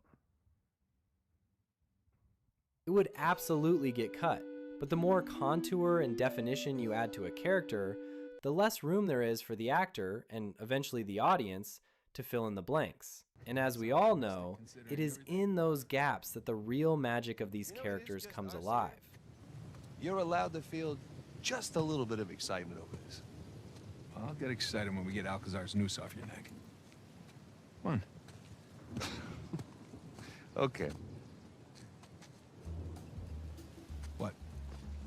So the problem is not just that the essence of these undefined three. I don't. Is he using these B-roll footage to highlight his point, or to say this is what it should be? Because you can't talk about quippy dialogue and then be mad about that, and then have fucking Uncharted on screen.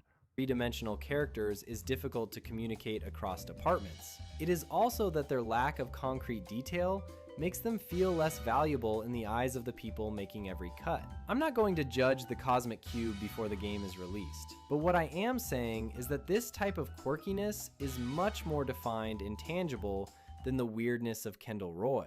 For all intents and purposes, the cube might as well be wearing a sign that says, "Look how weird I am. Isn't this interesting?" It almost feels designed to make a strong impression from the get-go, just to grab your attention.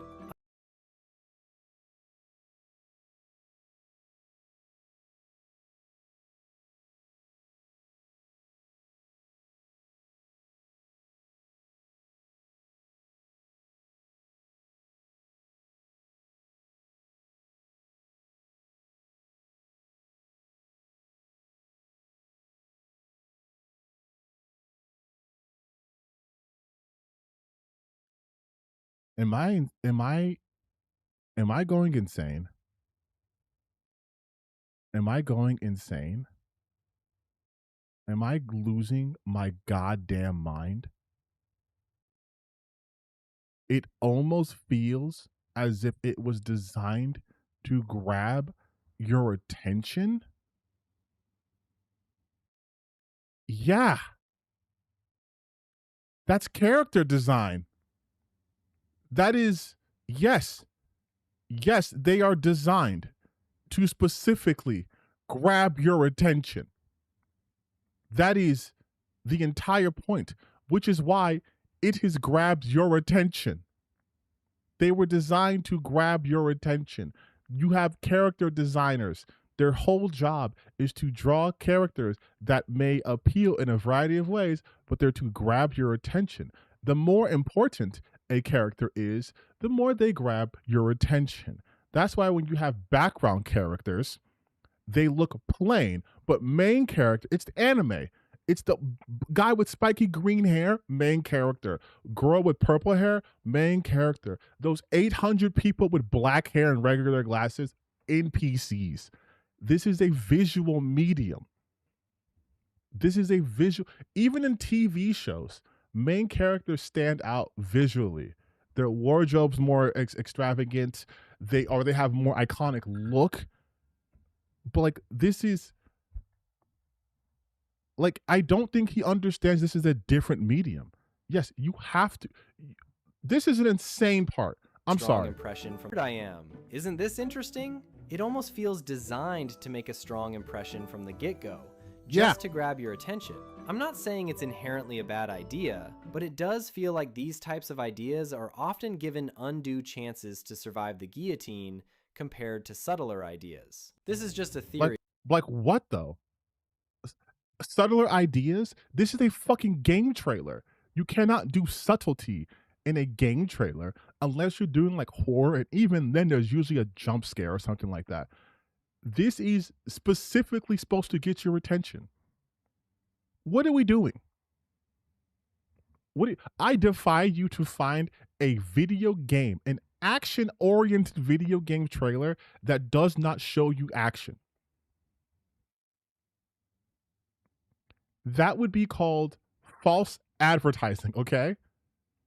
If they only showed you the most subtle, boring parts, and then you play the game, and it's like, what the fuck? This is Devil May Cry? All I saw was V walking around reading poetry. I thought this was a poetry simulator. I thought you were going store to store, buying up eye makeup, using mascara, and going to Hot Topic.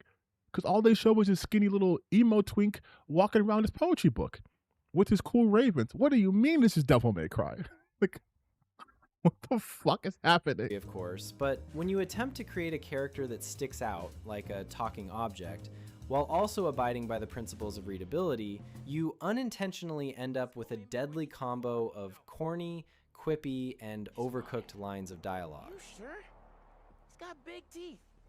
So do I. So This when is you Spider-Man. actually ask the writers how things ended up this way, you never get a good answer. Because if we're being honest, this type of writing is never the plan. It's just a very unfortunate product of a system that wants the appearance of creativity without accepting the risk that comes with it. Perhaps it is true, after all, that when the ambition is to make something that everybody tolerates, you end up with something that doesn't really appeal to anyone. This was such a waste of fucking 11 minutes of my life. And I'm saying this after watching those AI videos. This said nothing. You said nothing.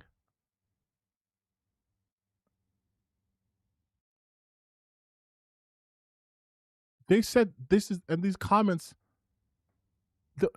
like, you have lead, what are your other content videos? You have lead writers, dog. You have lead writers for a reason.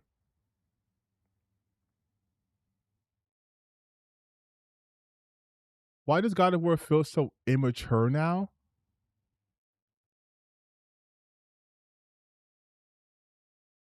Wait, what the is this guy somebody? These views are crazy high for a guy with just 8,000 subscribers, 12 videos, and he just started his YouTube channel. He just started his YouTube channel last year. Also, if you know what's so familiar, this thumbnail style is just like what the background NPC does.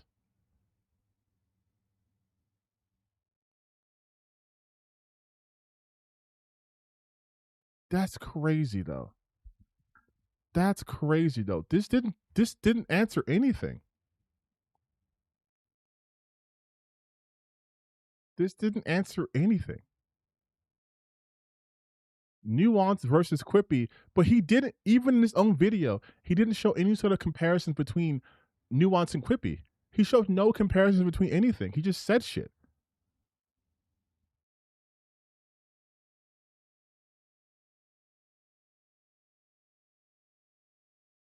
Waiting versus playing, hooked versus fatigue, meaningful, mindless,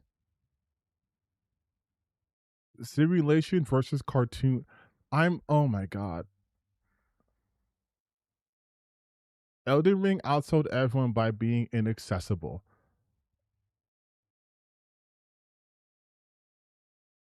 I don't understand. I feel like my brain's empty. There was no analysis there. Why do you think games can't move on from Marvel dialogue? Oh, it's because they sanitize things. In what way? Oh, well, you know, they want to be creative, but they're not. Who's not creative? They're writers. Why aren't the writers creative? Oh, because they have to create these characters that fit a certain mold. Well, what mold are you talking about? Oh, when they make them sanitize. What are your examples? God of War. This game, the same game he's talking about here. I remember the exact moment I fell out of love with God of War. It was right here, about halfway into Ragnarok, when you're first introduced to one of the game's most notable new characters. Listen closely to the dialogue here. Whoa! Loki, right? Gotta say, the irony of this isn't lost on me. This was his room, you know? His? My brother's. Your brother? For comparison, look at how God of War 2018 introduces a new character. What do you want? Oh, you already know the answer to that. While both these scenes are written by the same people, it's clear that something changed between 2018 and Ragnarok. Yeah, it's a fucking different character. That's what changed. It's a different character. It's a different character. Something more fundamental, almost like it was written for a wildly different, less intelligent audience. Where 2018 is written like a game made for adults, specifically parents, Ragnarok is a lot more complicated than that. Half the game, like the violence and the questions about death, fate, and parenthood, is clearly oriented towards adults. But then there's this other half, where every new character feels so blatantly declarative about what they think, feel, and care about. There's still a part of me that is so angry. That they seem like they were dropped in from another universe, one that's probably owned by Disney. The more you play Okay, here we go. Ragnarok, the more confused you get about who this game is for, and who thought that this drastic tonal change was a good idea. So, what happened? Why did God of War go from this Then you must be better than me. Understand?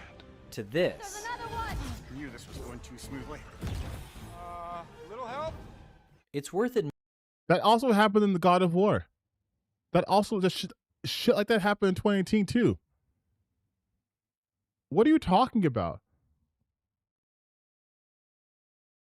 That's Mimir. admitting up front that God of War 2018 is not some minimalistic art film disguised as a blockbuster. It can be heavy-handed, it repeats themes, and it underlines points, but it also does something that matters far more than that.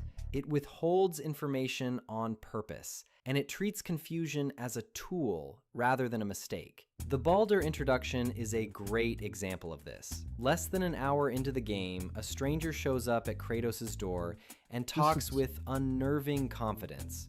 He claims he knows what Kratos is, but most importantly, he refuses to translate himself. The player is not given a quick flashback, a name card, or a neat summary of the mythology that pins everything down. What makes this scene so great is that it is comfortable with the player not knowing who this person is, not knowing what he wants, and not knowing what assumptions he's operating under. If the Greek games are part of the player's history, the mind fills in one set of possibilities. If they aren't, the mind fills in another. Either I'm way, so the lost by scene this. works because it creates questions that loom over the entire rest of the game. That same confidence shows up all over 2018. Look at how ambiguously Freya is introduced, how she isn't instantly categorized as ally or a villain. The Aesir are mostly kept off screen during the game, which makes them feel like distant forces rather. First off, she absolutely is categorized as an ally off rip. Off rip. She's like immediately kind to you. than a roster of personalities waiting their turn. The game constantly gives room for interpretation, suspicion, and ambiguity. As a result, the whole game feels larger than life, almost like we as players only get to see a tiny fraction of what this world has to offer. What's so frustrating about Ragnarok is that it does understand all of this. The opening scene is a masterclass, not just in visual storytelling, but also in characterization. Kratos and Atreus barely speak, and when they do, the words are chosen carefully. The silence has weight. The physicality communicates their distance, their caution, and their half-repaired, half-broken bond. It is a strong piece of work, and it establishes a version of Ragnarok that feels ready to carry the emotional seriousness forward. I remember also being thoroughly impressed by the scene where Thor and Odin visit. Again, what makes this scene great is how much isn't said, and is instead communicated through smaller, less obvious gestures. Then what's your problem? The opening of the game is the exception, not the rule. Over the next 25 hours, the story becomes increasingly committed to explaining itself. Scenes tend to arrive with their emotional labels attached. Conversations frequently include small status updates, where characters name what they feel, name what they intend, and name what lesson is being learned. The story rarely lets a moment sit long enough for ambiguity to grow. When discomfort appears, the script often tries to resolve it immediately, sometimes within the same exchange. All of the principles displayed in the Oh my god, please fucking show what you're talking about.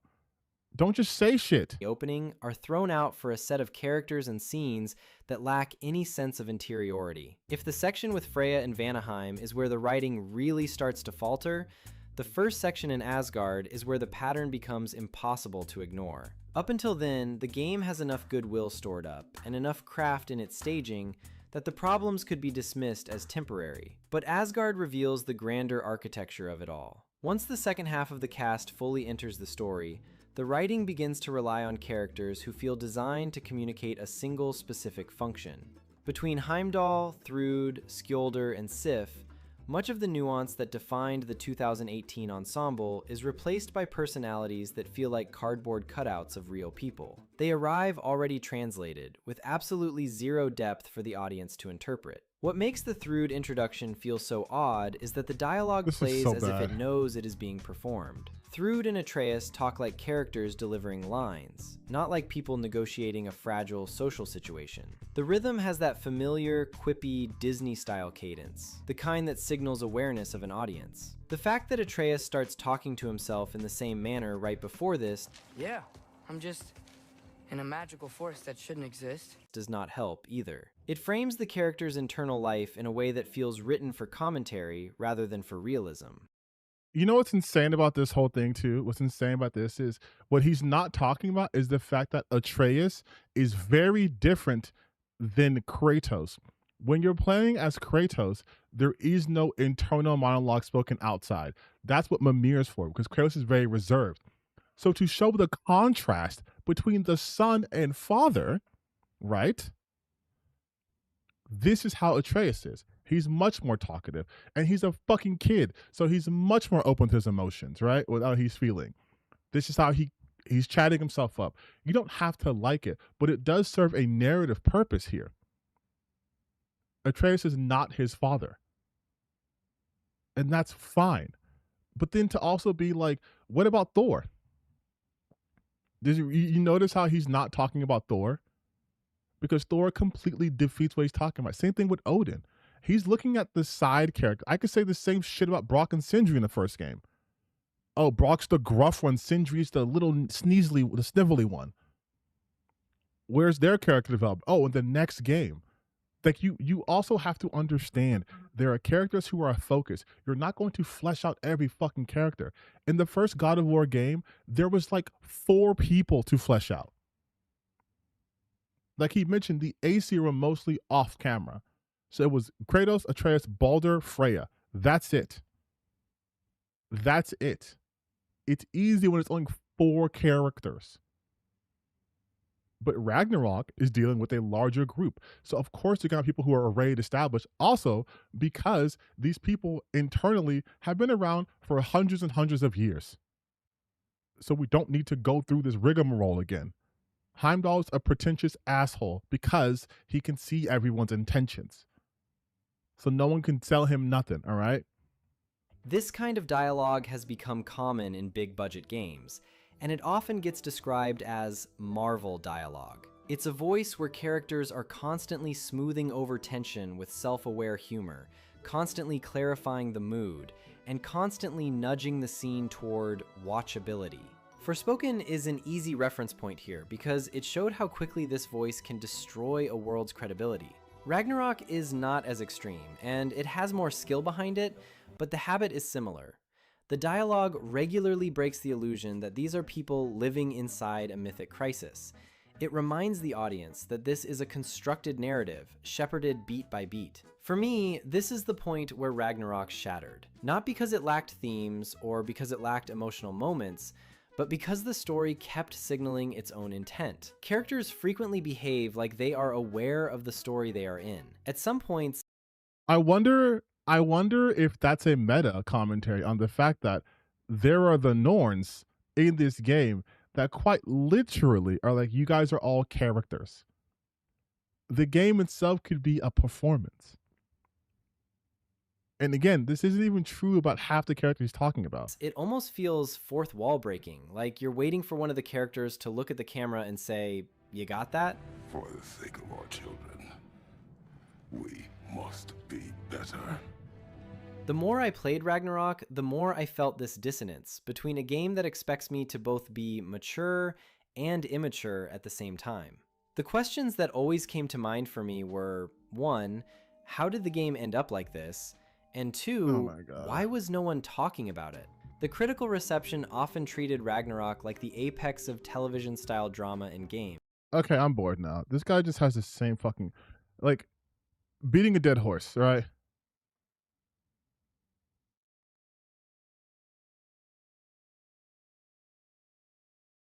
Like, I just feel like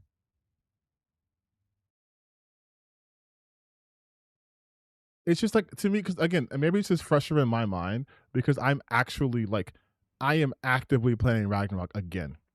Like I just finished the got the Draupnir spear that part of the game, right? And like the way that the game is split between what Kratos' side does and what Atreus' side does, it's a good contrast to show how these are two different characters. The dialogue is different when it's Atreus versus when it's just Kratos. But also, Mimir acts the same way he did in this game and the other game. He just keeps making these blanket statements with no actual footage from the game to let us see what he's talking about. He's just hoping you also agree. Like, if you're going to do this, you're going to show the footage, play the audio, let the audience get a sense of, okay, this is what you're talking about. But if I just say, oh, everyone does this. He took that scene with Freya, but it's like, what is the context of the scene, right? Is she talking to Kratos? You never told someone you were angry at them? Like, you know what? I'm gonna let this shit go because we gotta finish this or whatever. You never say anything like that. And it's also a much more dramatic story because stakes are higher. It's heightened drama. If you look at it as like a play, which they reference a lot in the game, by the way, in terms of dialogue between Mimir and Kratos, little snippets, the fucking Norns, like the play, like these are players in a play.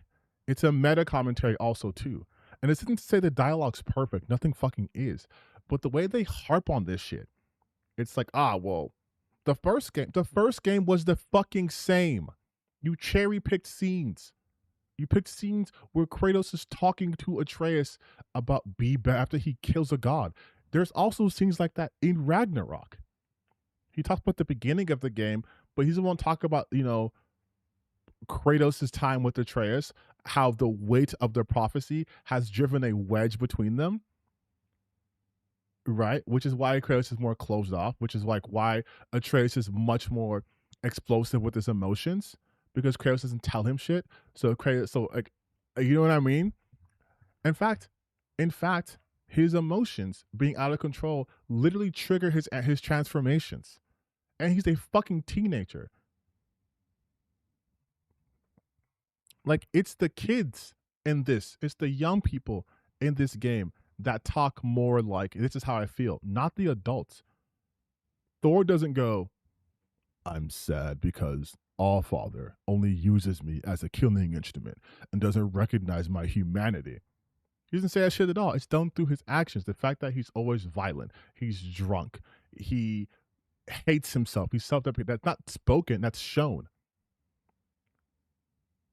Odin doesn't go, I'm a wily, conniving man. These are my evil plans. He's also full of mysteries upon mysteries. The whole point of the game is to see what the fuck is Odin doing. What is that glowing thing underneath the lodge, right? Even for Atreus, his whole thing is trying to find out who he is and also prevent his fucking dad from dying. And that is causing strife with him and his father. Like, there's a lot happening here. And they want to harp on the dialogue, but look who's saying it, look what's happening. And I think it's insane that he was talking about how, look how Baldur was introduced and look at Thrud. Thrud. Thrud isn't an enemy. Thrud is a light-hearted individual, which is part of the reason why they don't think she's ready to be a Valkyrie. Right? Sigurd is not happy that Loki's there. Neither is Heimdall. Thor wants to kill him, but honestly doesn't really care because he raised a piece of shit dad and he would let his son die either way. Like, there's a lot happening there. But they always want to smooth things over. He's in Asgard. He's going to want to smooth things over people who can immediately kill him. He didn't try to immediately smooth things over with his dad. Like, you see what I'm talking about? They weren't trying to smooth things over with his dad. And when they did try to do shit like that in the group setting with Tyr and Freya, all those people inside Sindri's house, it's because they want to get on the same page because they want to start a war. They do not have time for their bullshit. We're trying to start a war with the Aesir. That's a bigger issue. Like, holy shit, man.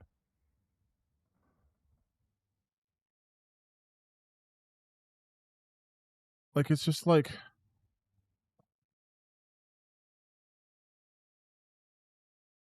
Oh, here's a comment. Look at this. You seem to be completely ignoring the scale, impact, and weight behind all this stuff. The difference in writing between 2018 and Ragnarok is noticeable, yes, but that's a good thing. 2018 was a story with one clear goal the entire way through, no matter what happened between start and end, the goal remained the same. Spread the ashes. Ragnarok does not follow this metric. At first, Kratos' goal is to train Atreus because he believes he's going to die. And Atreus' goal is to find Tyr to get him to fight Odin. Two entirely different goals, and within an hour or two, these goals change entirely. Kratos isn't even on board with fighting Odin until the last few hours of the game. The entire first half of the game was intense, showing infighting, lack of trust, bonds slowly being pulled apart by prophecy, and then when Atreus goes to Asgard, or the Iron was Asgard, the pattern is broken. Atreus' moments are supposed to be breaks in the tension, which is exactly why Atreus goes there at all. He's angry with his father and needs to go and be on his own for a bit. The humor element in Asgard does two things. Slows down the tension within the story, allowing moments for a pause, a change of pacing, giving the audience a moment to catch up and ground themselves in both where the plot and where the plot is heading.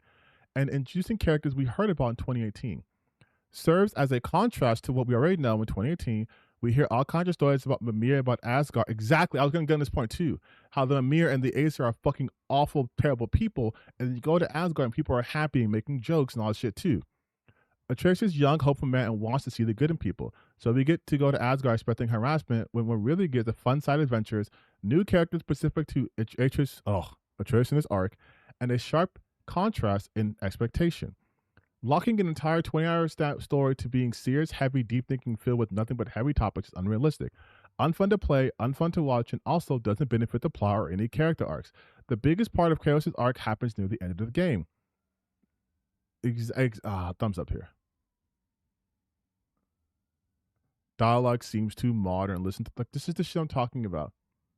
This is the shit I'm talking about, though. Like, because they never, again, we've watched two of these videos, well, 1.5, but at no point do they actually tell you what they want. They'll tell you, oh, bring these writers, but if you're saying that this is the system, then what do you want to be changed?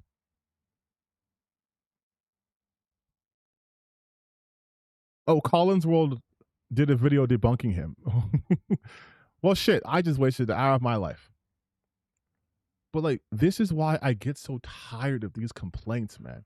Because there's never any actual tangible solution. It's just, it sounds modern, but this is why it's modern. Dog, you're not playing God of War if it sounds like the fucking prose Edda, okay? You're not. You're not doing that.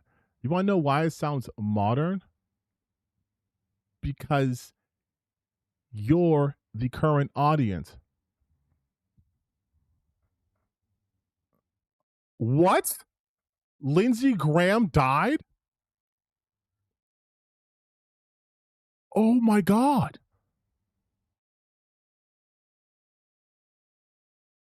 Oh my God. Oh my God. This happened so recently that the overview still says he's alive. Oh my God. Oh my God. What a fucking tone shift. Oh my God. Oh my. Bro. Bro. Bro.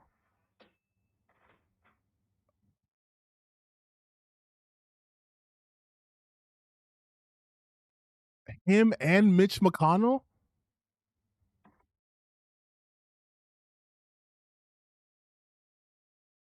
Whoa, wait a minute. Wait a minute. Wait, hold on. Ain't no way. Ain't no way. Ain't no way.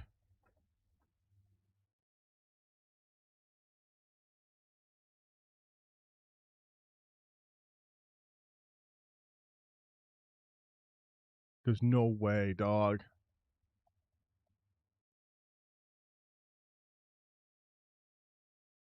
Wait, are we doing... Wait. Wait. Wait.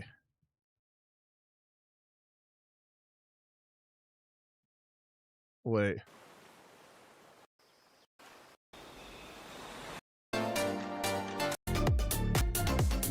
That is insane.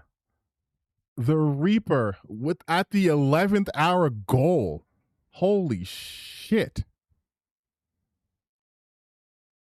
Holy shit. Holy shit. And I don't want anyone being like, oh, you're cheating. Listen, let's go through the shit Lindsey Graham. Let's go through the shit Lindsey Graham has said and done. Not only is he a staunch Israel supporter, like literally is obsessed with Israel, he is a awful piece of shit. Just awful. Awful. No spine either. Was calling Trump a xenophobic bigot in 2015, bigger supporter now. And his interventionist foreign policy, he loves that shit, dog. He loves war. He loves perpetual conflict. He loves that shit.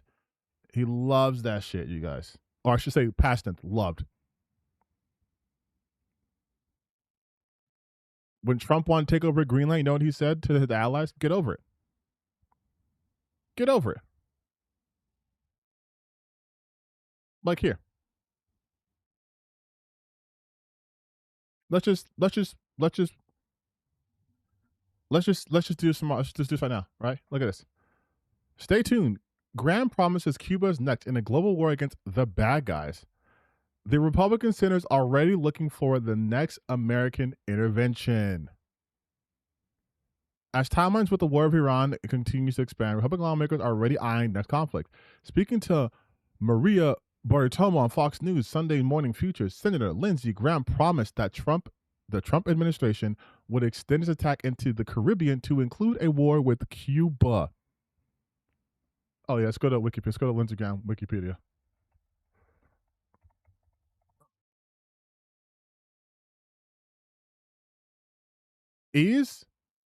Was, bitch. Was. He was. Well, it lists him as the first lady of the United States. Wait.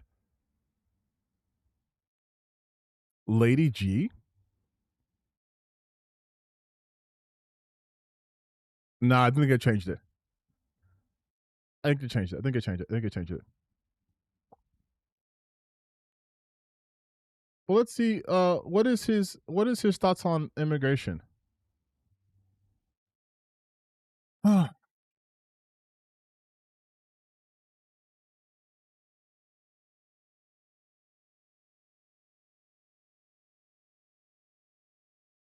July 2019, Graham visited a migrant detention center in Texas. He reacted that it was not a concentration camp, but a facility overwhelmed. Of the migrants, Graham said, I don't care if they have to stay in these facilities for 400 days.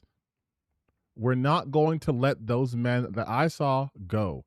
It would be dangerous. He voted against the Affordable Health Care Act, obviously.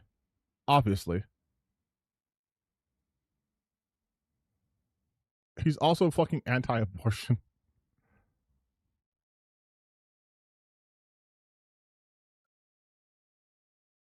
Voted against gay marriage or gay rights.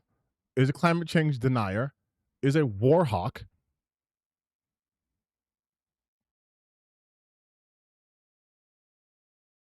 And just to show you how fucking bloodthirsty he is, in 2019, he blocked a Senate resolution to officially recognize the Armenian genocide. When I tell you, this person is a piece of shit.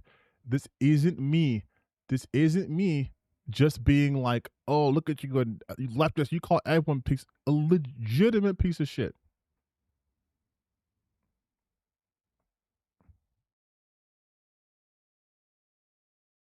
After the Charleston shooting, when they were asked to remove the Confederate flag at the War Memorial at Southern Carolina State Capitol grounds, Graham said, well, at the end of the day, it's time for people in South Carolina to revisit that decision. That would be fine with me, but this is part of who we are. The flag represents to some people a civil war, and that was a symbol on one side. To others, it's a racist symbol, and it's been used by people. It's been used in a racist way. Like it's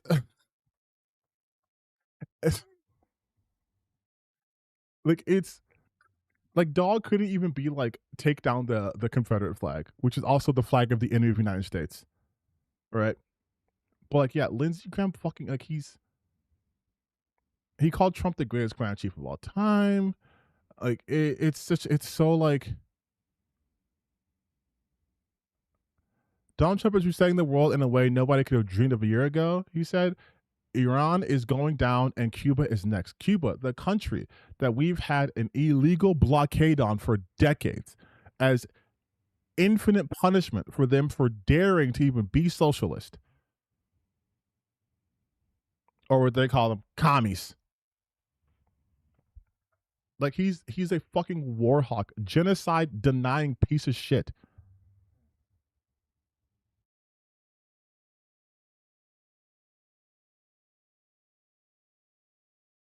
Like it's fucking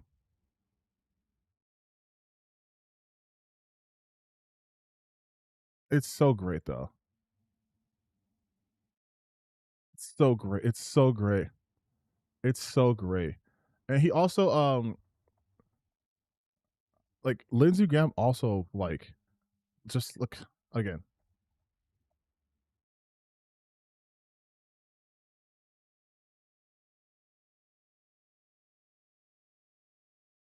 Like Lindsey Graham, I think was also like super closeted, but like extremely transphobic.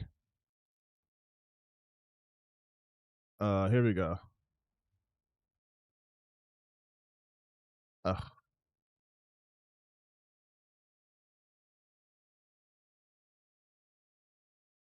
Like here's him being transphobic. Are you okay with biological male who identifies as the female sharing locker room? Graham asked Brindisi. I thought it was an unacceptable outcome to share locker rooms and bathrooms based on gender identity. Graham commented about Brindisi's support for the act.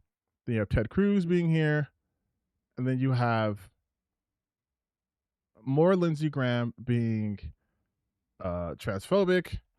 You have Lindsey Graham fucking being a racist.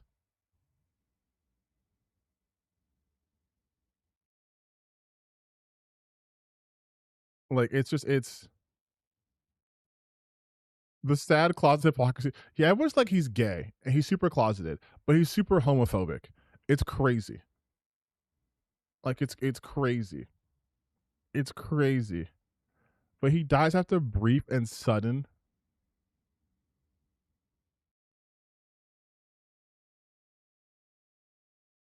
Oh man, this is fucking.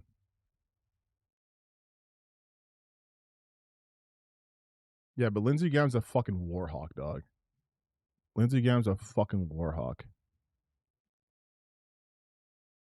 But I think, was he vaxxed? Could have been the jab. All right. Could have been the jab Also, he's like super fucking racist. But was like super fucking racist.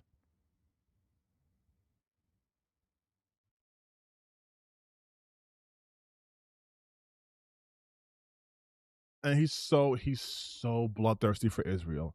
He's so bloodthirsty for Israel. Like it's insane. It's insane. Like for 3 decades, he was just, Israel deserves to exist. I love the way that they're killing all these people. I love attacking the Middle East.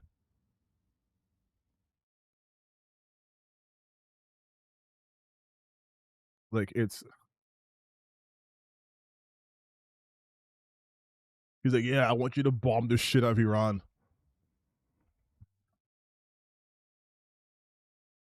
Look, like dog, like I can't make this up.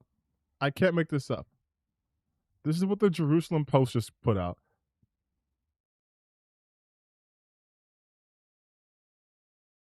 One of Israel's greatest friends, Israeli politicians eulogize Senator Lindsey Graham. You know how much of a fucking war hawk, how much of a genocidal lover you gotta be for a completely different country to be like, shout out to one of the real ones. Shout out to one of our real ones. Like, Israel lost one of its greatest friends, said National Security Minister Itamar Ben-Gvir in an English language post on Twitter on Sunday morning after announcing publicly his death. He stood with Israel not because it was easy, but because he believed it was right. His unwavering support, courage, and moral clarity earned him admiration of millions of Israelis. Mind you, these are the same people who had rape riots. Like, just to give you some inkling as to the people who he full-throatedly supported. Literally,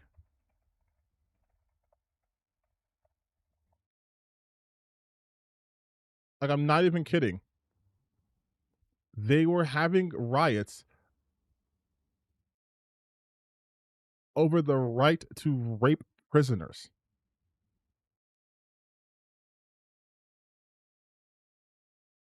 Yes. Lawyers representing 4 Israeli reservists accused of raping a male prisoner say they acted in self-defense. Meanwhile, groups of Israeli and lawmakers have defended their right to abuse prisoners. This is who Lindsey Graham was saying needs to exist, as is.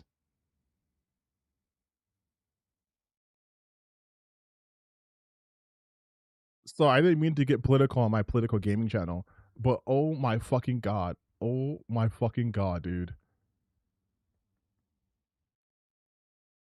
It's so crazy that my timeline's not blowing. Here it is. Lindsey Graham just posted that he died on his official 55 minutes ago.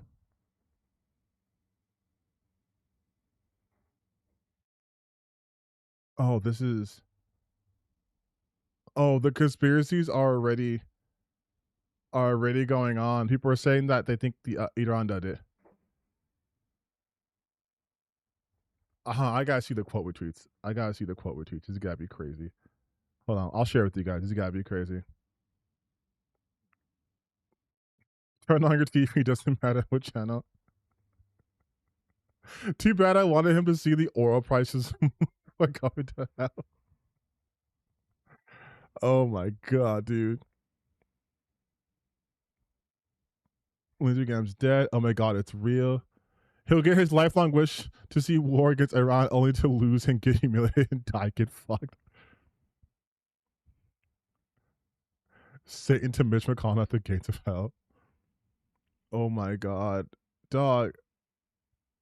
Lindsey Graham was go down as one of the most bloodthirsty and sadistic sinners in U.S. history. There was no moral line he wouldn't cross, no child he wouldn't sacrifice, stiff competition, but he really had a commitment to evil that's hard to match. Like, I was underselling it. Lindsey Graham was an awful fucking human being, dog.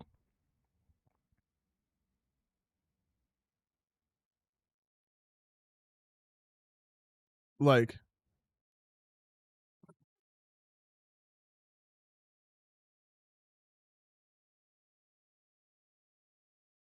wow, this is from fucking Laura Loomer. Wow, this comes as we have seen no proof of life from Mitch McConnell. Mitch McConnell's dead, dude. Mitch McConnell's dead, dog. You know what's you know what's happening? You know what's happening? I can tell you what's happening. They won't say this. But I'll tell you what's happening, okay? I'll tell you what's happening. There is a man out there. There is a man out there who is seeing the ills of our society. Okay? He's seeing the ills of our society, and he has decided to take action. And I have footage of this man. All right? I have footage of this man.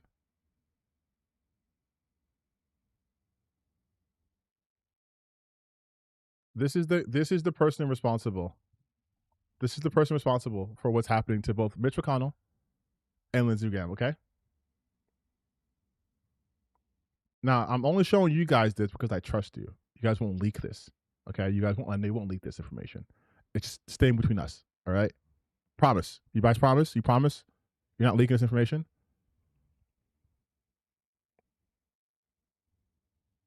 Here's a picture of what this person who's doing this looks like, okay? Now hear me out. He has seen the ills of our society. And he has decided enough is enough.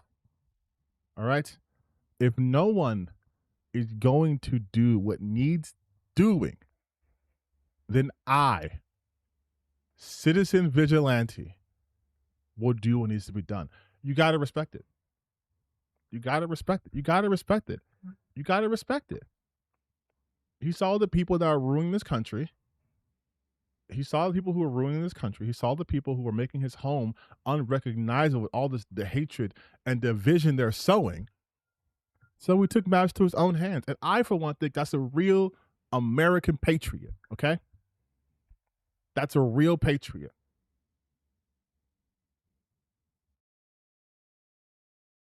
He's making sure our streets are safe from this sick corruption. And you can't be mad at him for that. You can't be mad at him for that.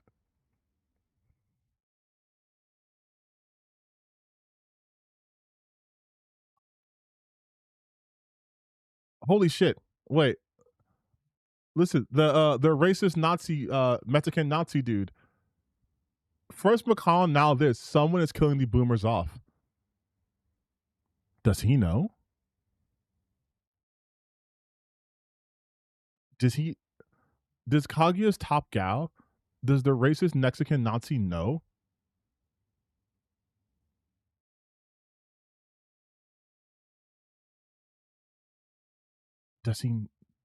Is he seeing the pattern?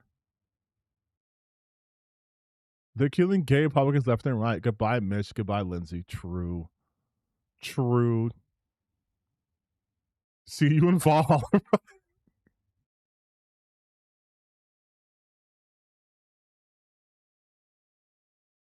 Oh my god, dog. Damn, Iran really is winning the war. Claims to be pro-life dies. Had to see that coming. This is going to be a generation of 24 hours. Listen. Just take solace in knowing that somewhere he's looking up at us and he's happy at what he's done, okay? He was just only 71. He was 71 teen, you guys. So cut down in the prime of his life. He had just one more war, you guys. Just one more war. One more war and he'll be good. One more war and I promise I'll be good. And he got what he wanted. We should be happy for Mitch McConnell. We should be happy that Mitch McConnell finally got the war he wanted. That we definitely won. A bunch of times.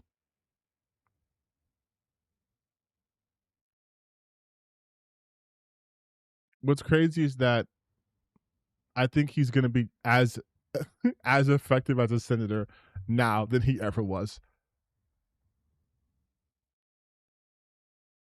But he had listen, we joke, we have fun here, but you guys, he had so much more hate to give. He had so much more hate to give our country. He had so much more war to put out, and now he can't. And I think that's sad. You hate to see it. You hate to see war hawks not be able to fulfill that war boner they have.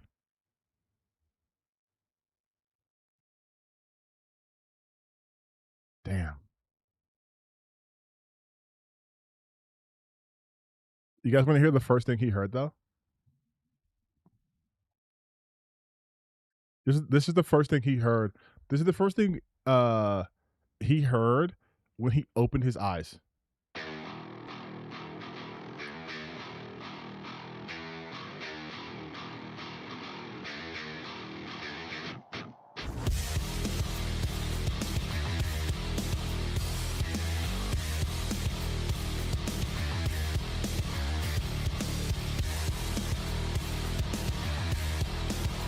Okay, that's enough. Umar Sting gets fucking taken down. That's the first thing he heard open his eyes.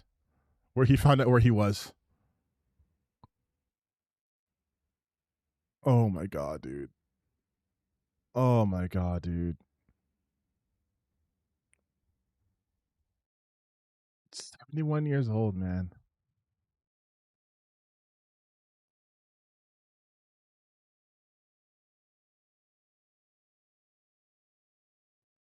Wait, look at this. Look at this Wikipedia shit. Look at this Wikipedia shit. Look at this Wikipedia shit.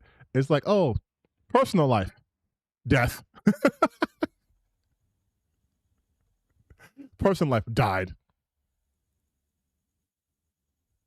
Having never met or married or had children, Graham said, I never found time to meet the right girl or the right girl's mom not to have time for me. Dog, you were gay. You were never going to meet the right girl, dog. You were never going to meet the right girl.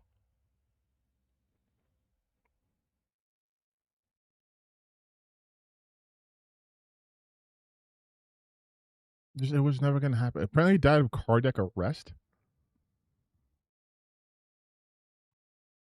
Oh my god. I know tomorrow's going to go fucking crazy. I know people are going to be going insane tomorrow. I know they're going to be I can't believe this is how I fucking find out. I can't believe I found out about Lindsey Graham dying while I was streaming and talking about dialogue in God of War. I cannot believe this is where I was. This is where I was when this is where I was. Oh my god. I know there are going to be conspiracy theories are finna go nuclear, okay? By the way, this isn't even the first time a senator has like fucking died. Like in office, because we have the oldest people, this gerontocracy happening, where the average age is like 70 years old. He met the right girl, Lady Death. Wow. But you know what? I always say, I'm not the person who believes like don't speak ill of the dead. It's like if we don't want people speaking ill of you, don't do fucked up shit. Like when I die, and like if people who are talking to me are like fucking Trump supporters and these grifters, like, oh, he sucked, he was whatever, I pissed off the right people. So I'm happy they're happy that I'm dead. Right? Or something's bad. I'm happy that they're happy that bad things are happening to me. But when you live a life like fucking Mitch McConnell or Lindsey Graham or what's that piece of shit Warhawk's name who lived to be 100 years old? Was it Rumsfeld? No, Kissinger. He gets to be Kissinger. Like, sorry, dog. I mean, Donald Rumsfeld did also fucking was the chief architect during the Iran war, but like whatever, the Iraq war, but like being like him or being a Henry Kissinger, like or a Margaret Thatcher, like yeah, dog, people are gonna be popping balls when you die. It's pack watch. I don't understand people are so confused by that. Like this nonsense that everyone has to be like the minute they pass away. Oh no. You gotta be nice and kind. Fuck that.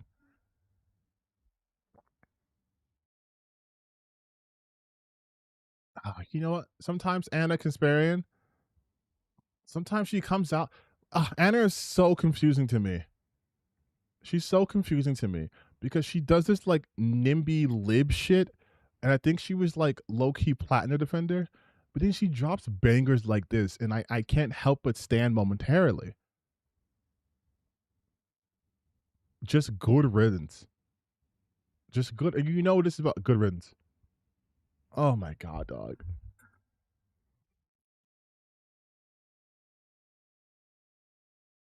Didn't care for him myself. But you're a vile person for saying that. Shut the fuck up, dog. You are a soulless ghoul. Nah. That's currently No, the soulless ghoul currently is Lindsey Graham. Trump loves speaking ill of the dead. Yeah, I know. Like these people are fucking terrible and they expect reverence.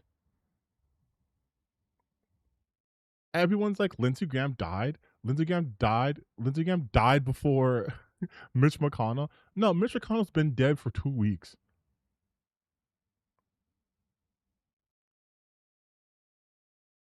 He's been dead for 2 weeks.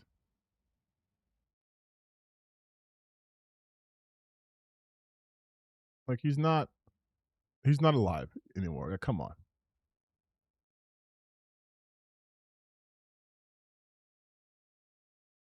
Like this is still fucking.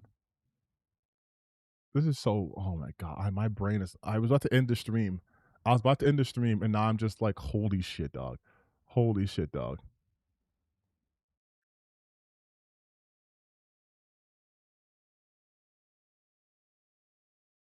You know what they say though? Rule of threes. So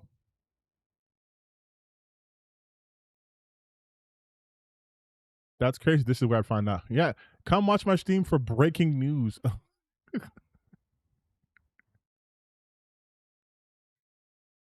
Oh my god, I can't believe. Who conks out next? Officially, Mitch McConnell. Officially, Mitch McConnell. I know that South Carolina grinder scene is taking this hard though. I know they're going to be in mourning for a bit. But now they have to have special elections. Now they have to have special elections though. Because like that seat can't just be vacant. Oh my god, dog. This is God, if it finally happened, and you know what I'm talking about, I'd have to take work off. I'd have to take work off. If it happened, I'd have to take work off. Because I couldn't be focusing. I couldn't focus. God, could you imagine this happened when I was on vacation? Oh my god, that'd be so fucking crazy. And Minecraft, of course, you guys. We're talking Minecraft, of course. This is such insanity, dog. On a random ass Sunday? On a random bullshit Sunday? That's crazy. That's crazy. That's crazy. That's crazy. It's crazy that Polymarket wasn't on top of this. What a bet, man.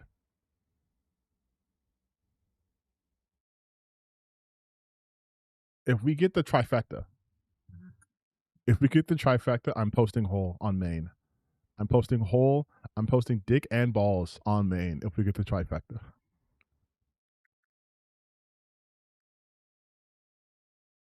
Cause ain't no way, dog. Ain't no way. God damn, dude. God damn. Am I serious? No, come on, you guys. I'm not posting fucking whole. I might do a shirtless stream now. No, I'm kidding. I'm not going to do shirtless stream. I don't know. We'll have to do something. We're definitely going to do something for 10K. I think we're heading towards 10K pretty quickly. If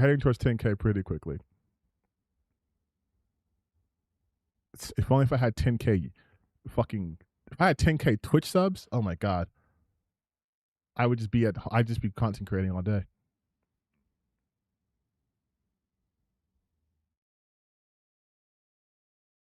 But like, oh my god, man. Oh no, it's TTP. No, I'm gonna be listen, I'll be the same. I won't go crazy. I might be a little bit more loose with my words though. I try to be somewhat measured when I speak, but I might just lose it. Catboy Scream. Saturday in California, past midnight in this state. Oh, that's true. Catboy Stream. I'm definitely doing a Grifter tier list when we hit 10K.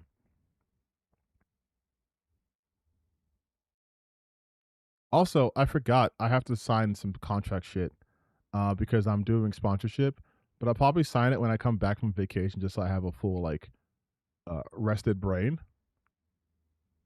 But if that goes all according to plan, I could maybe even do giveaways.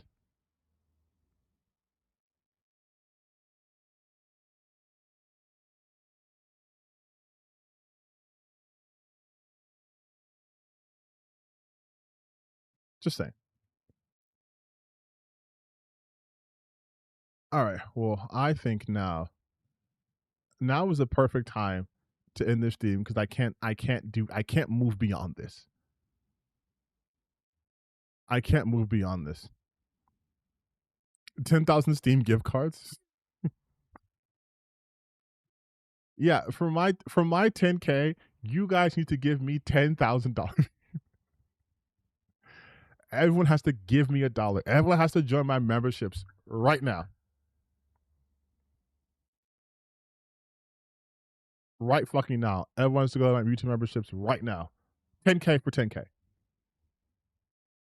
But no, we're gonna end the stream. We're gonna end the stream before you guys say some shit. Before you guys say some shit that gets me literally bad. All right. I need to recover. So we're ending the stream. You guys are gonna get fucking banned. I'm gonna just go to the end stream screen so no one has evidence of any of this shit happening right here. There is no chat on the screen right now, okay? There's no chat on the screen right now. But we're gonna go to sleep. It's fucking 12:17. It's been 5.5 hours. Thank you guys for stopping by and staying with me this entire time. Holy shit. You guys are insane. Run a 10K for 10K? No fucking shot, dog. I am chopped. Crabs everywhere. I feel like this is gonna be on all of my posts. Just fucking crabs everywhere. All right, you guys, take it easy.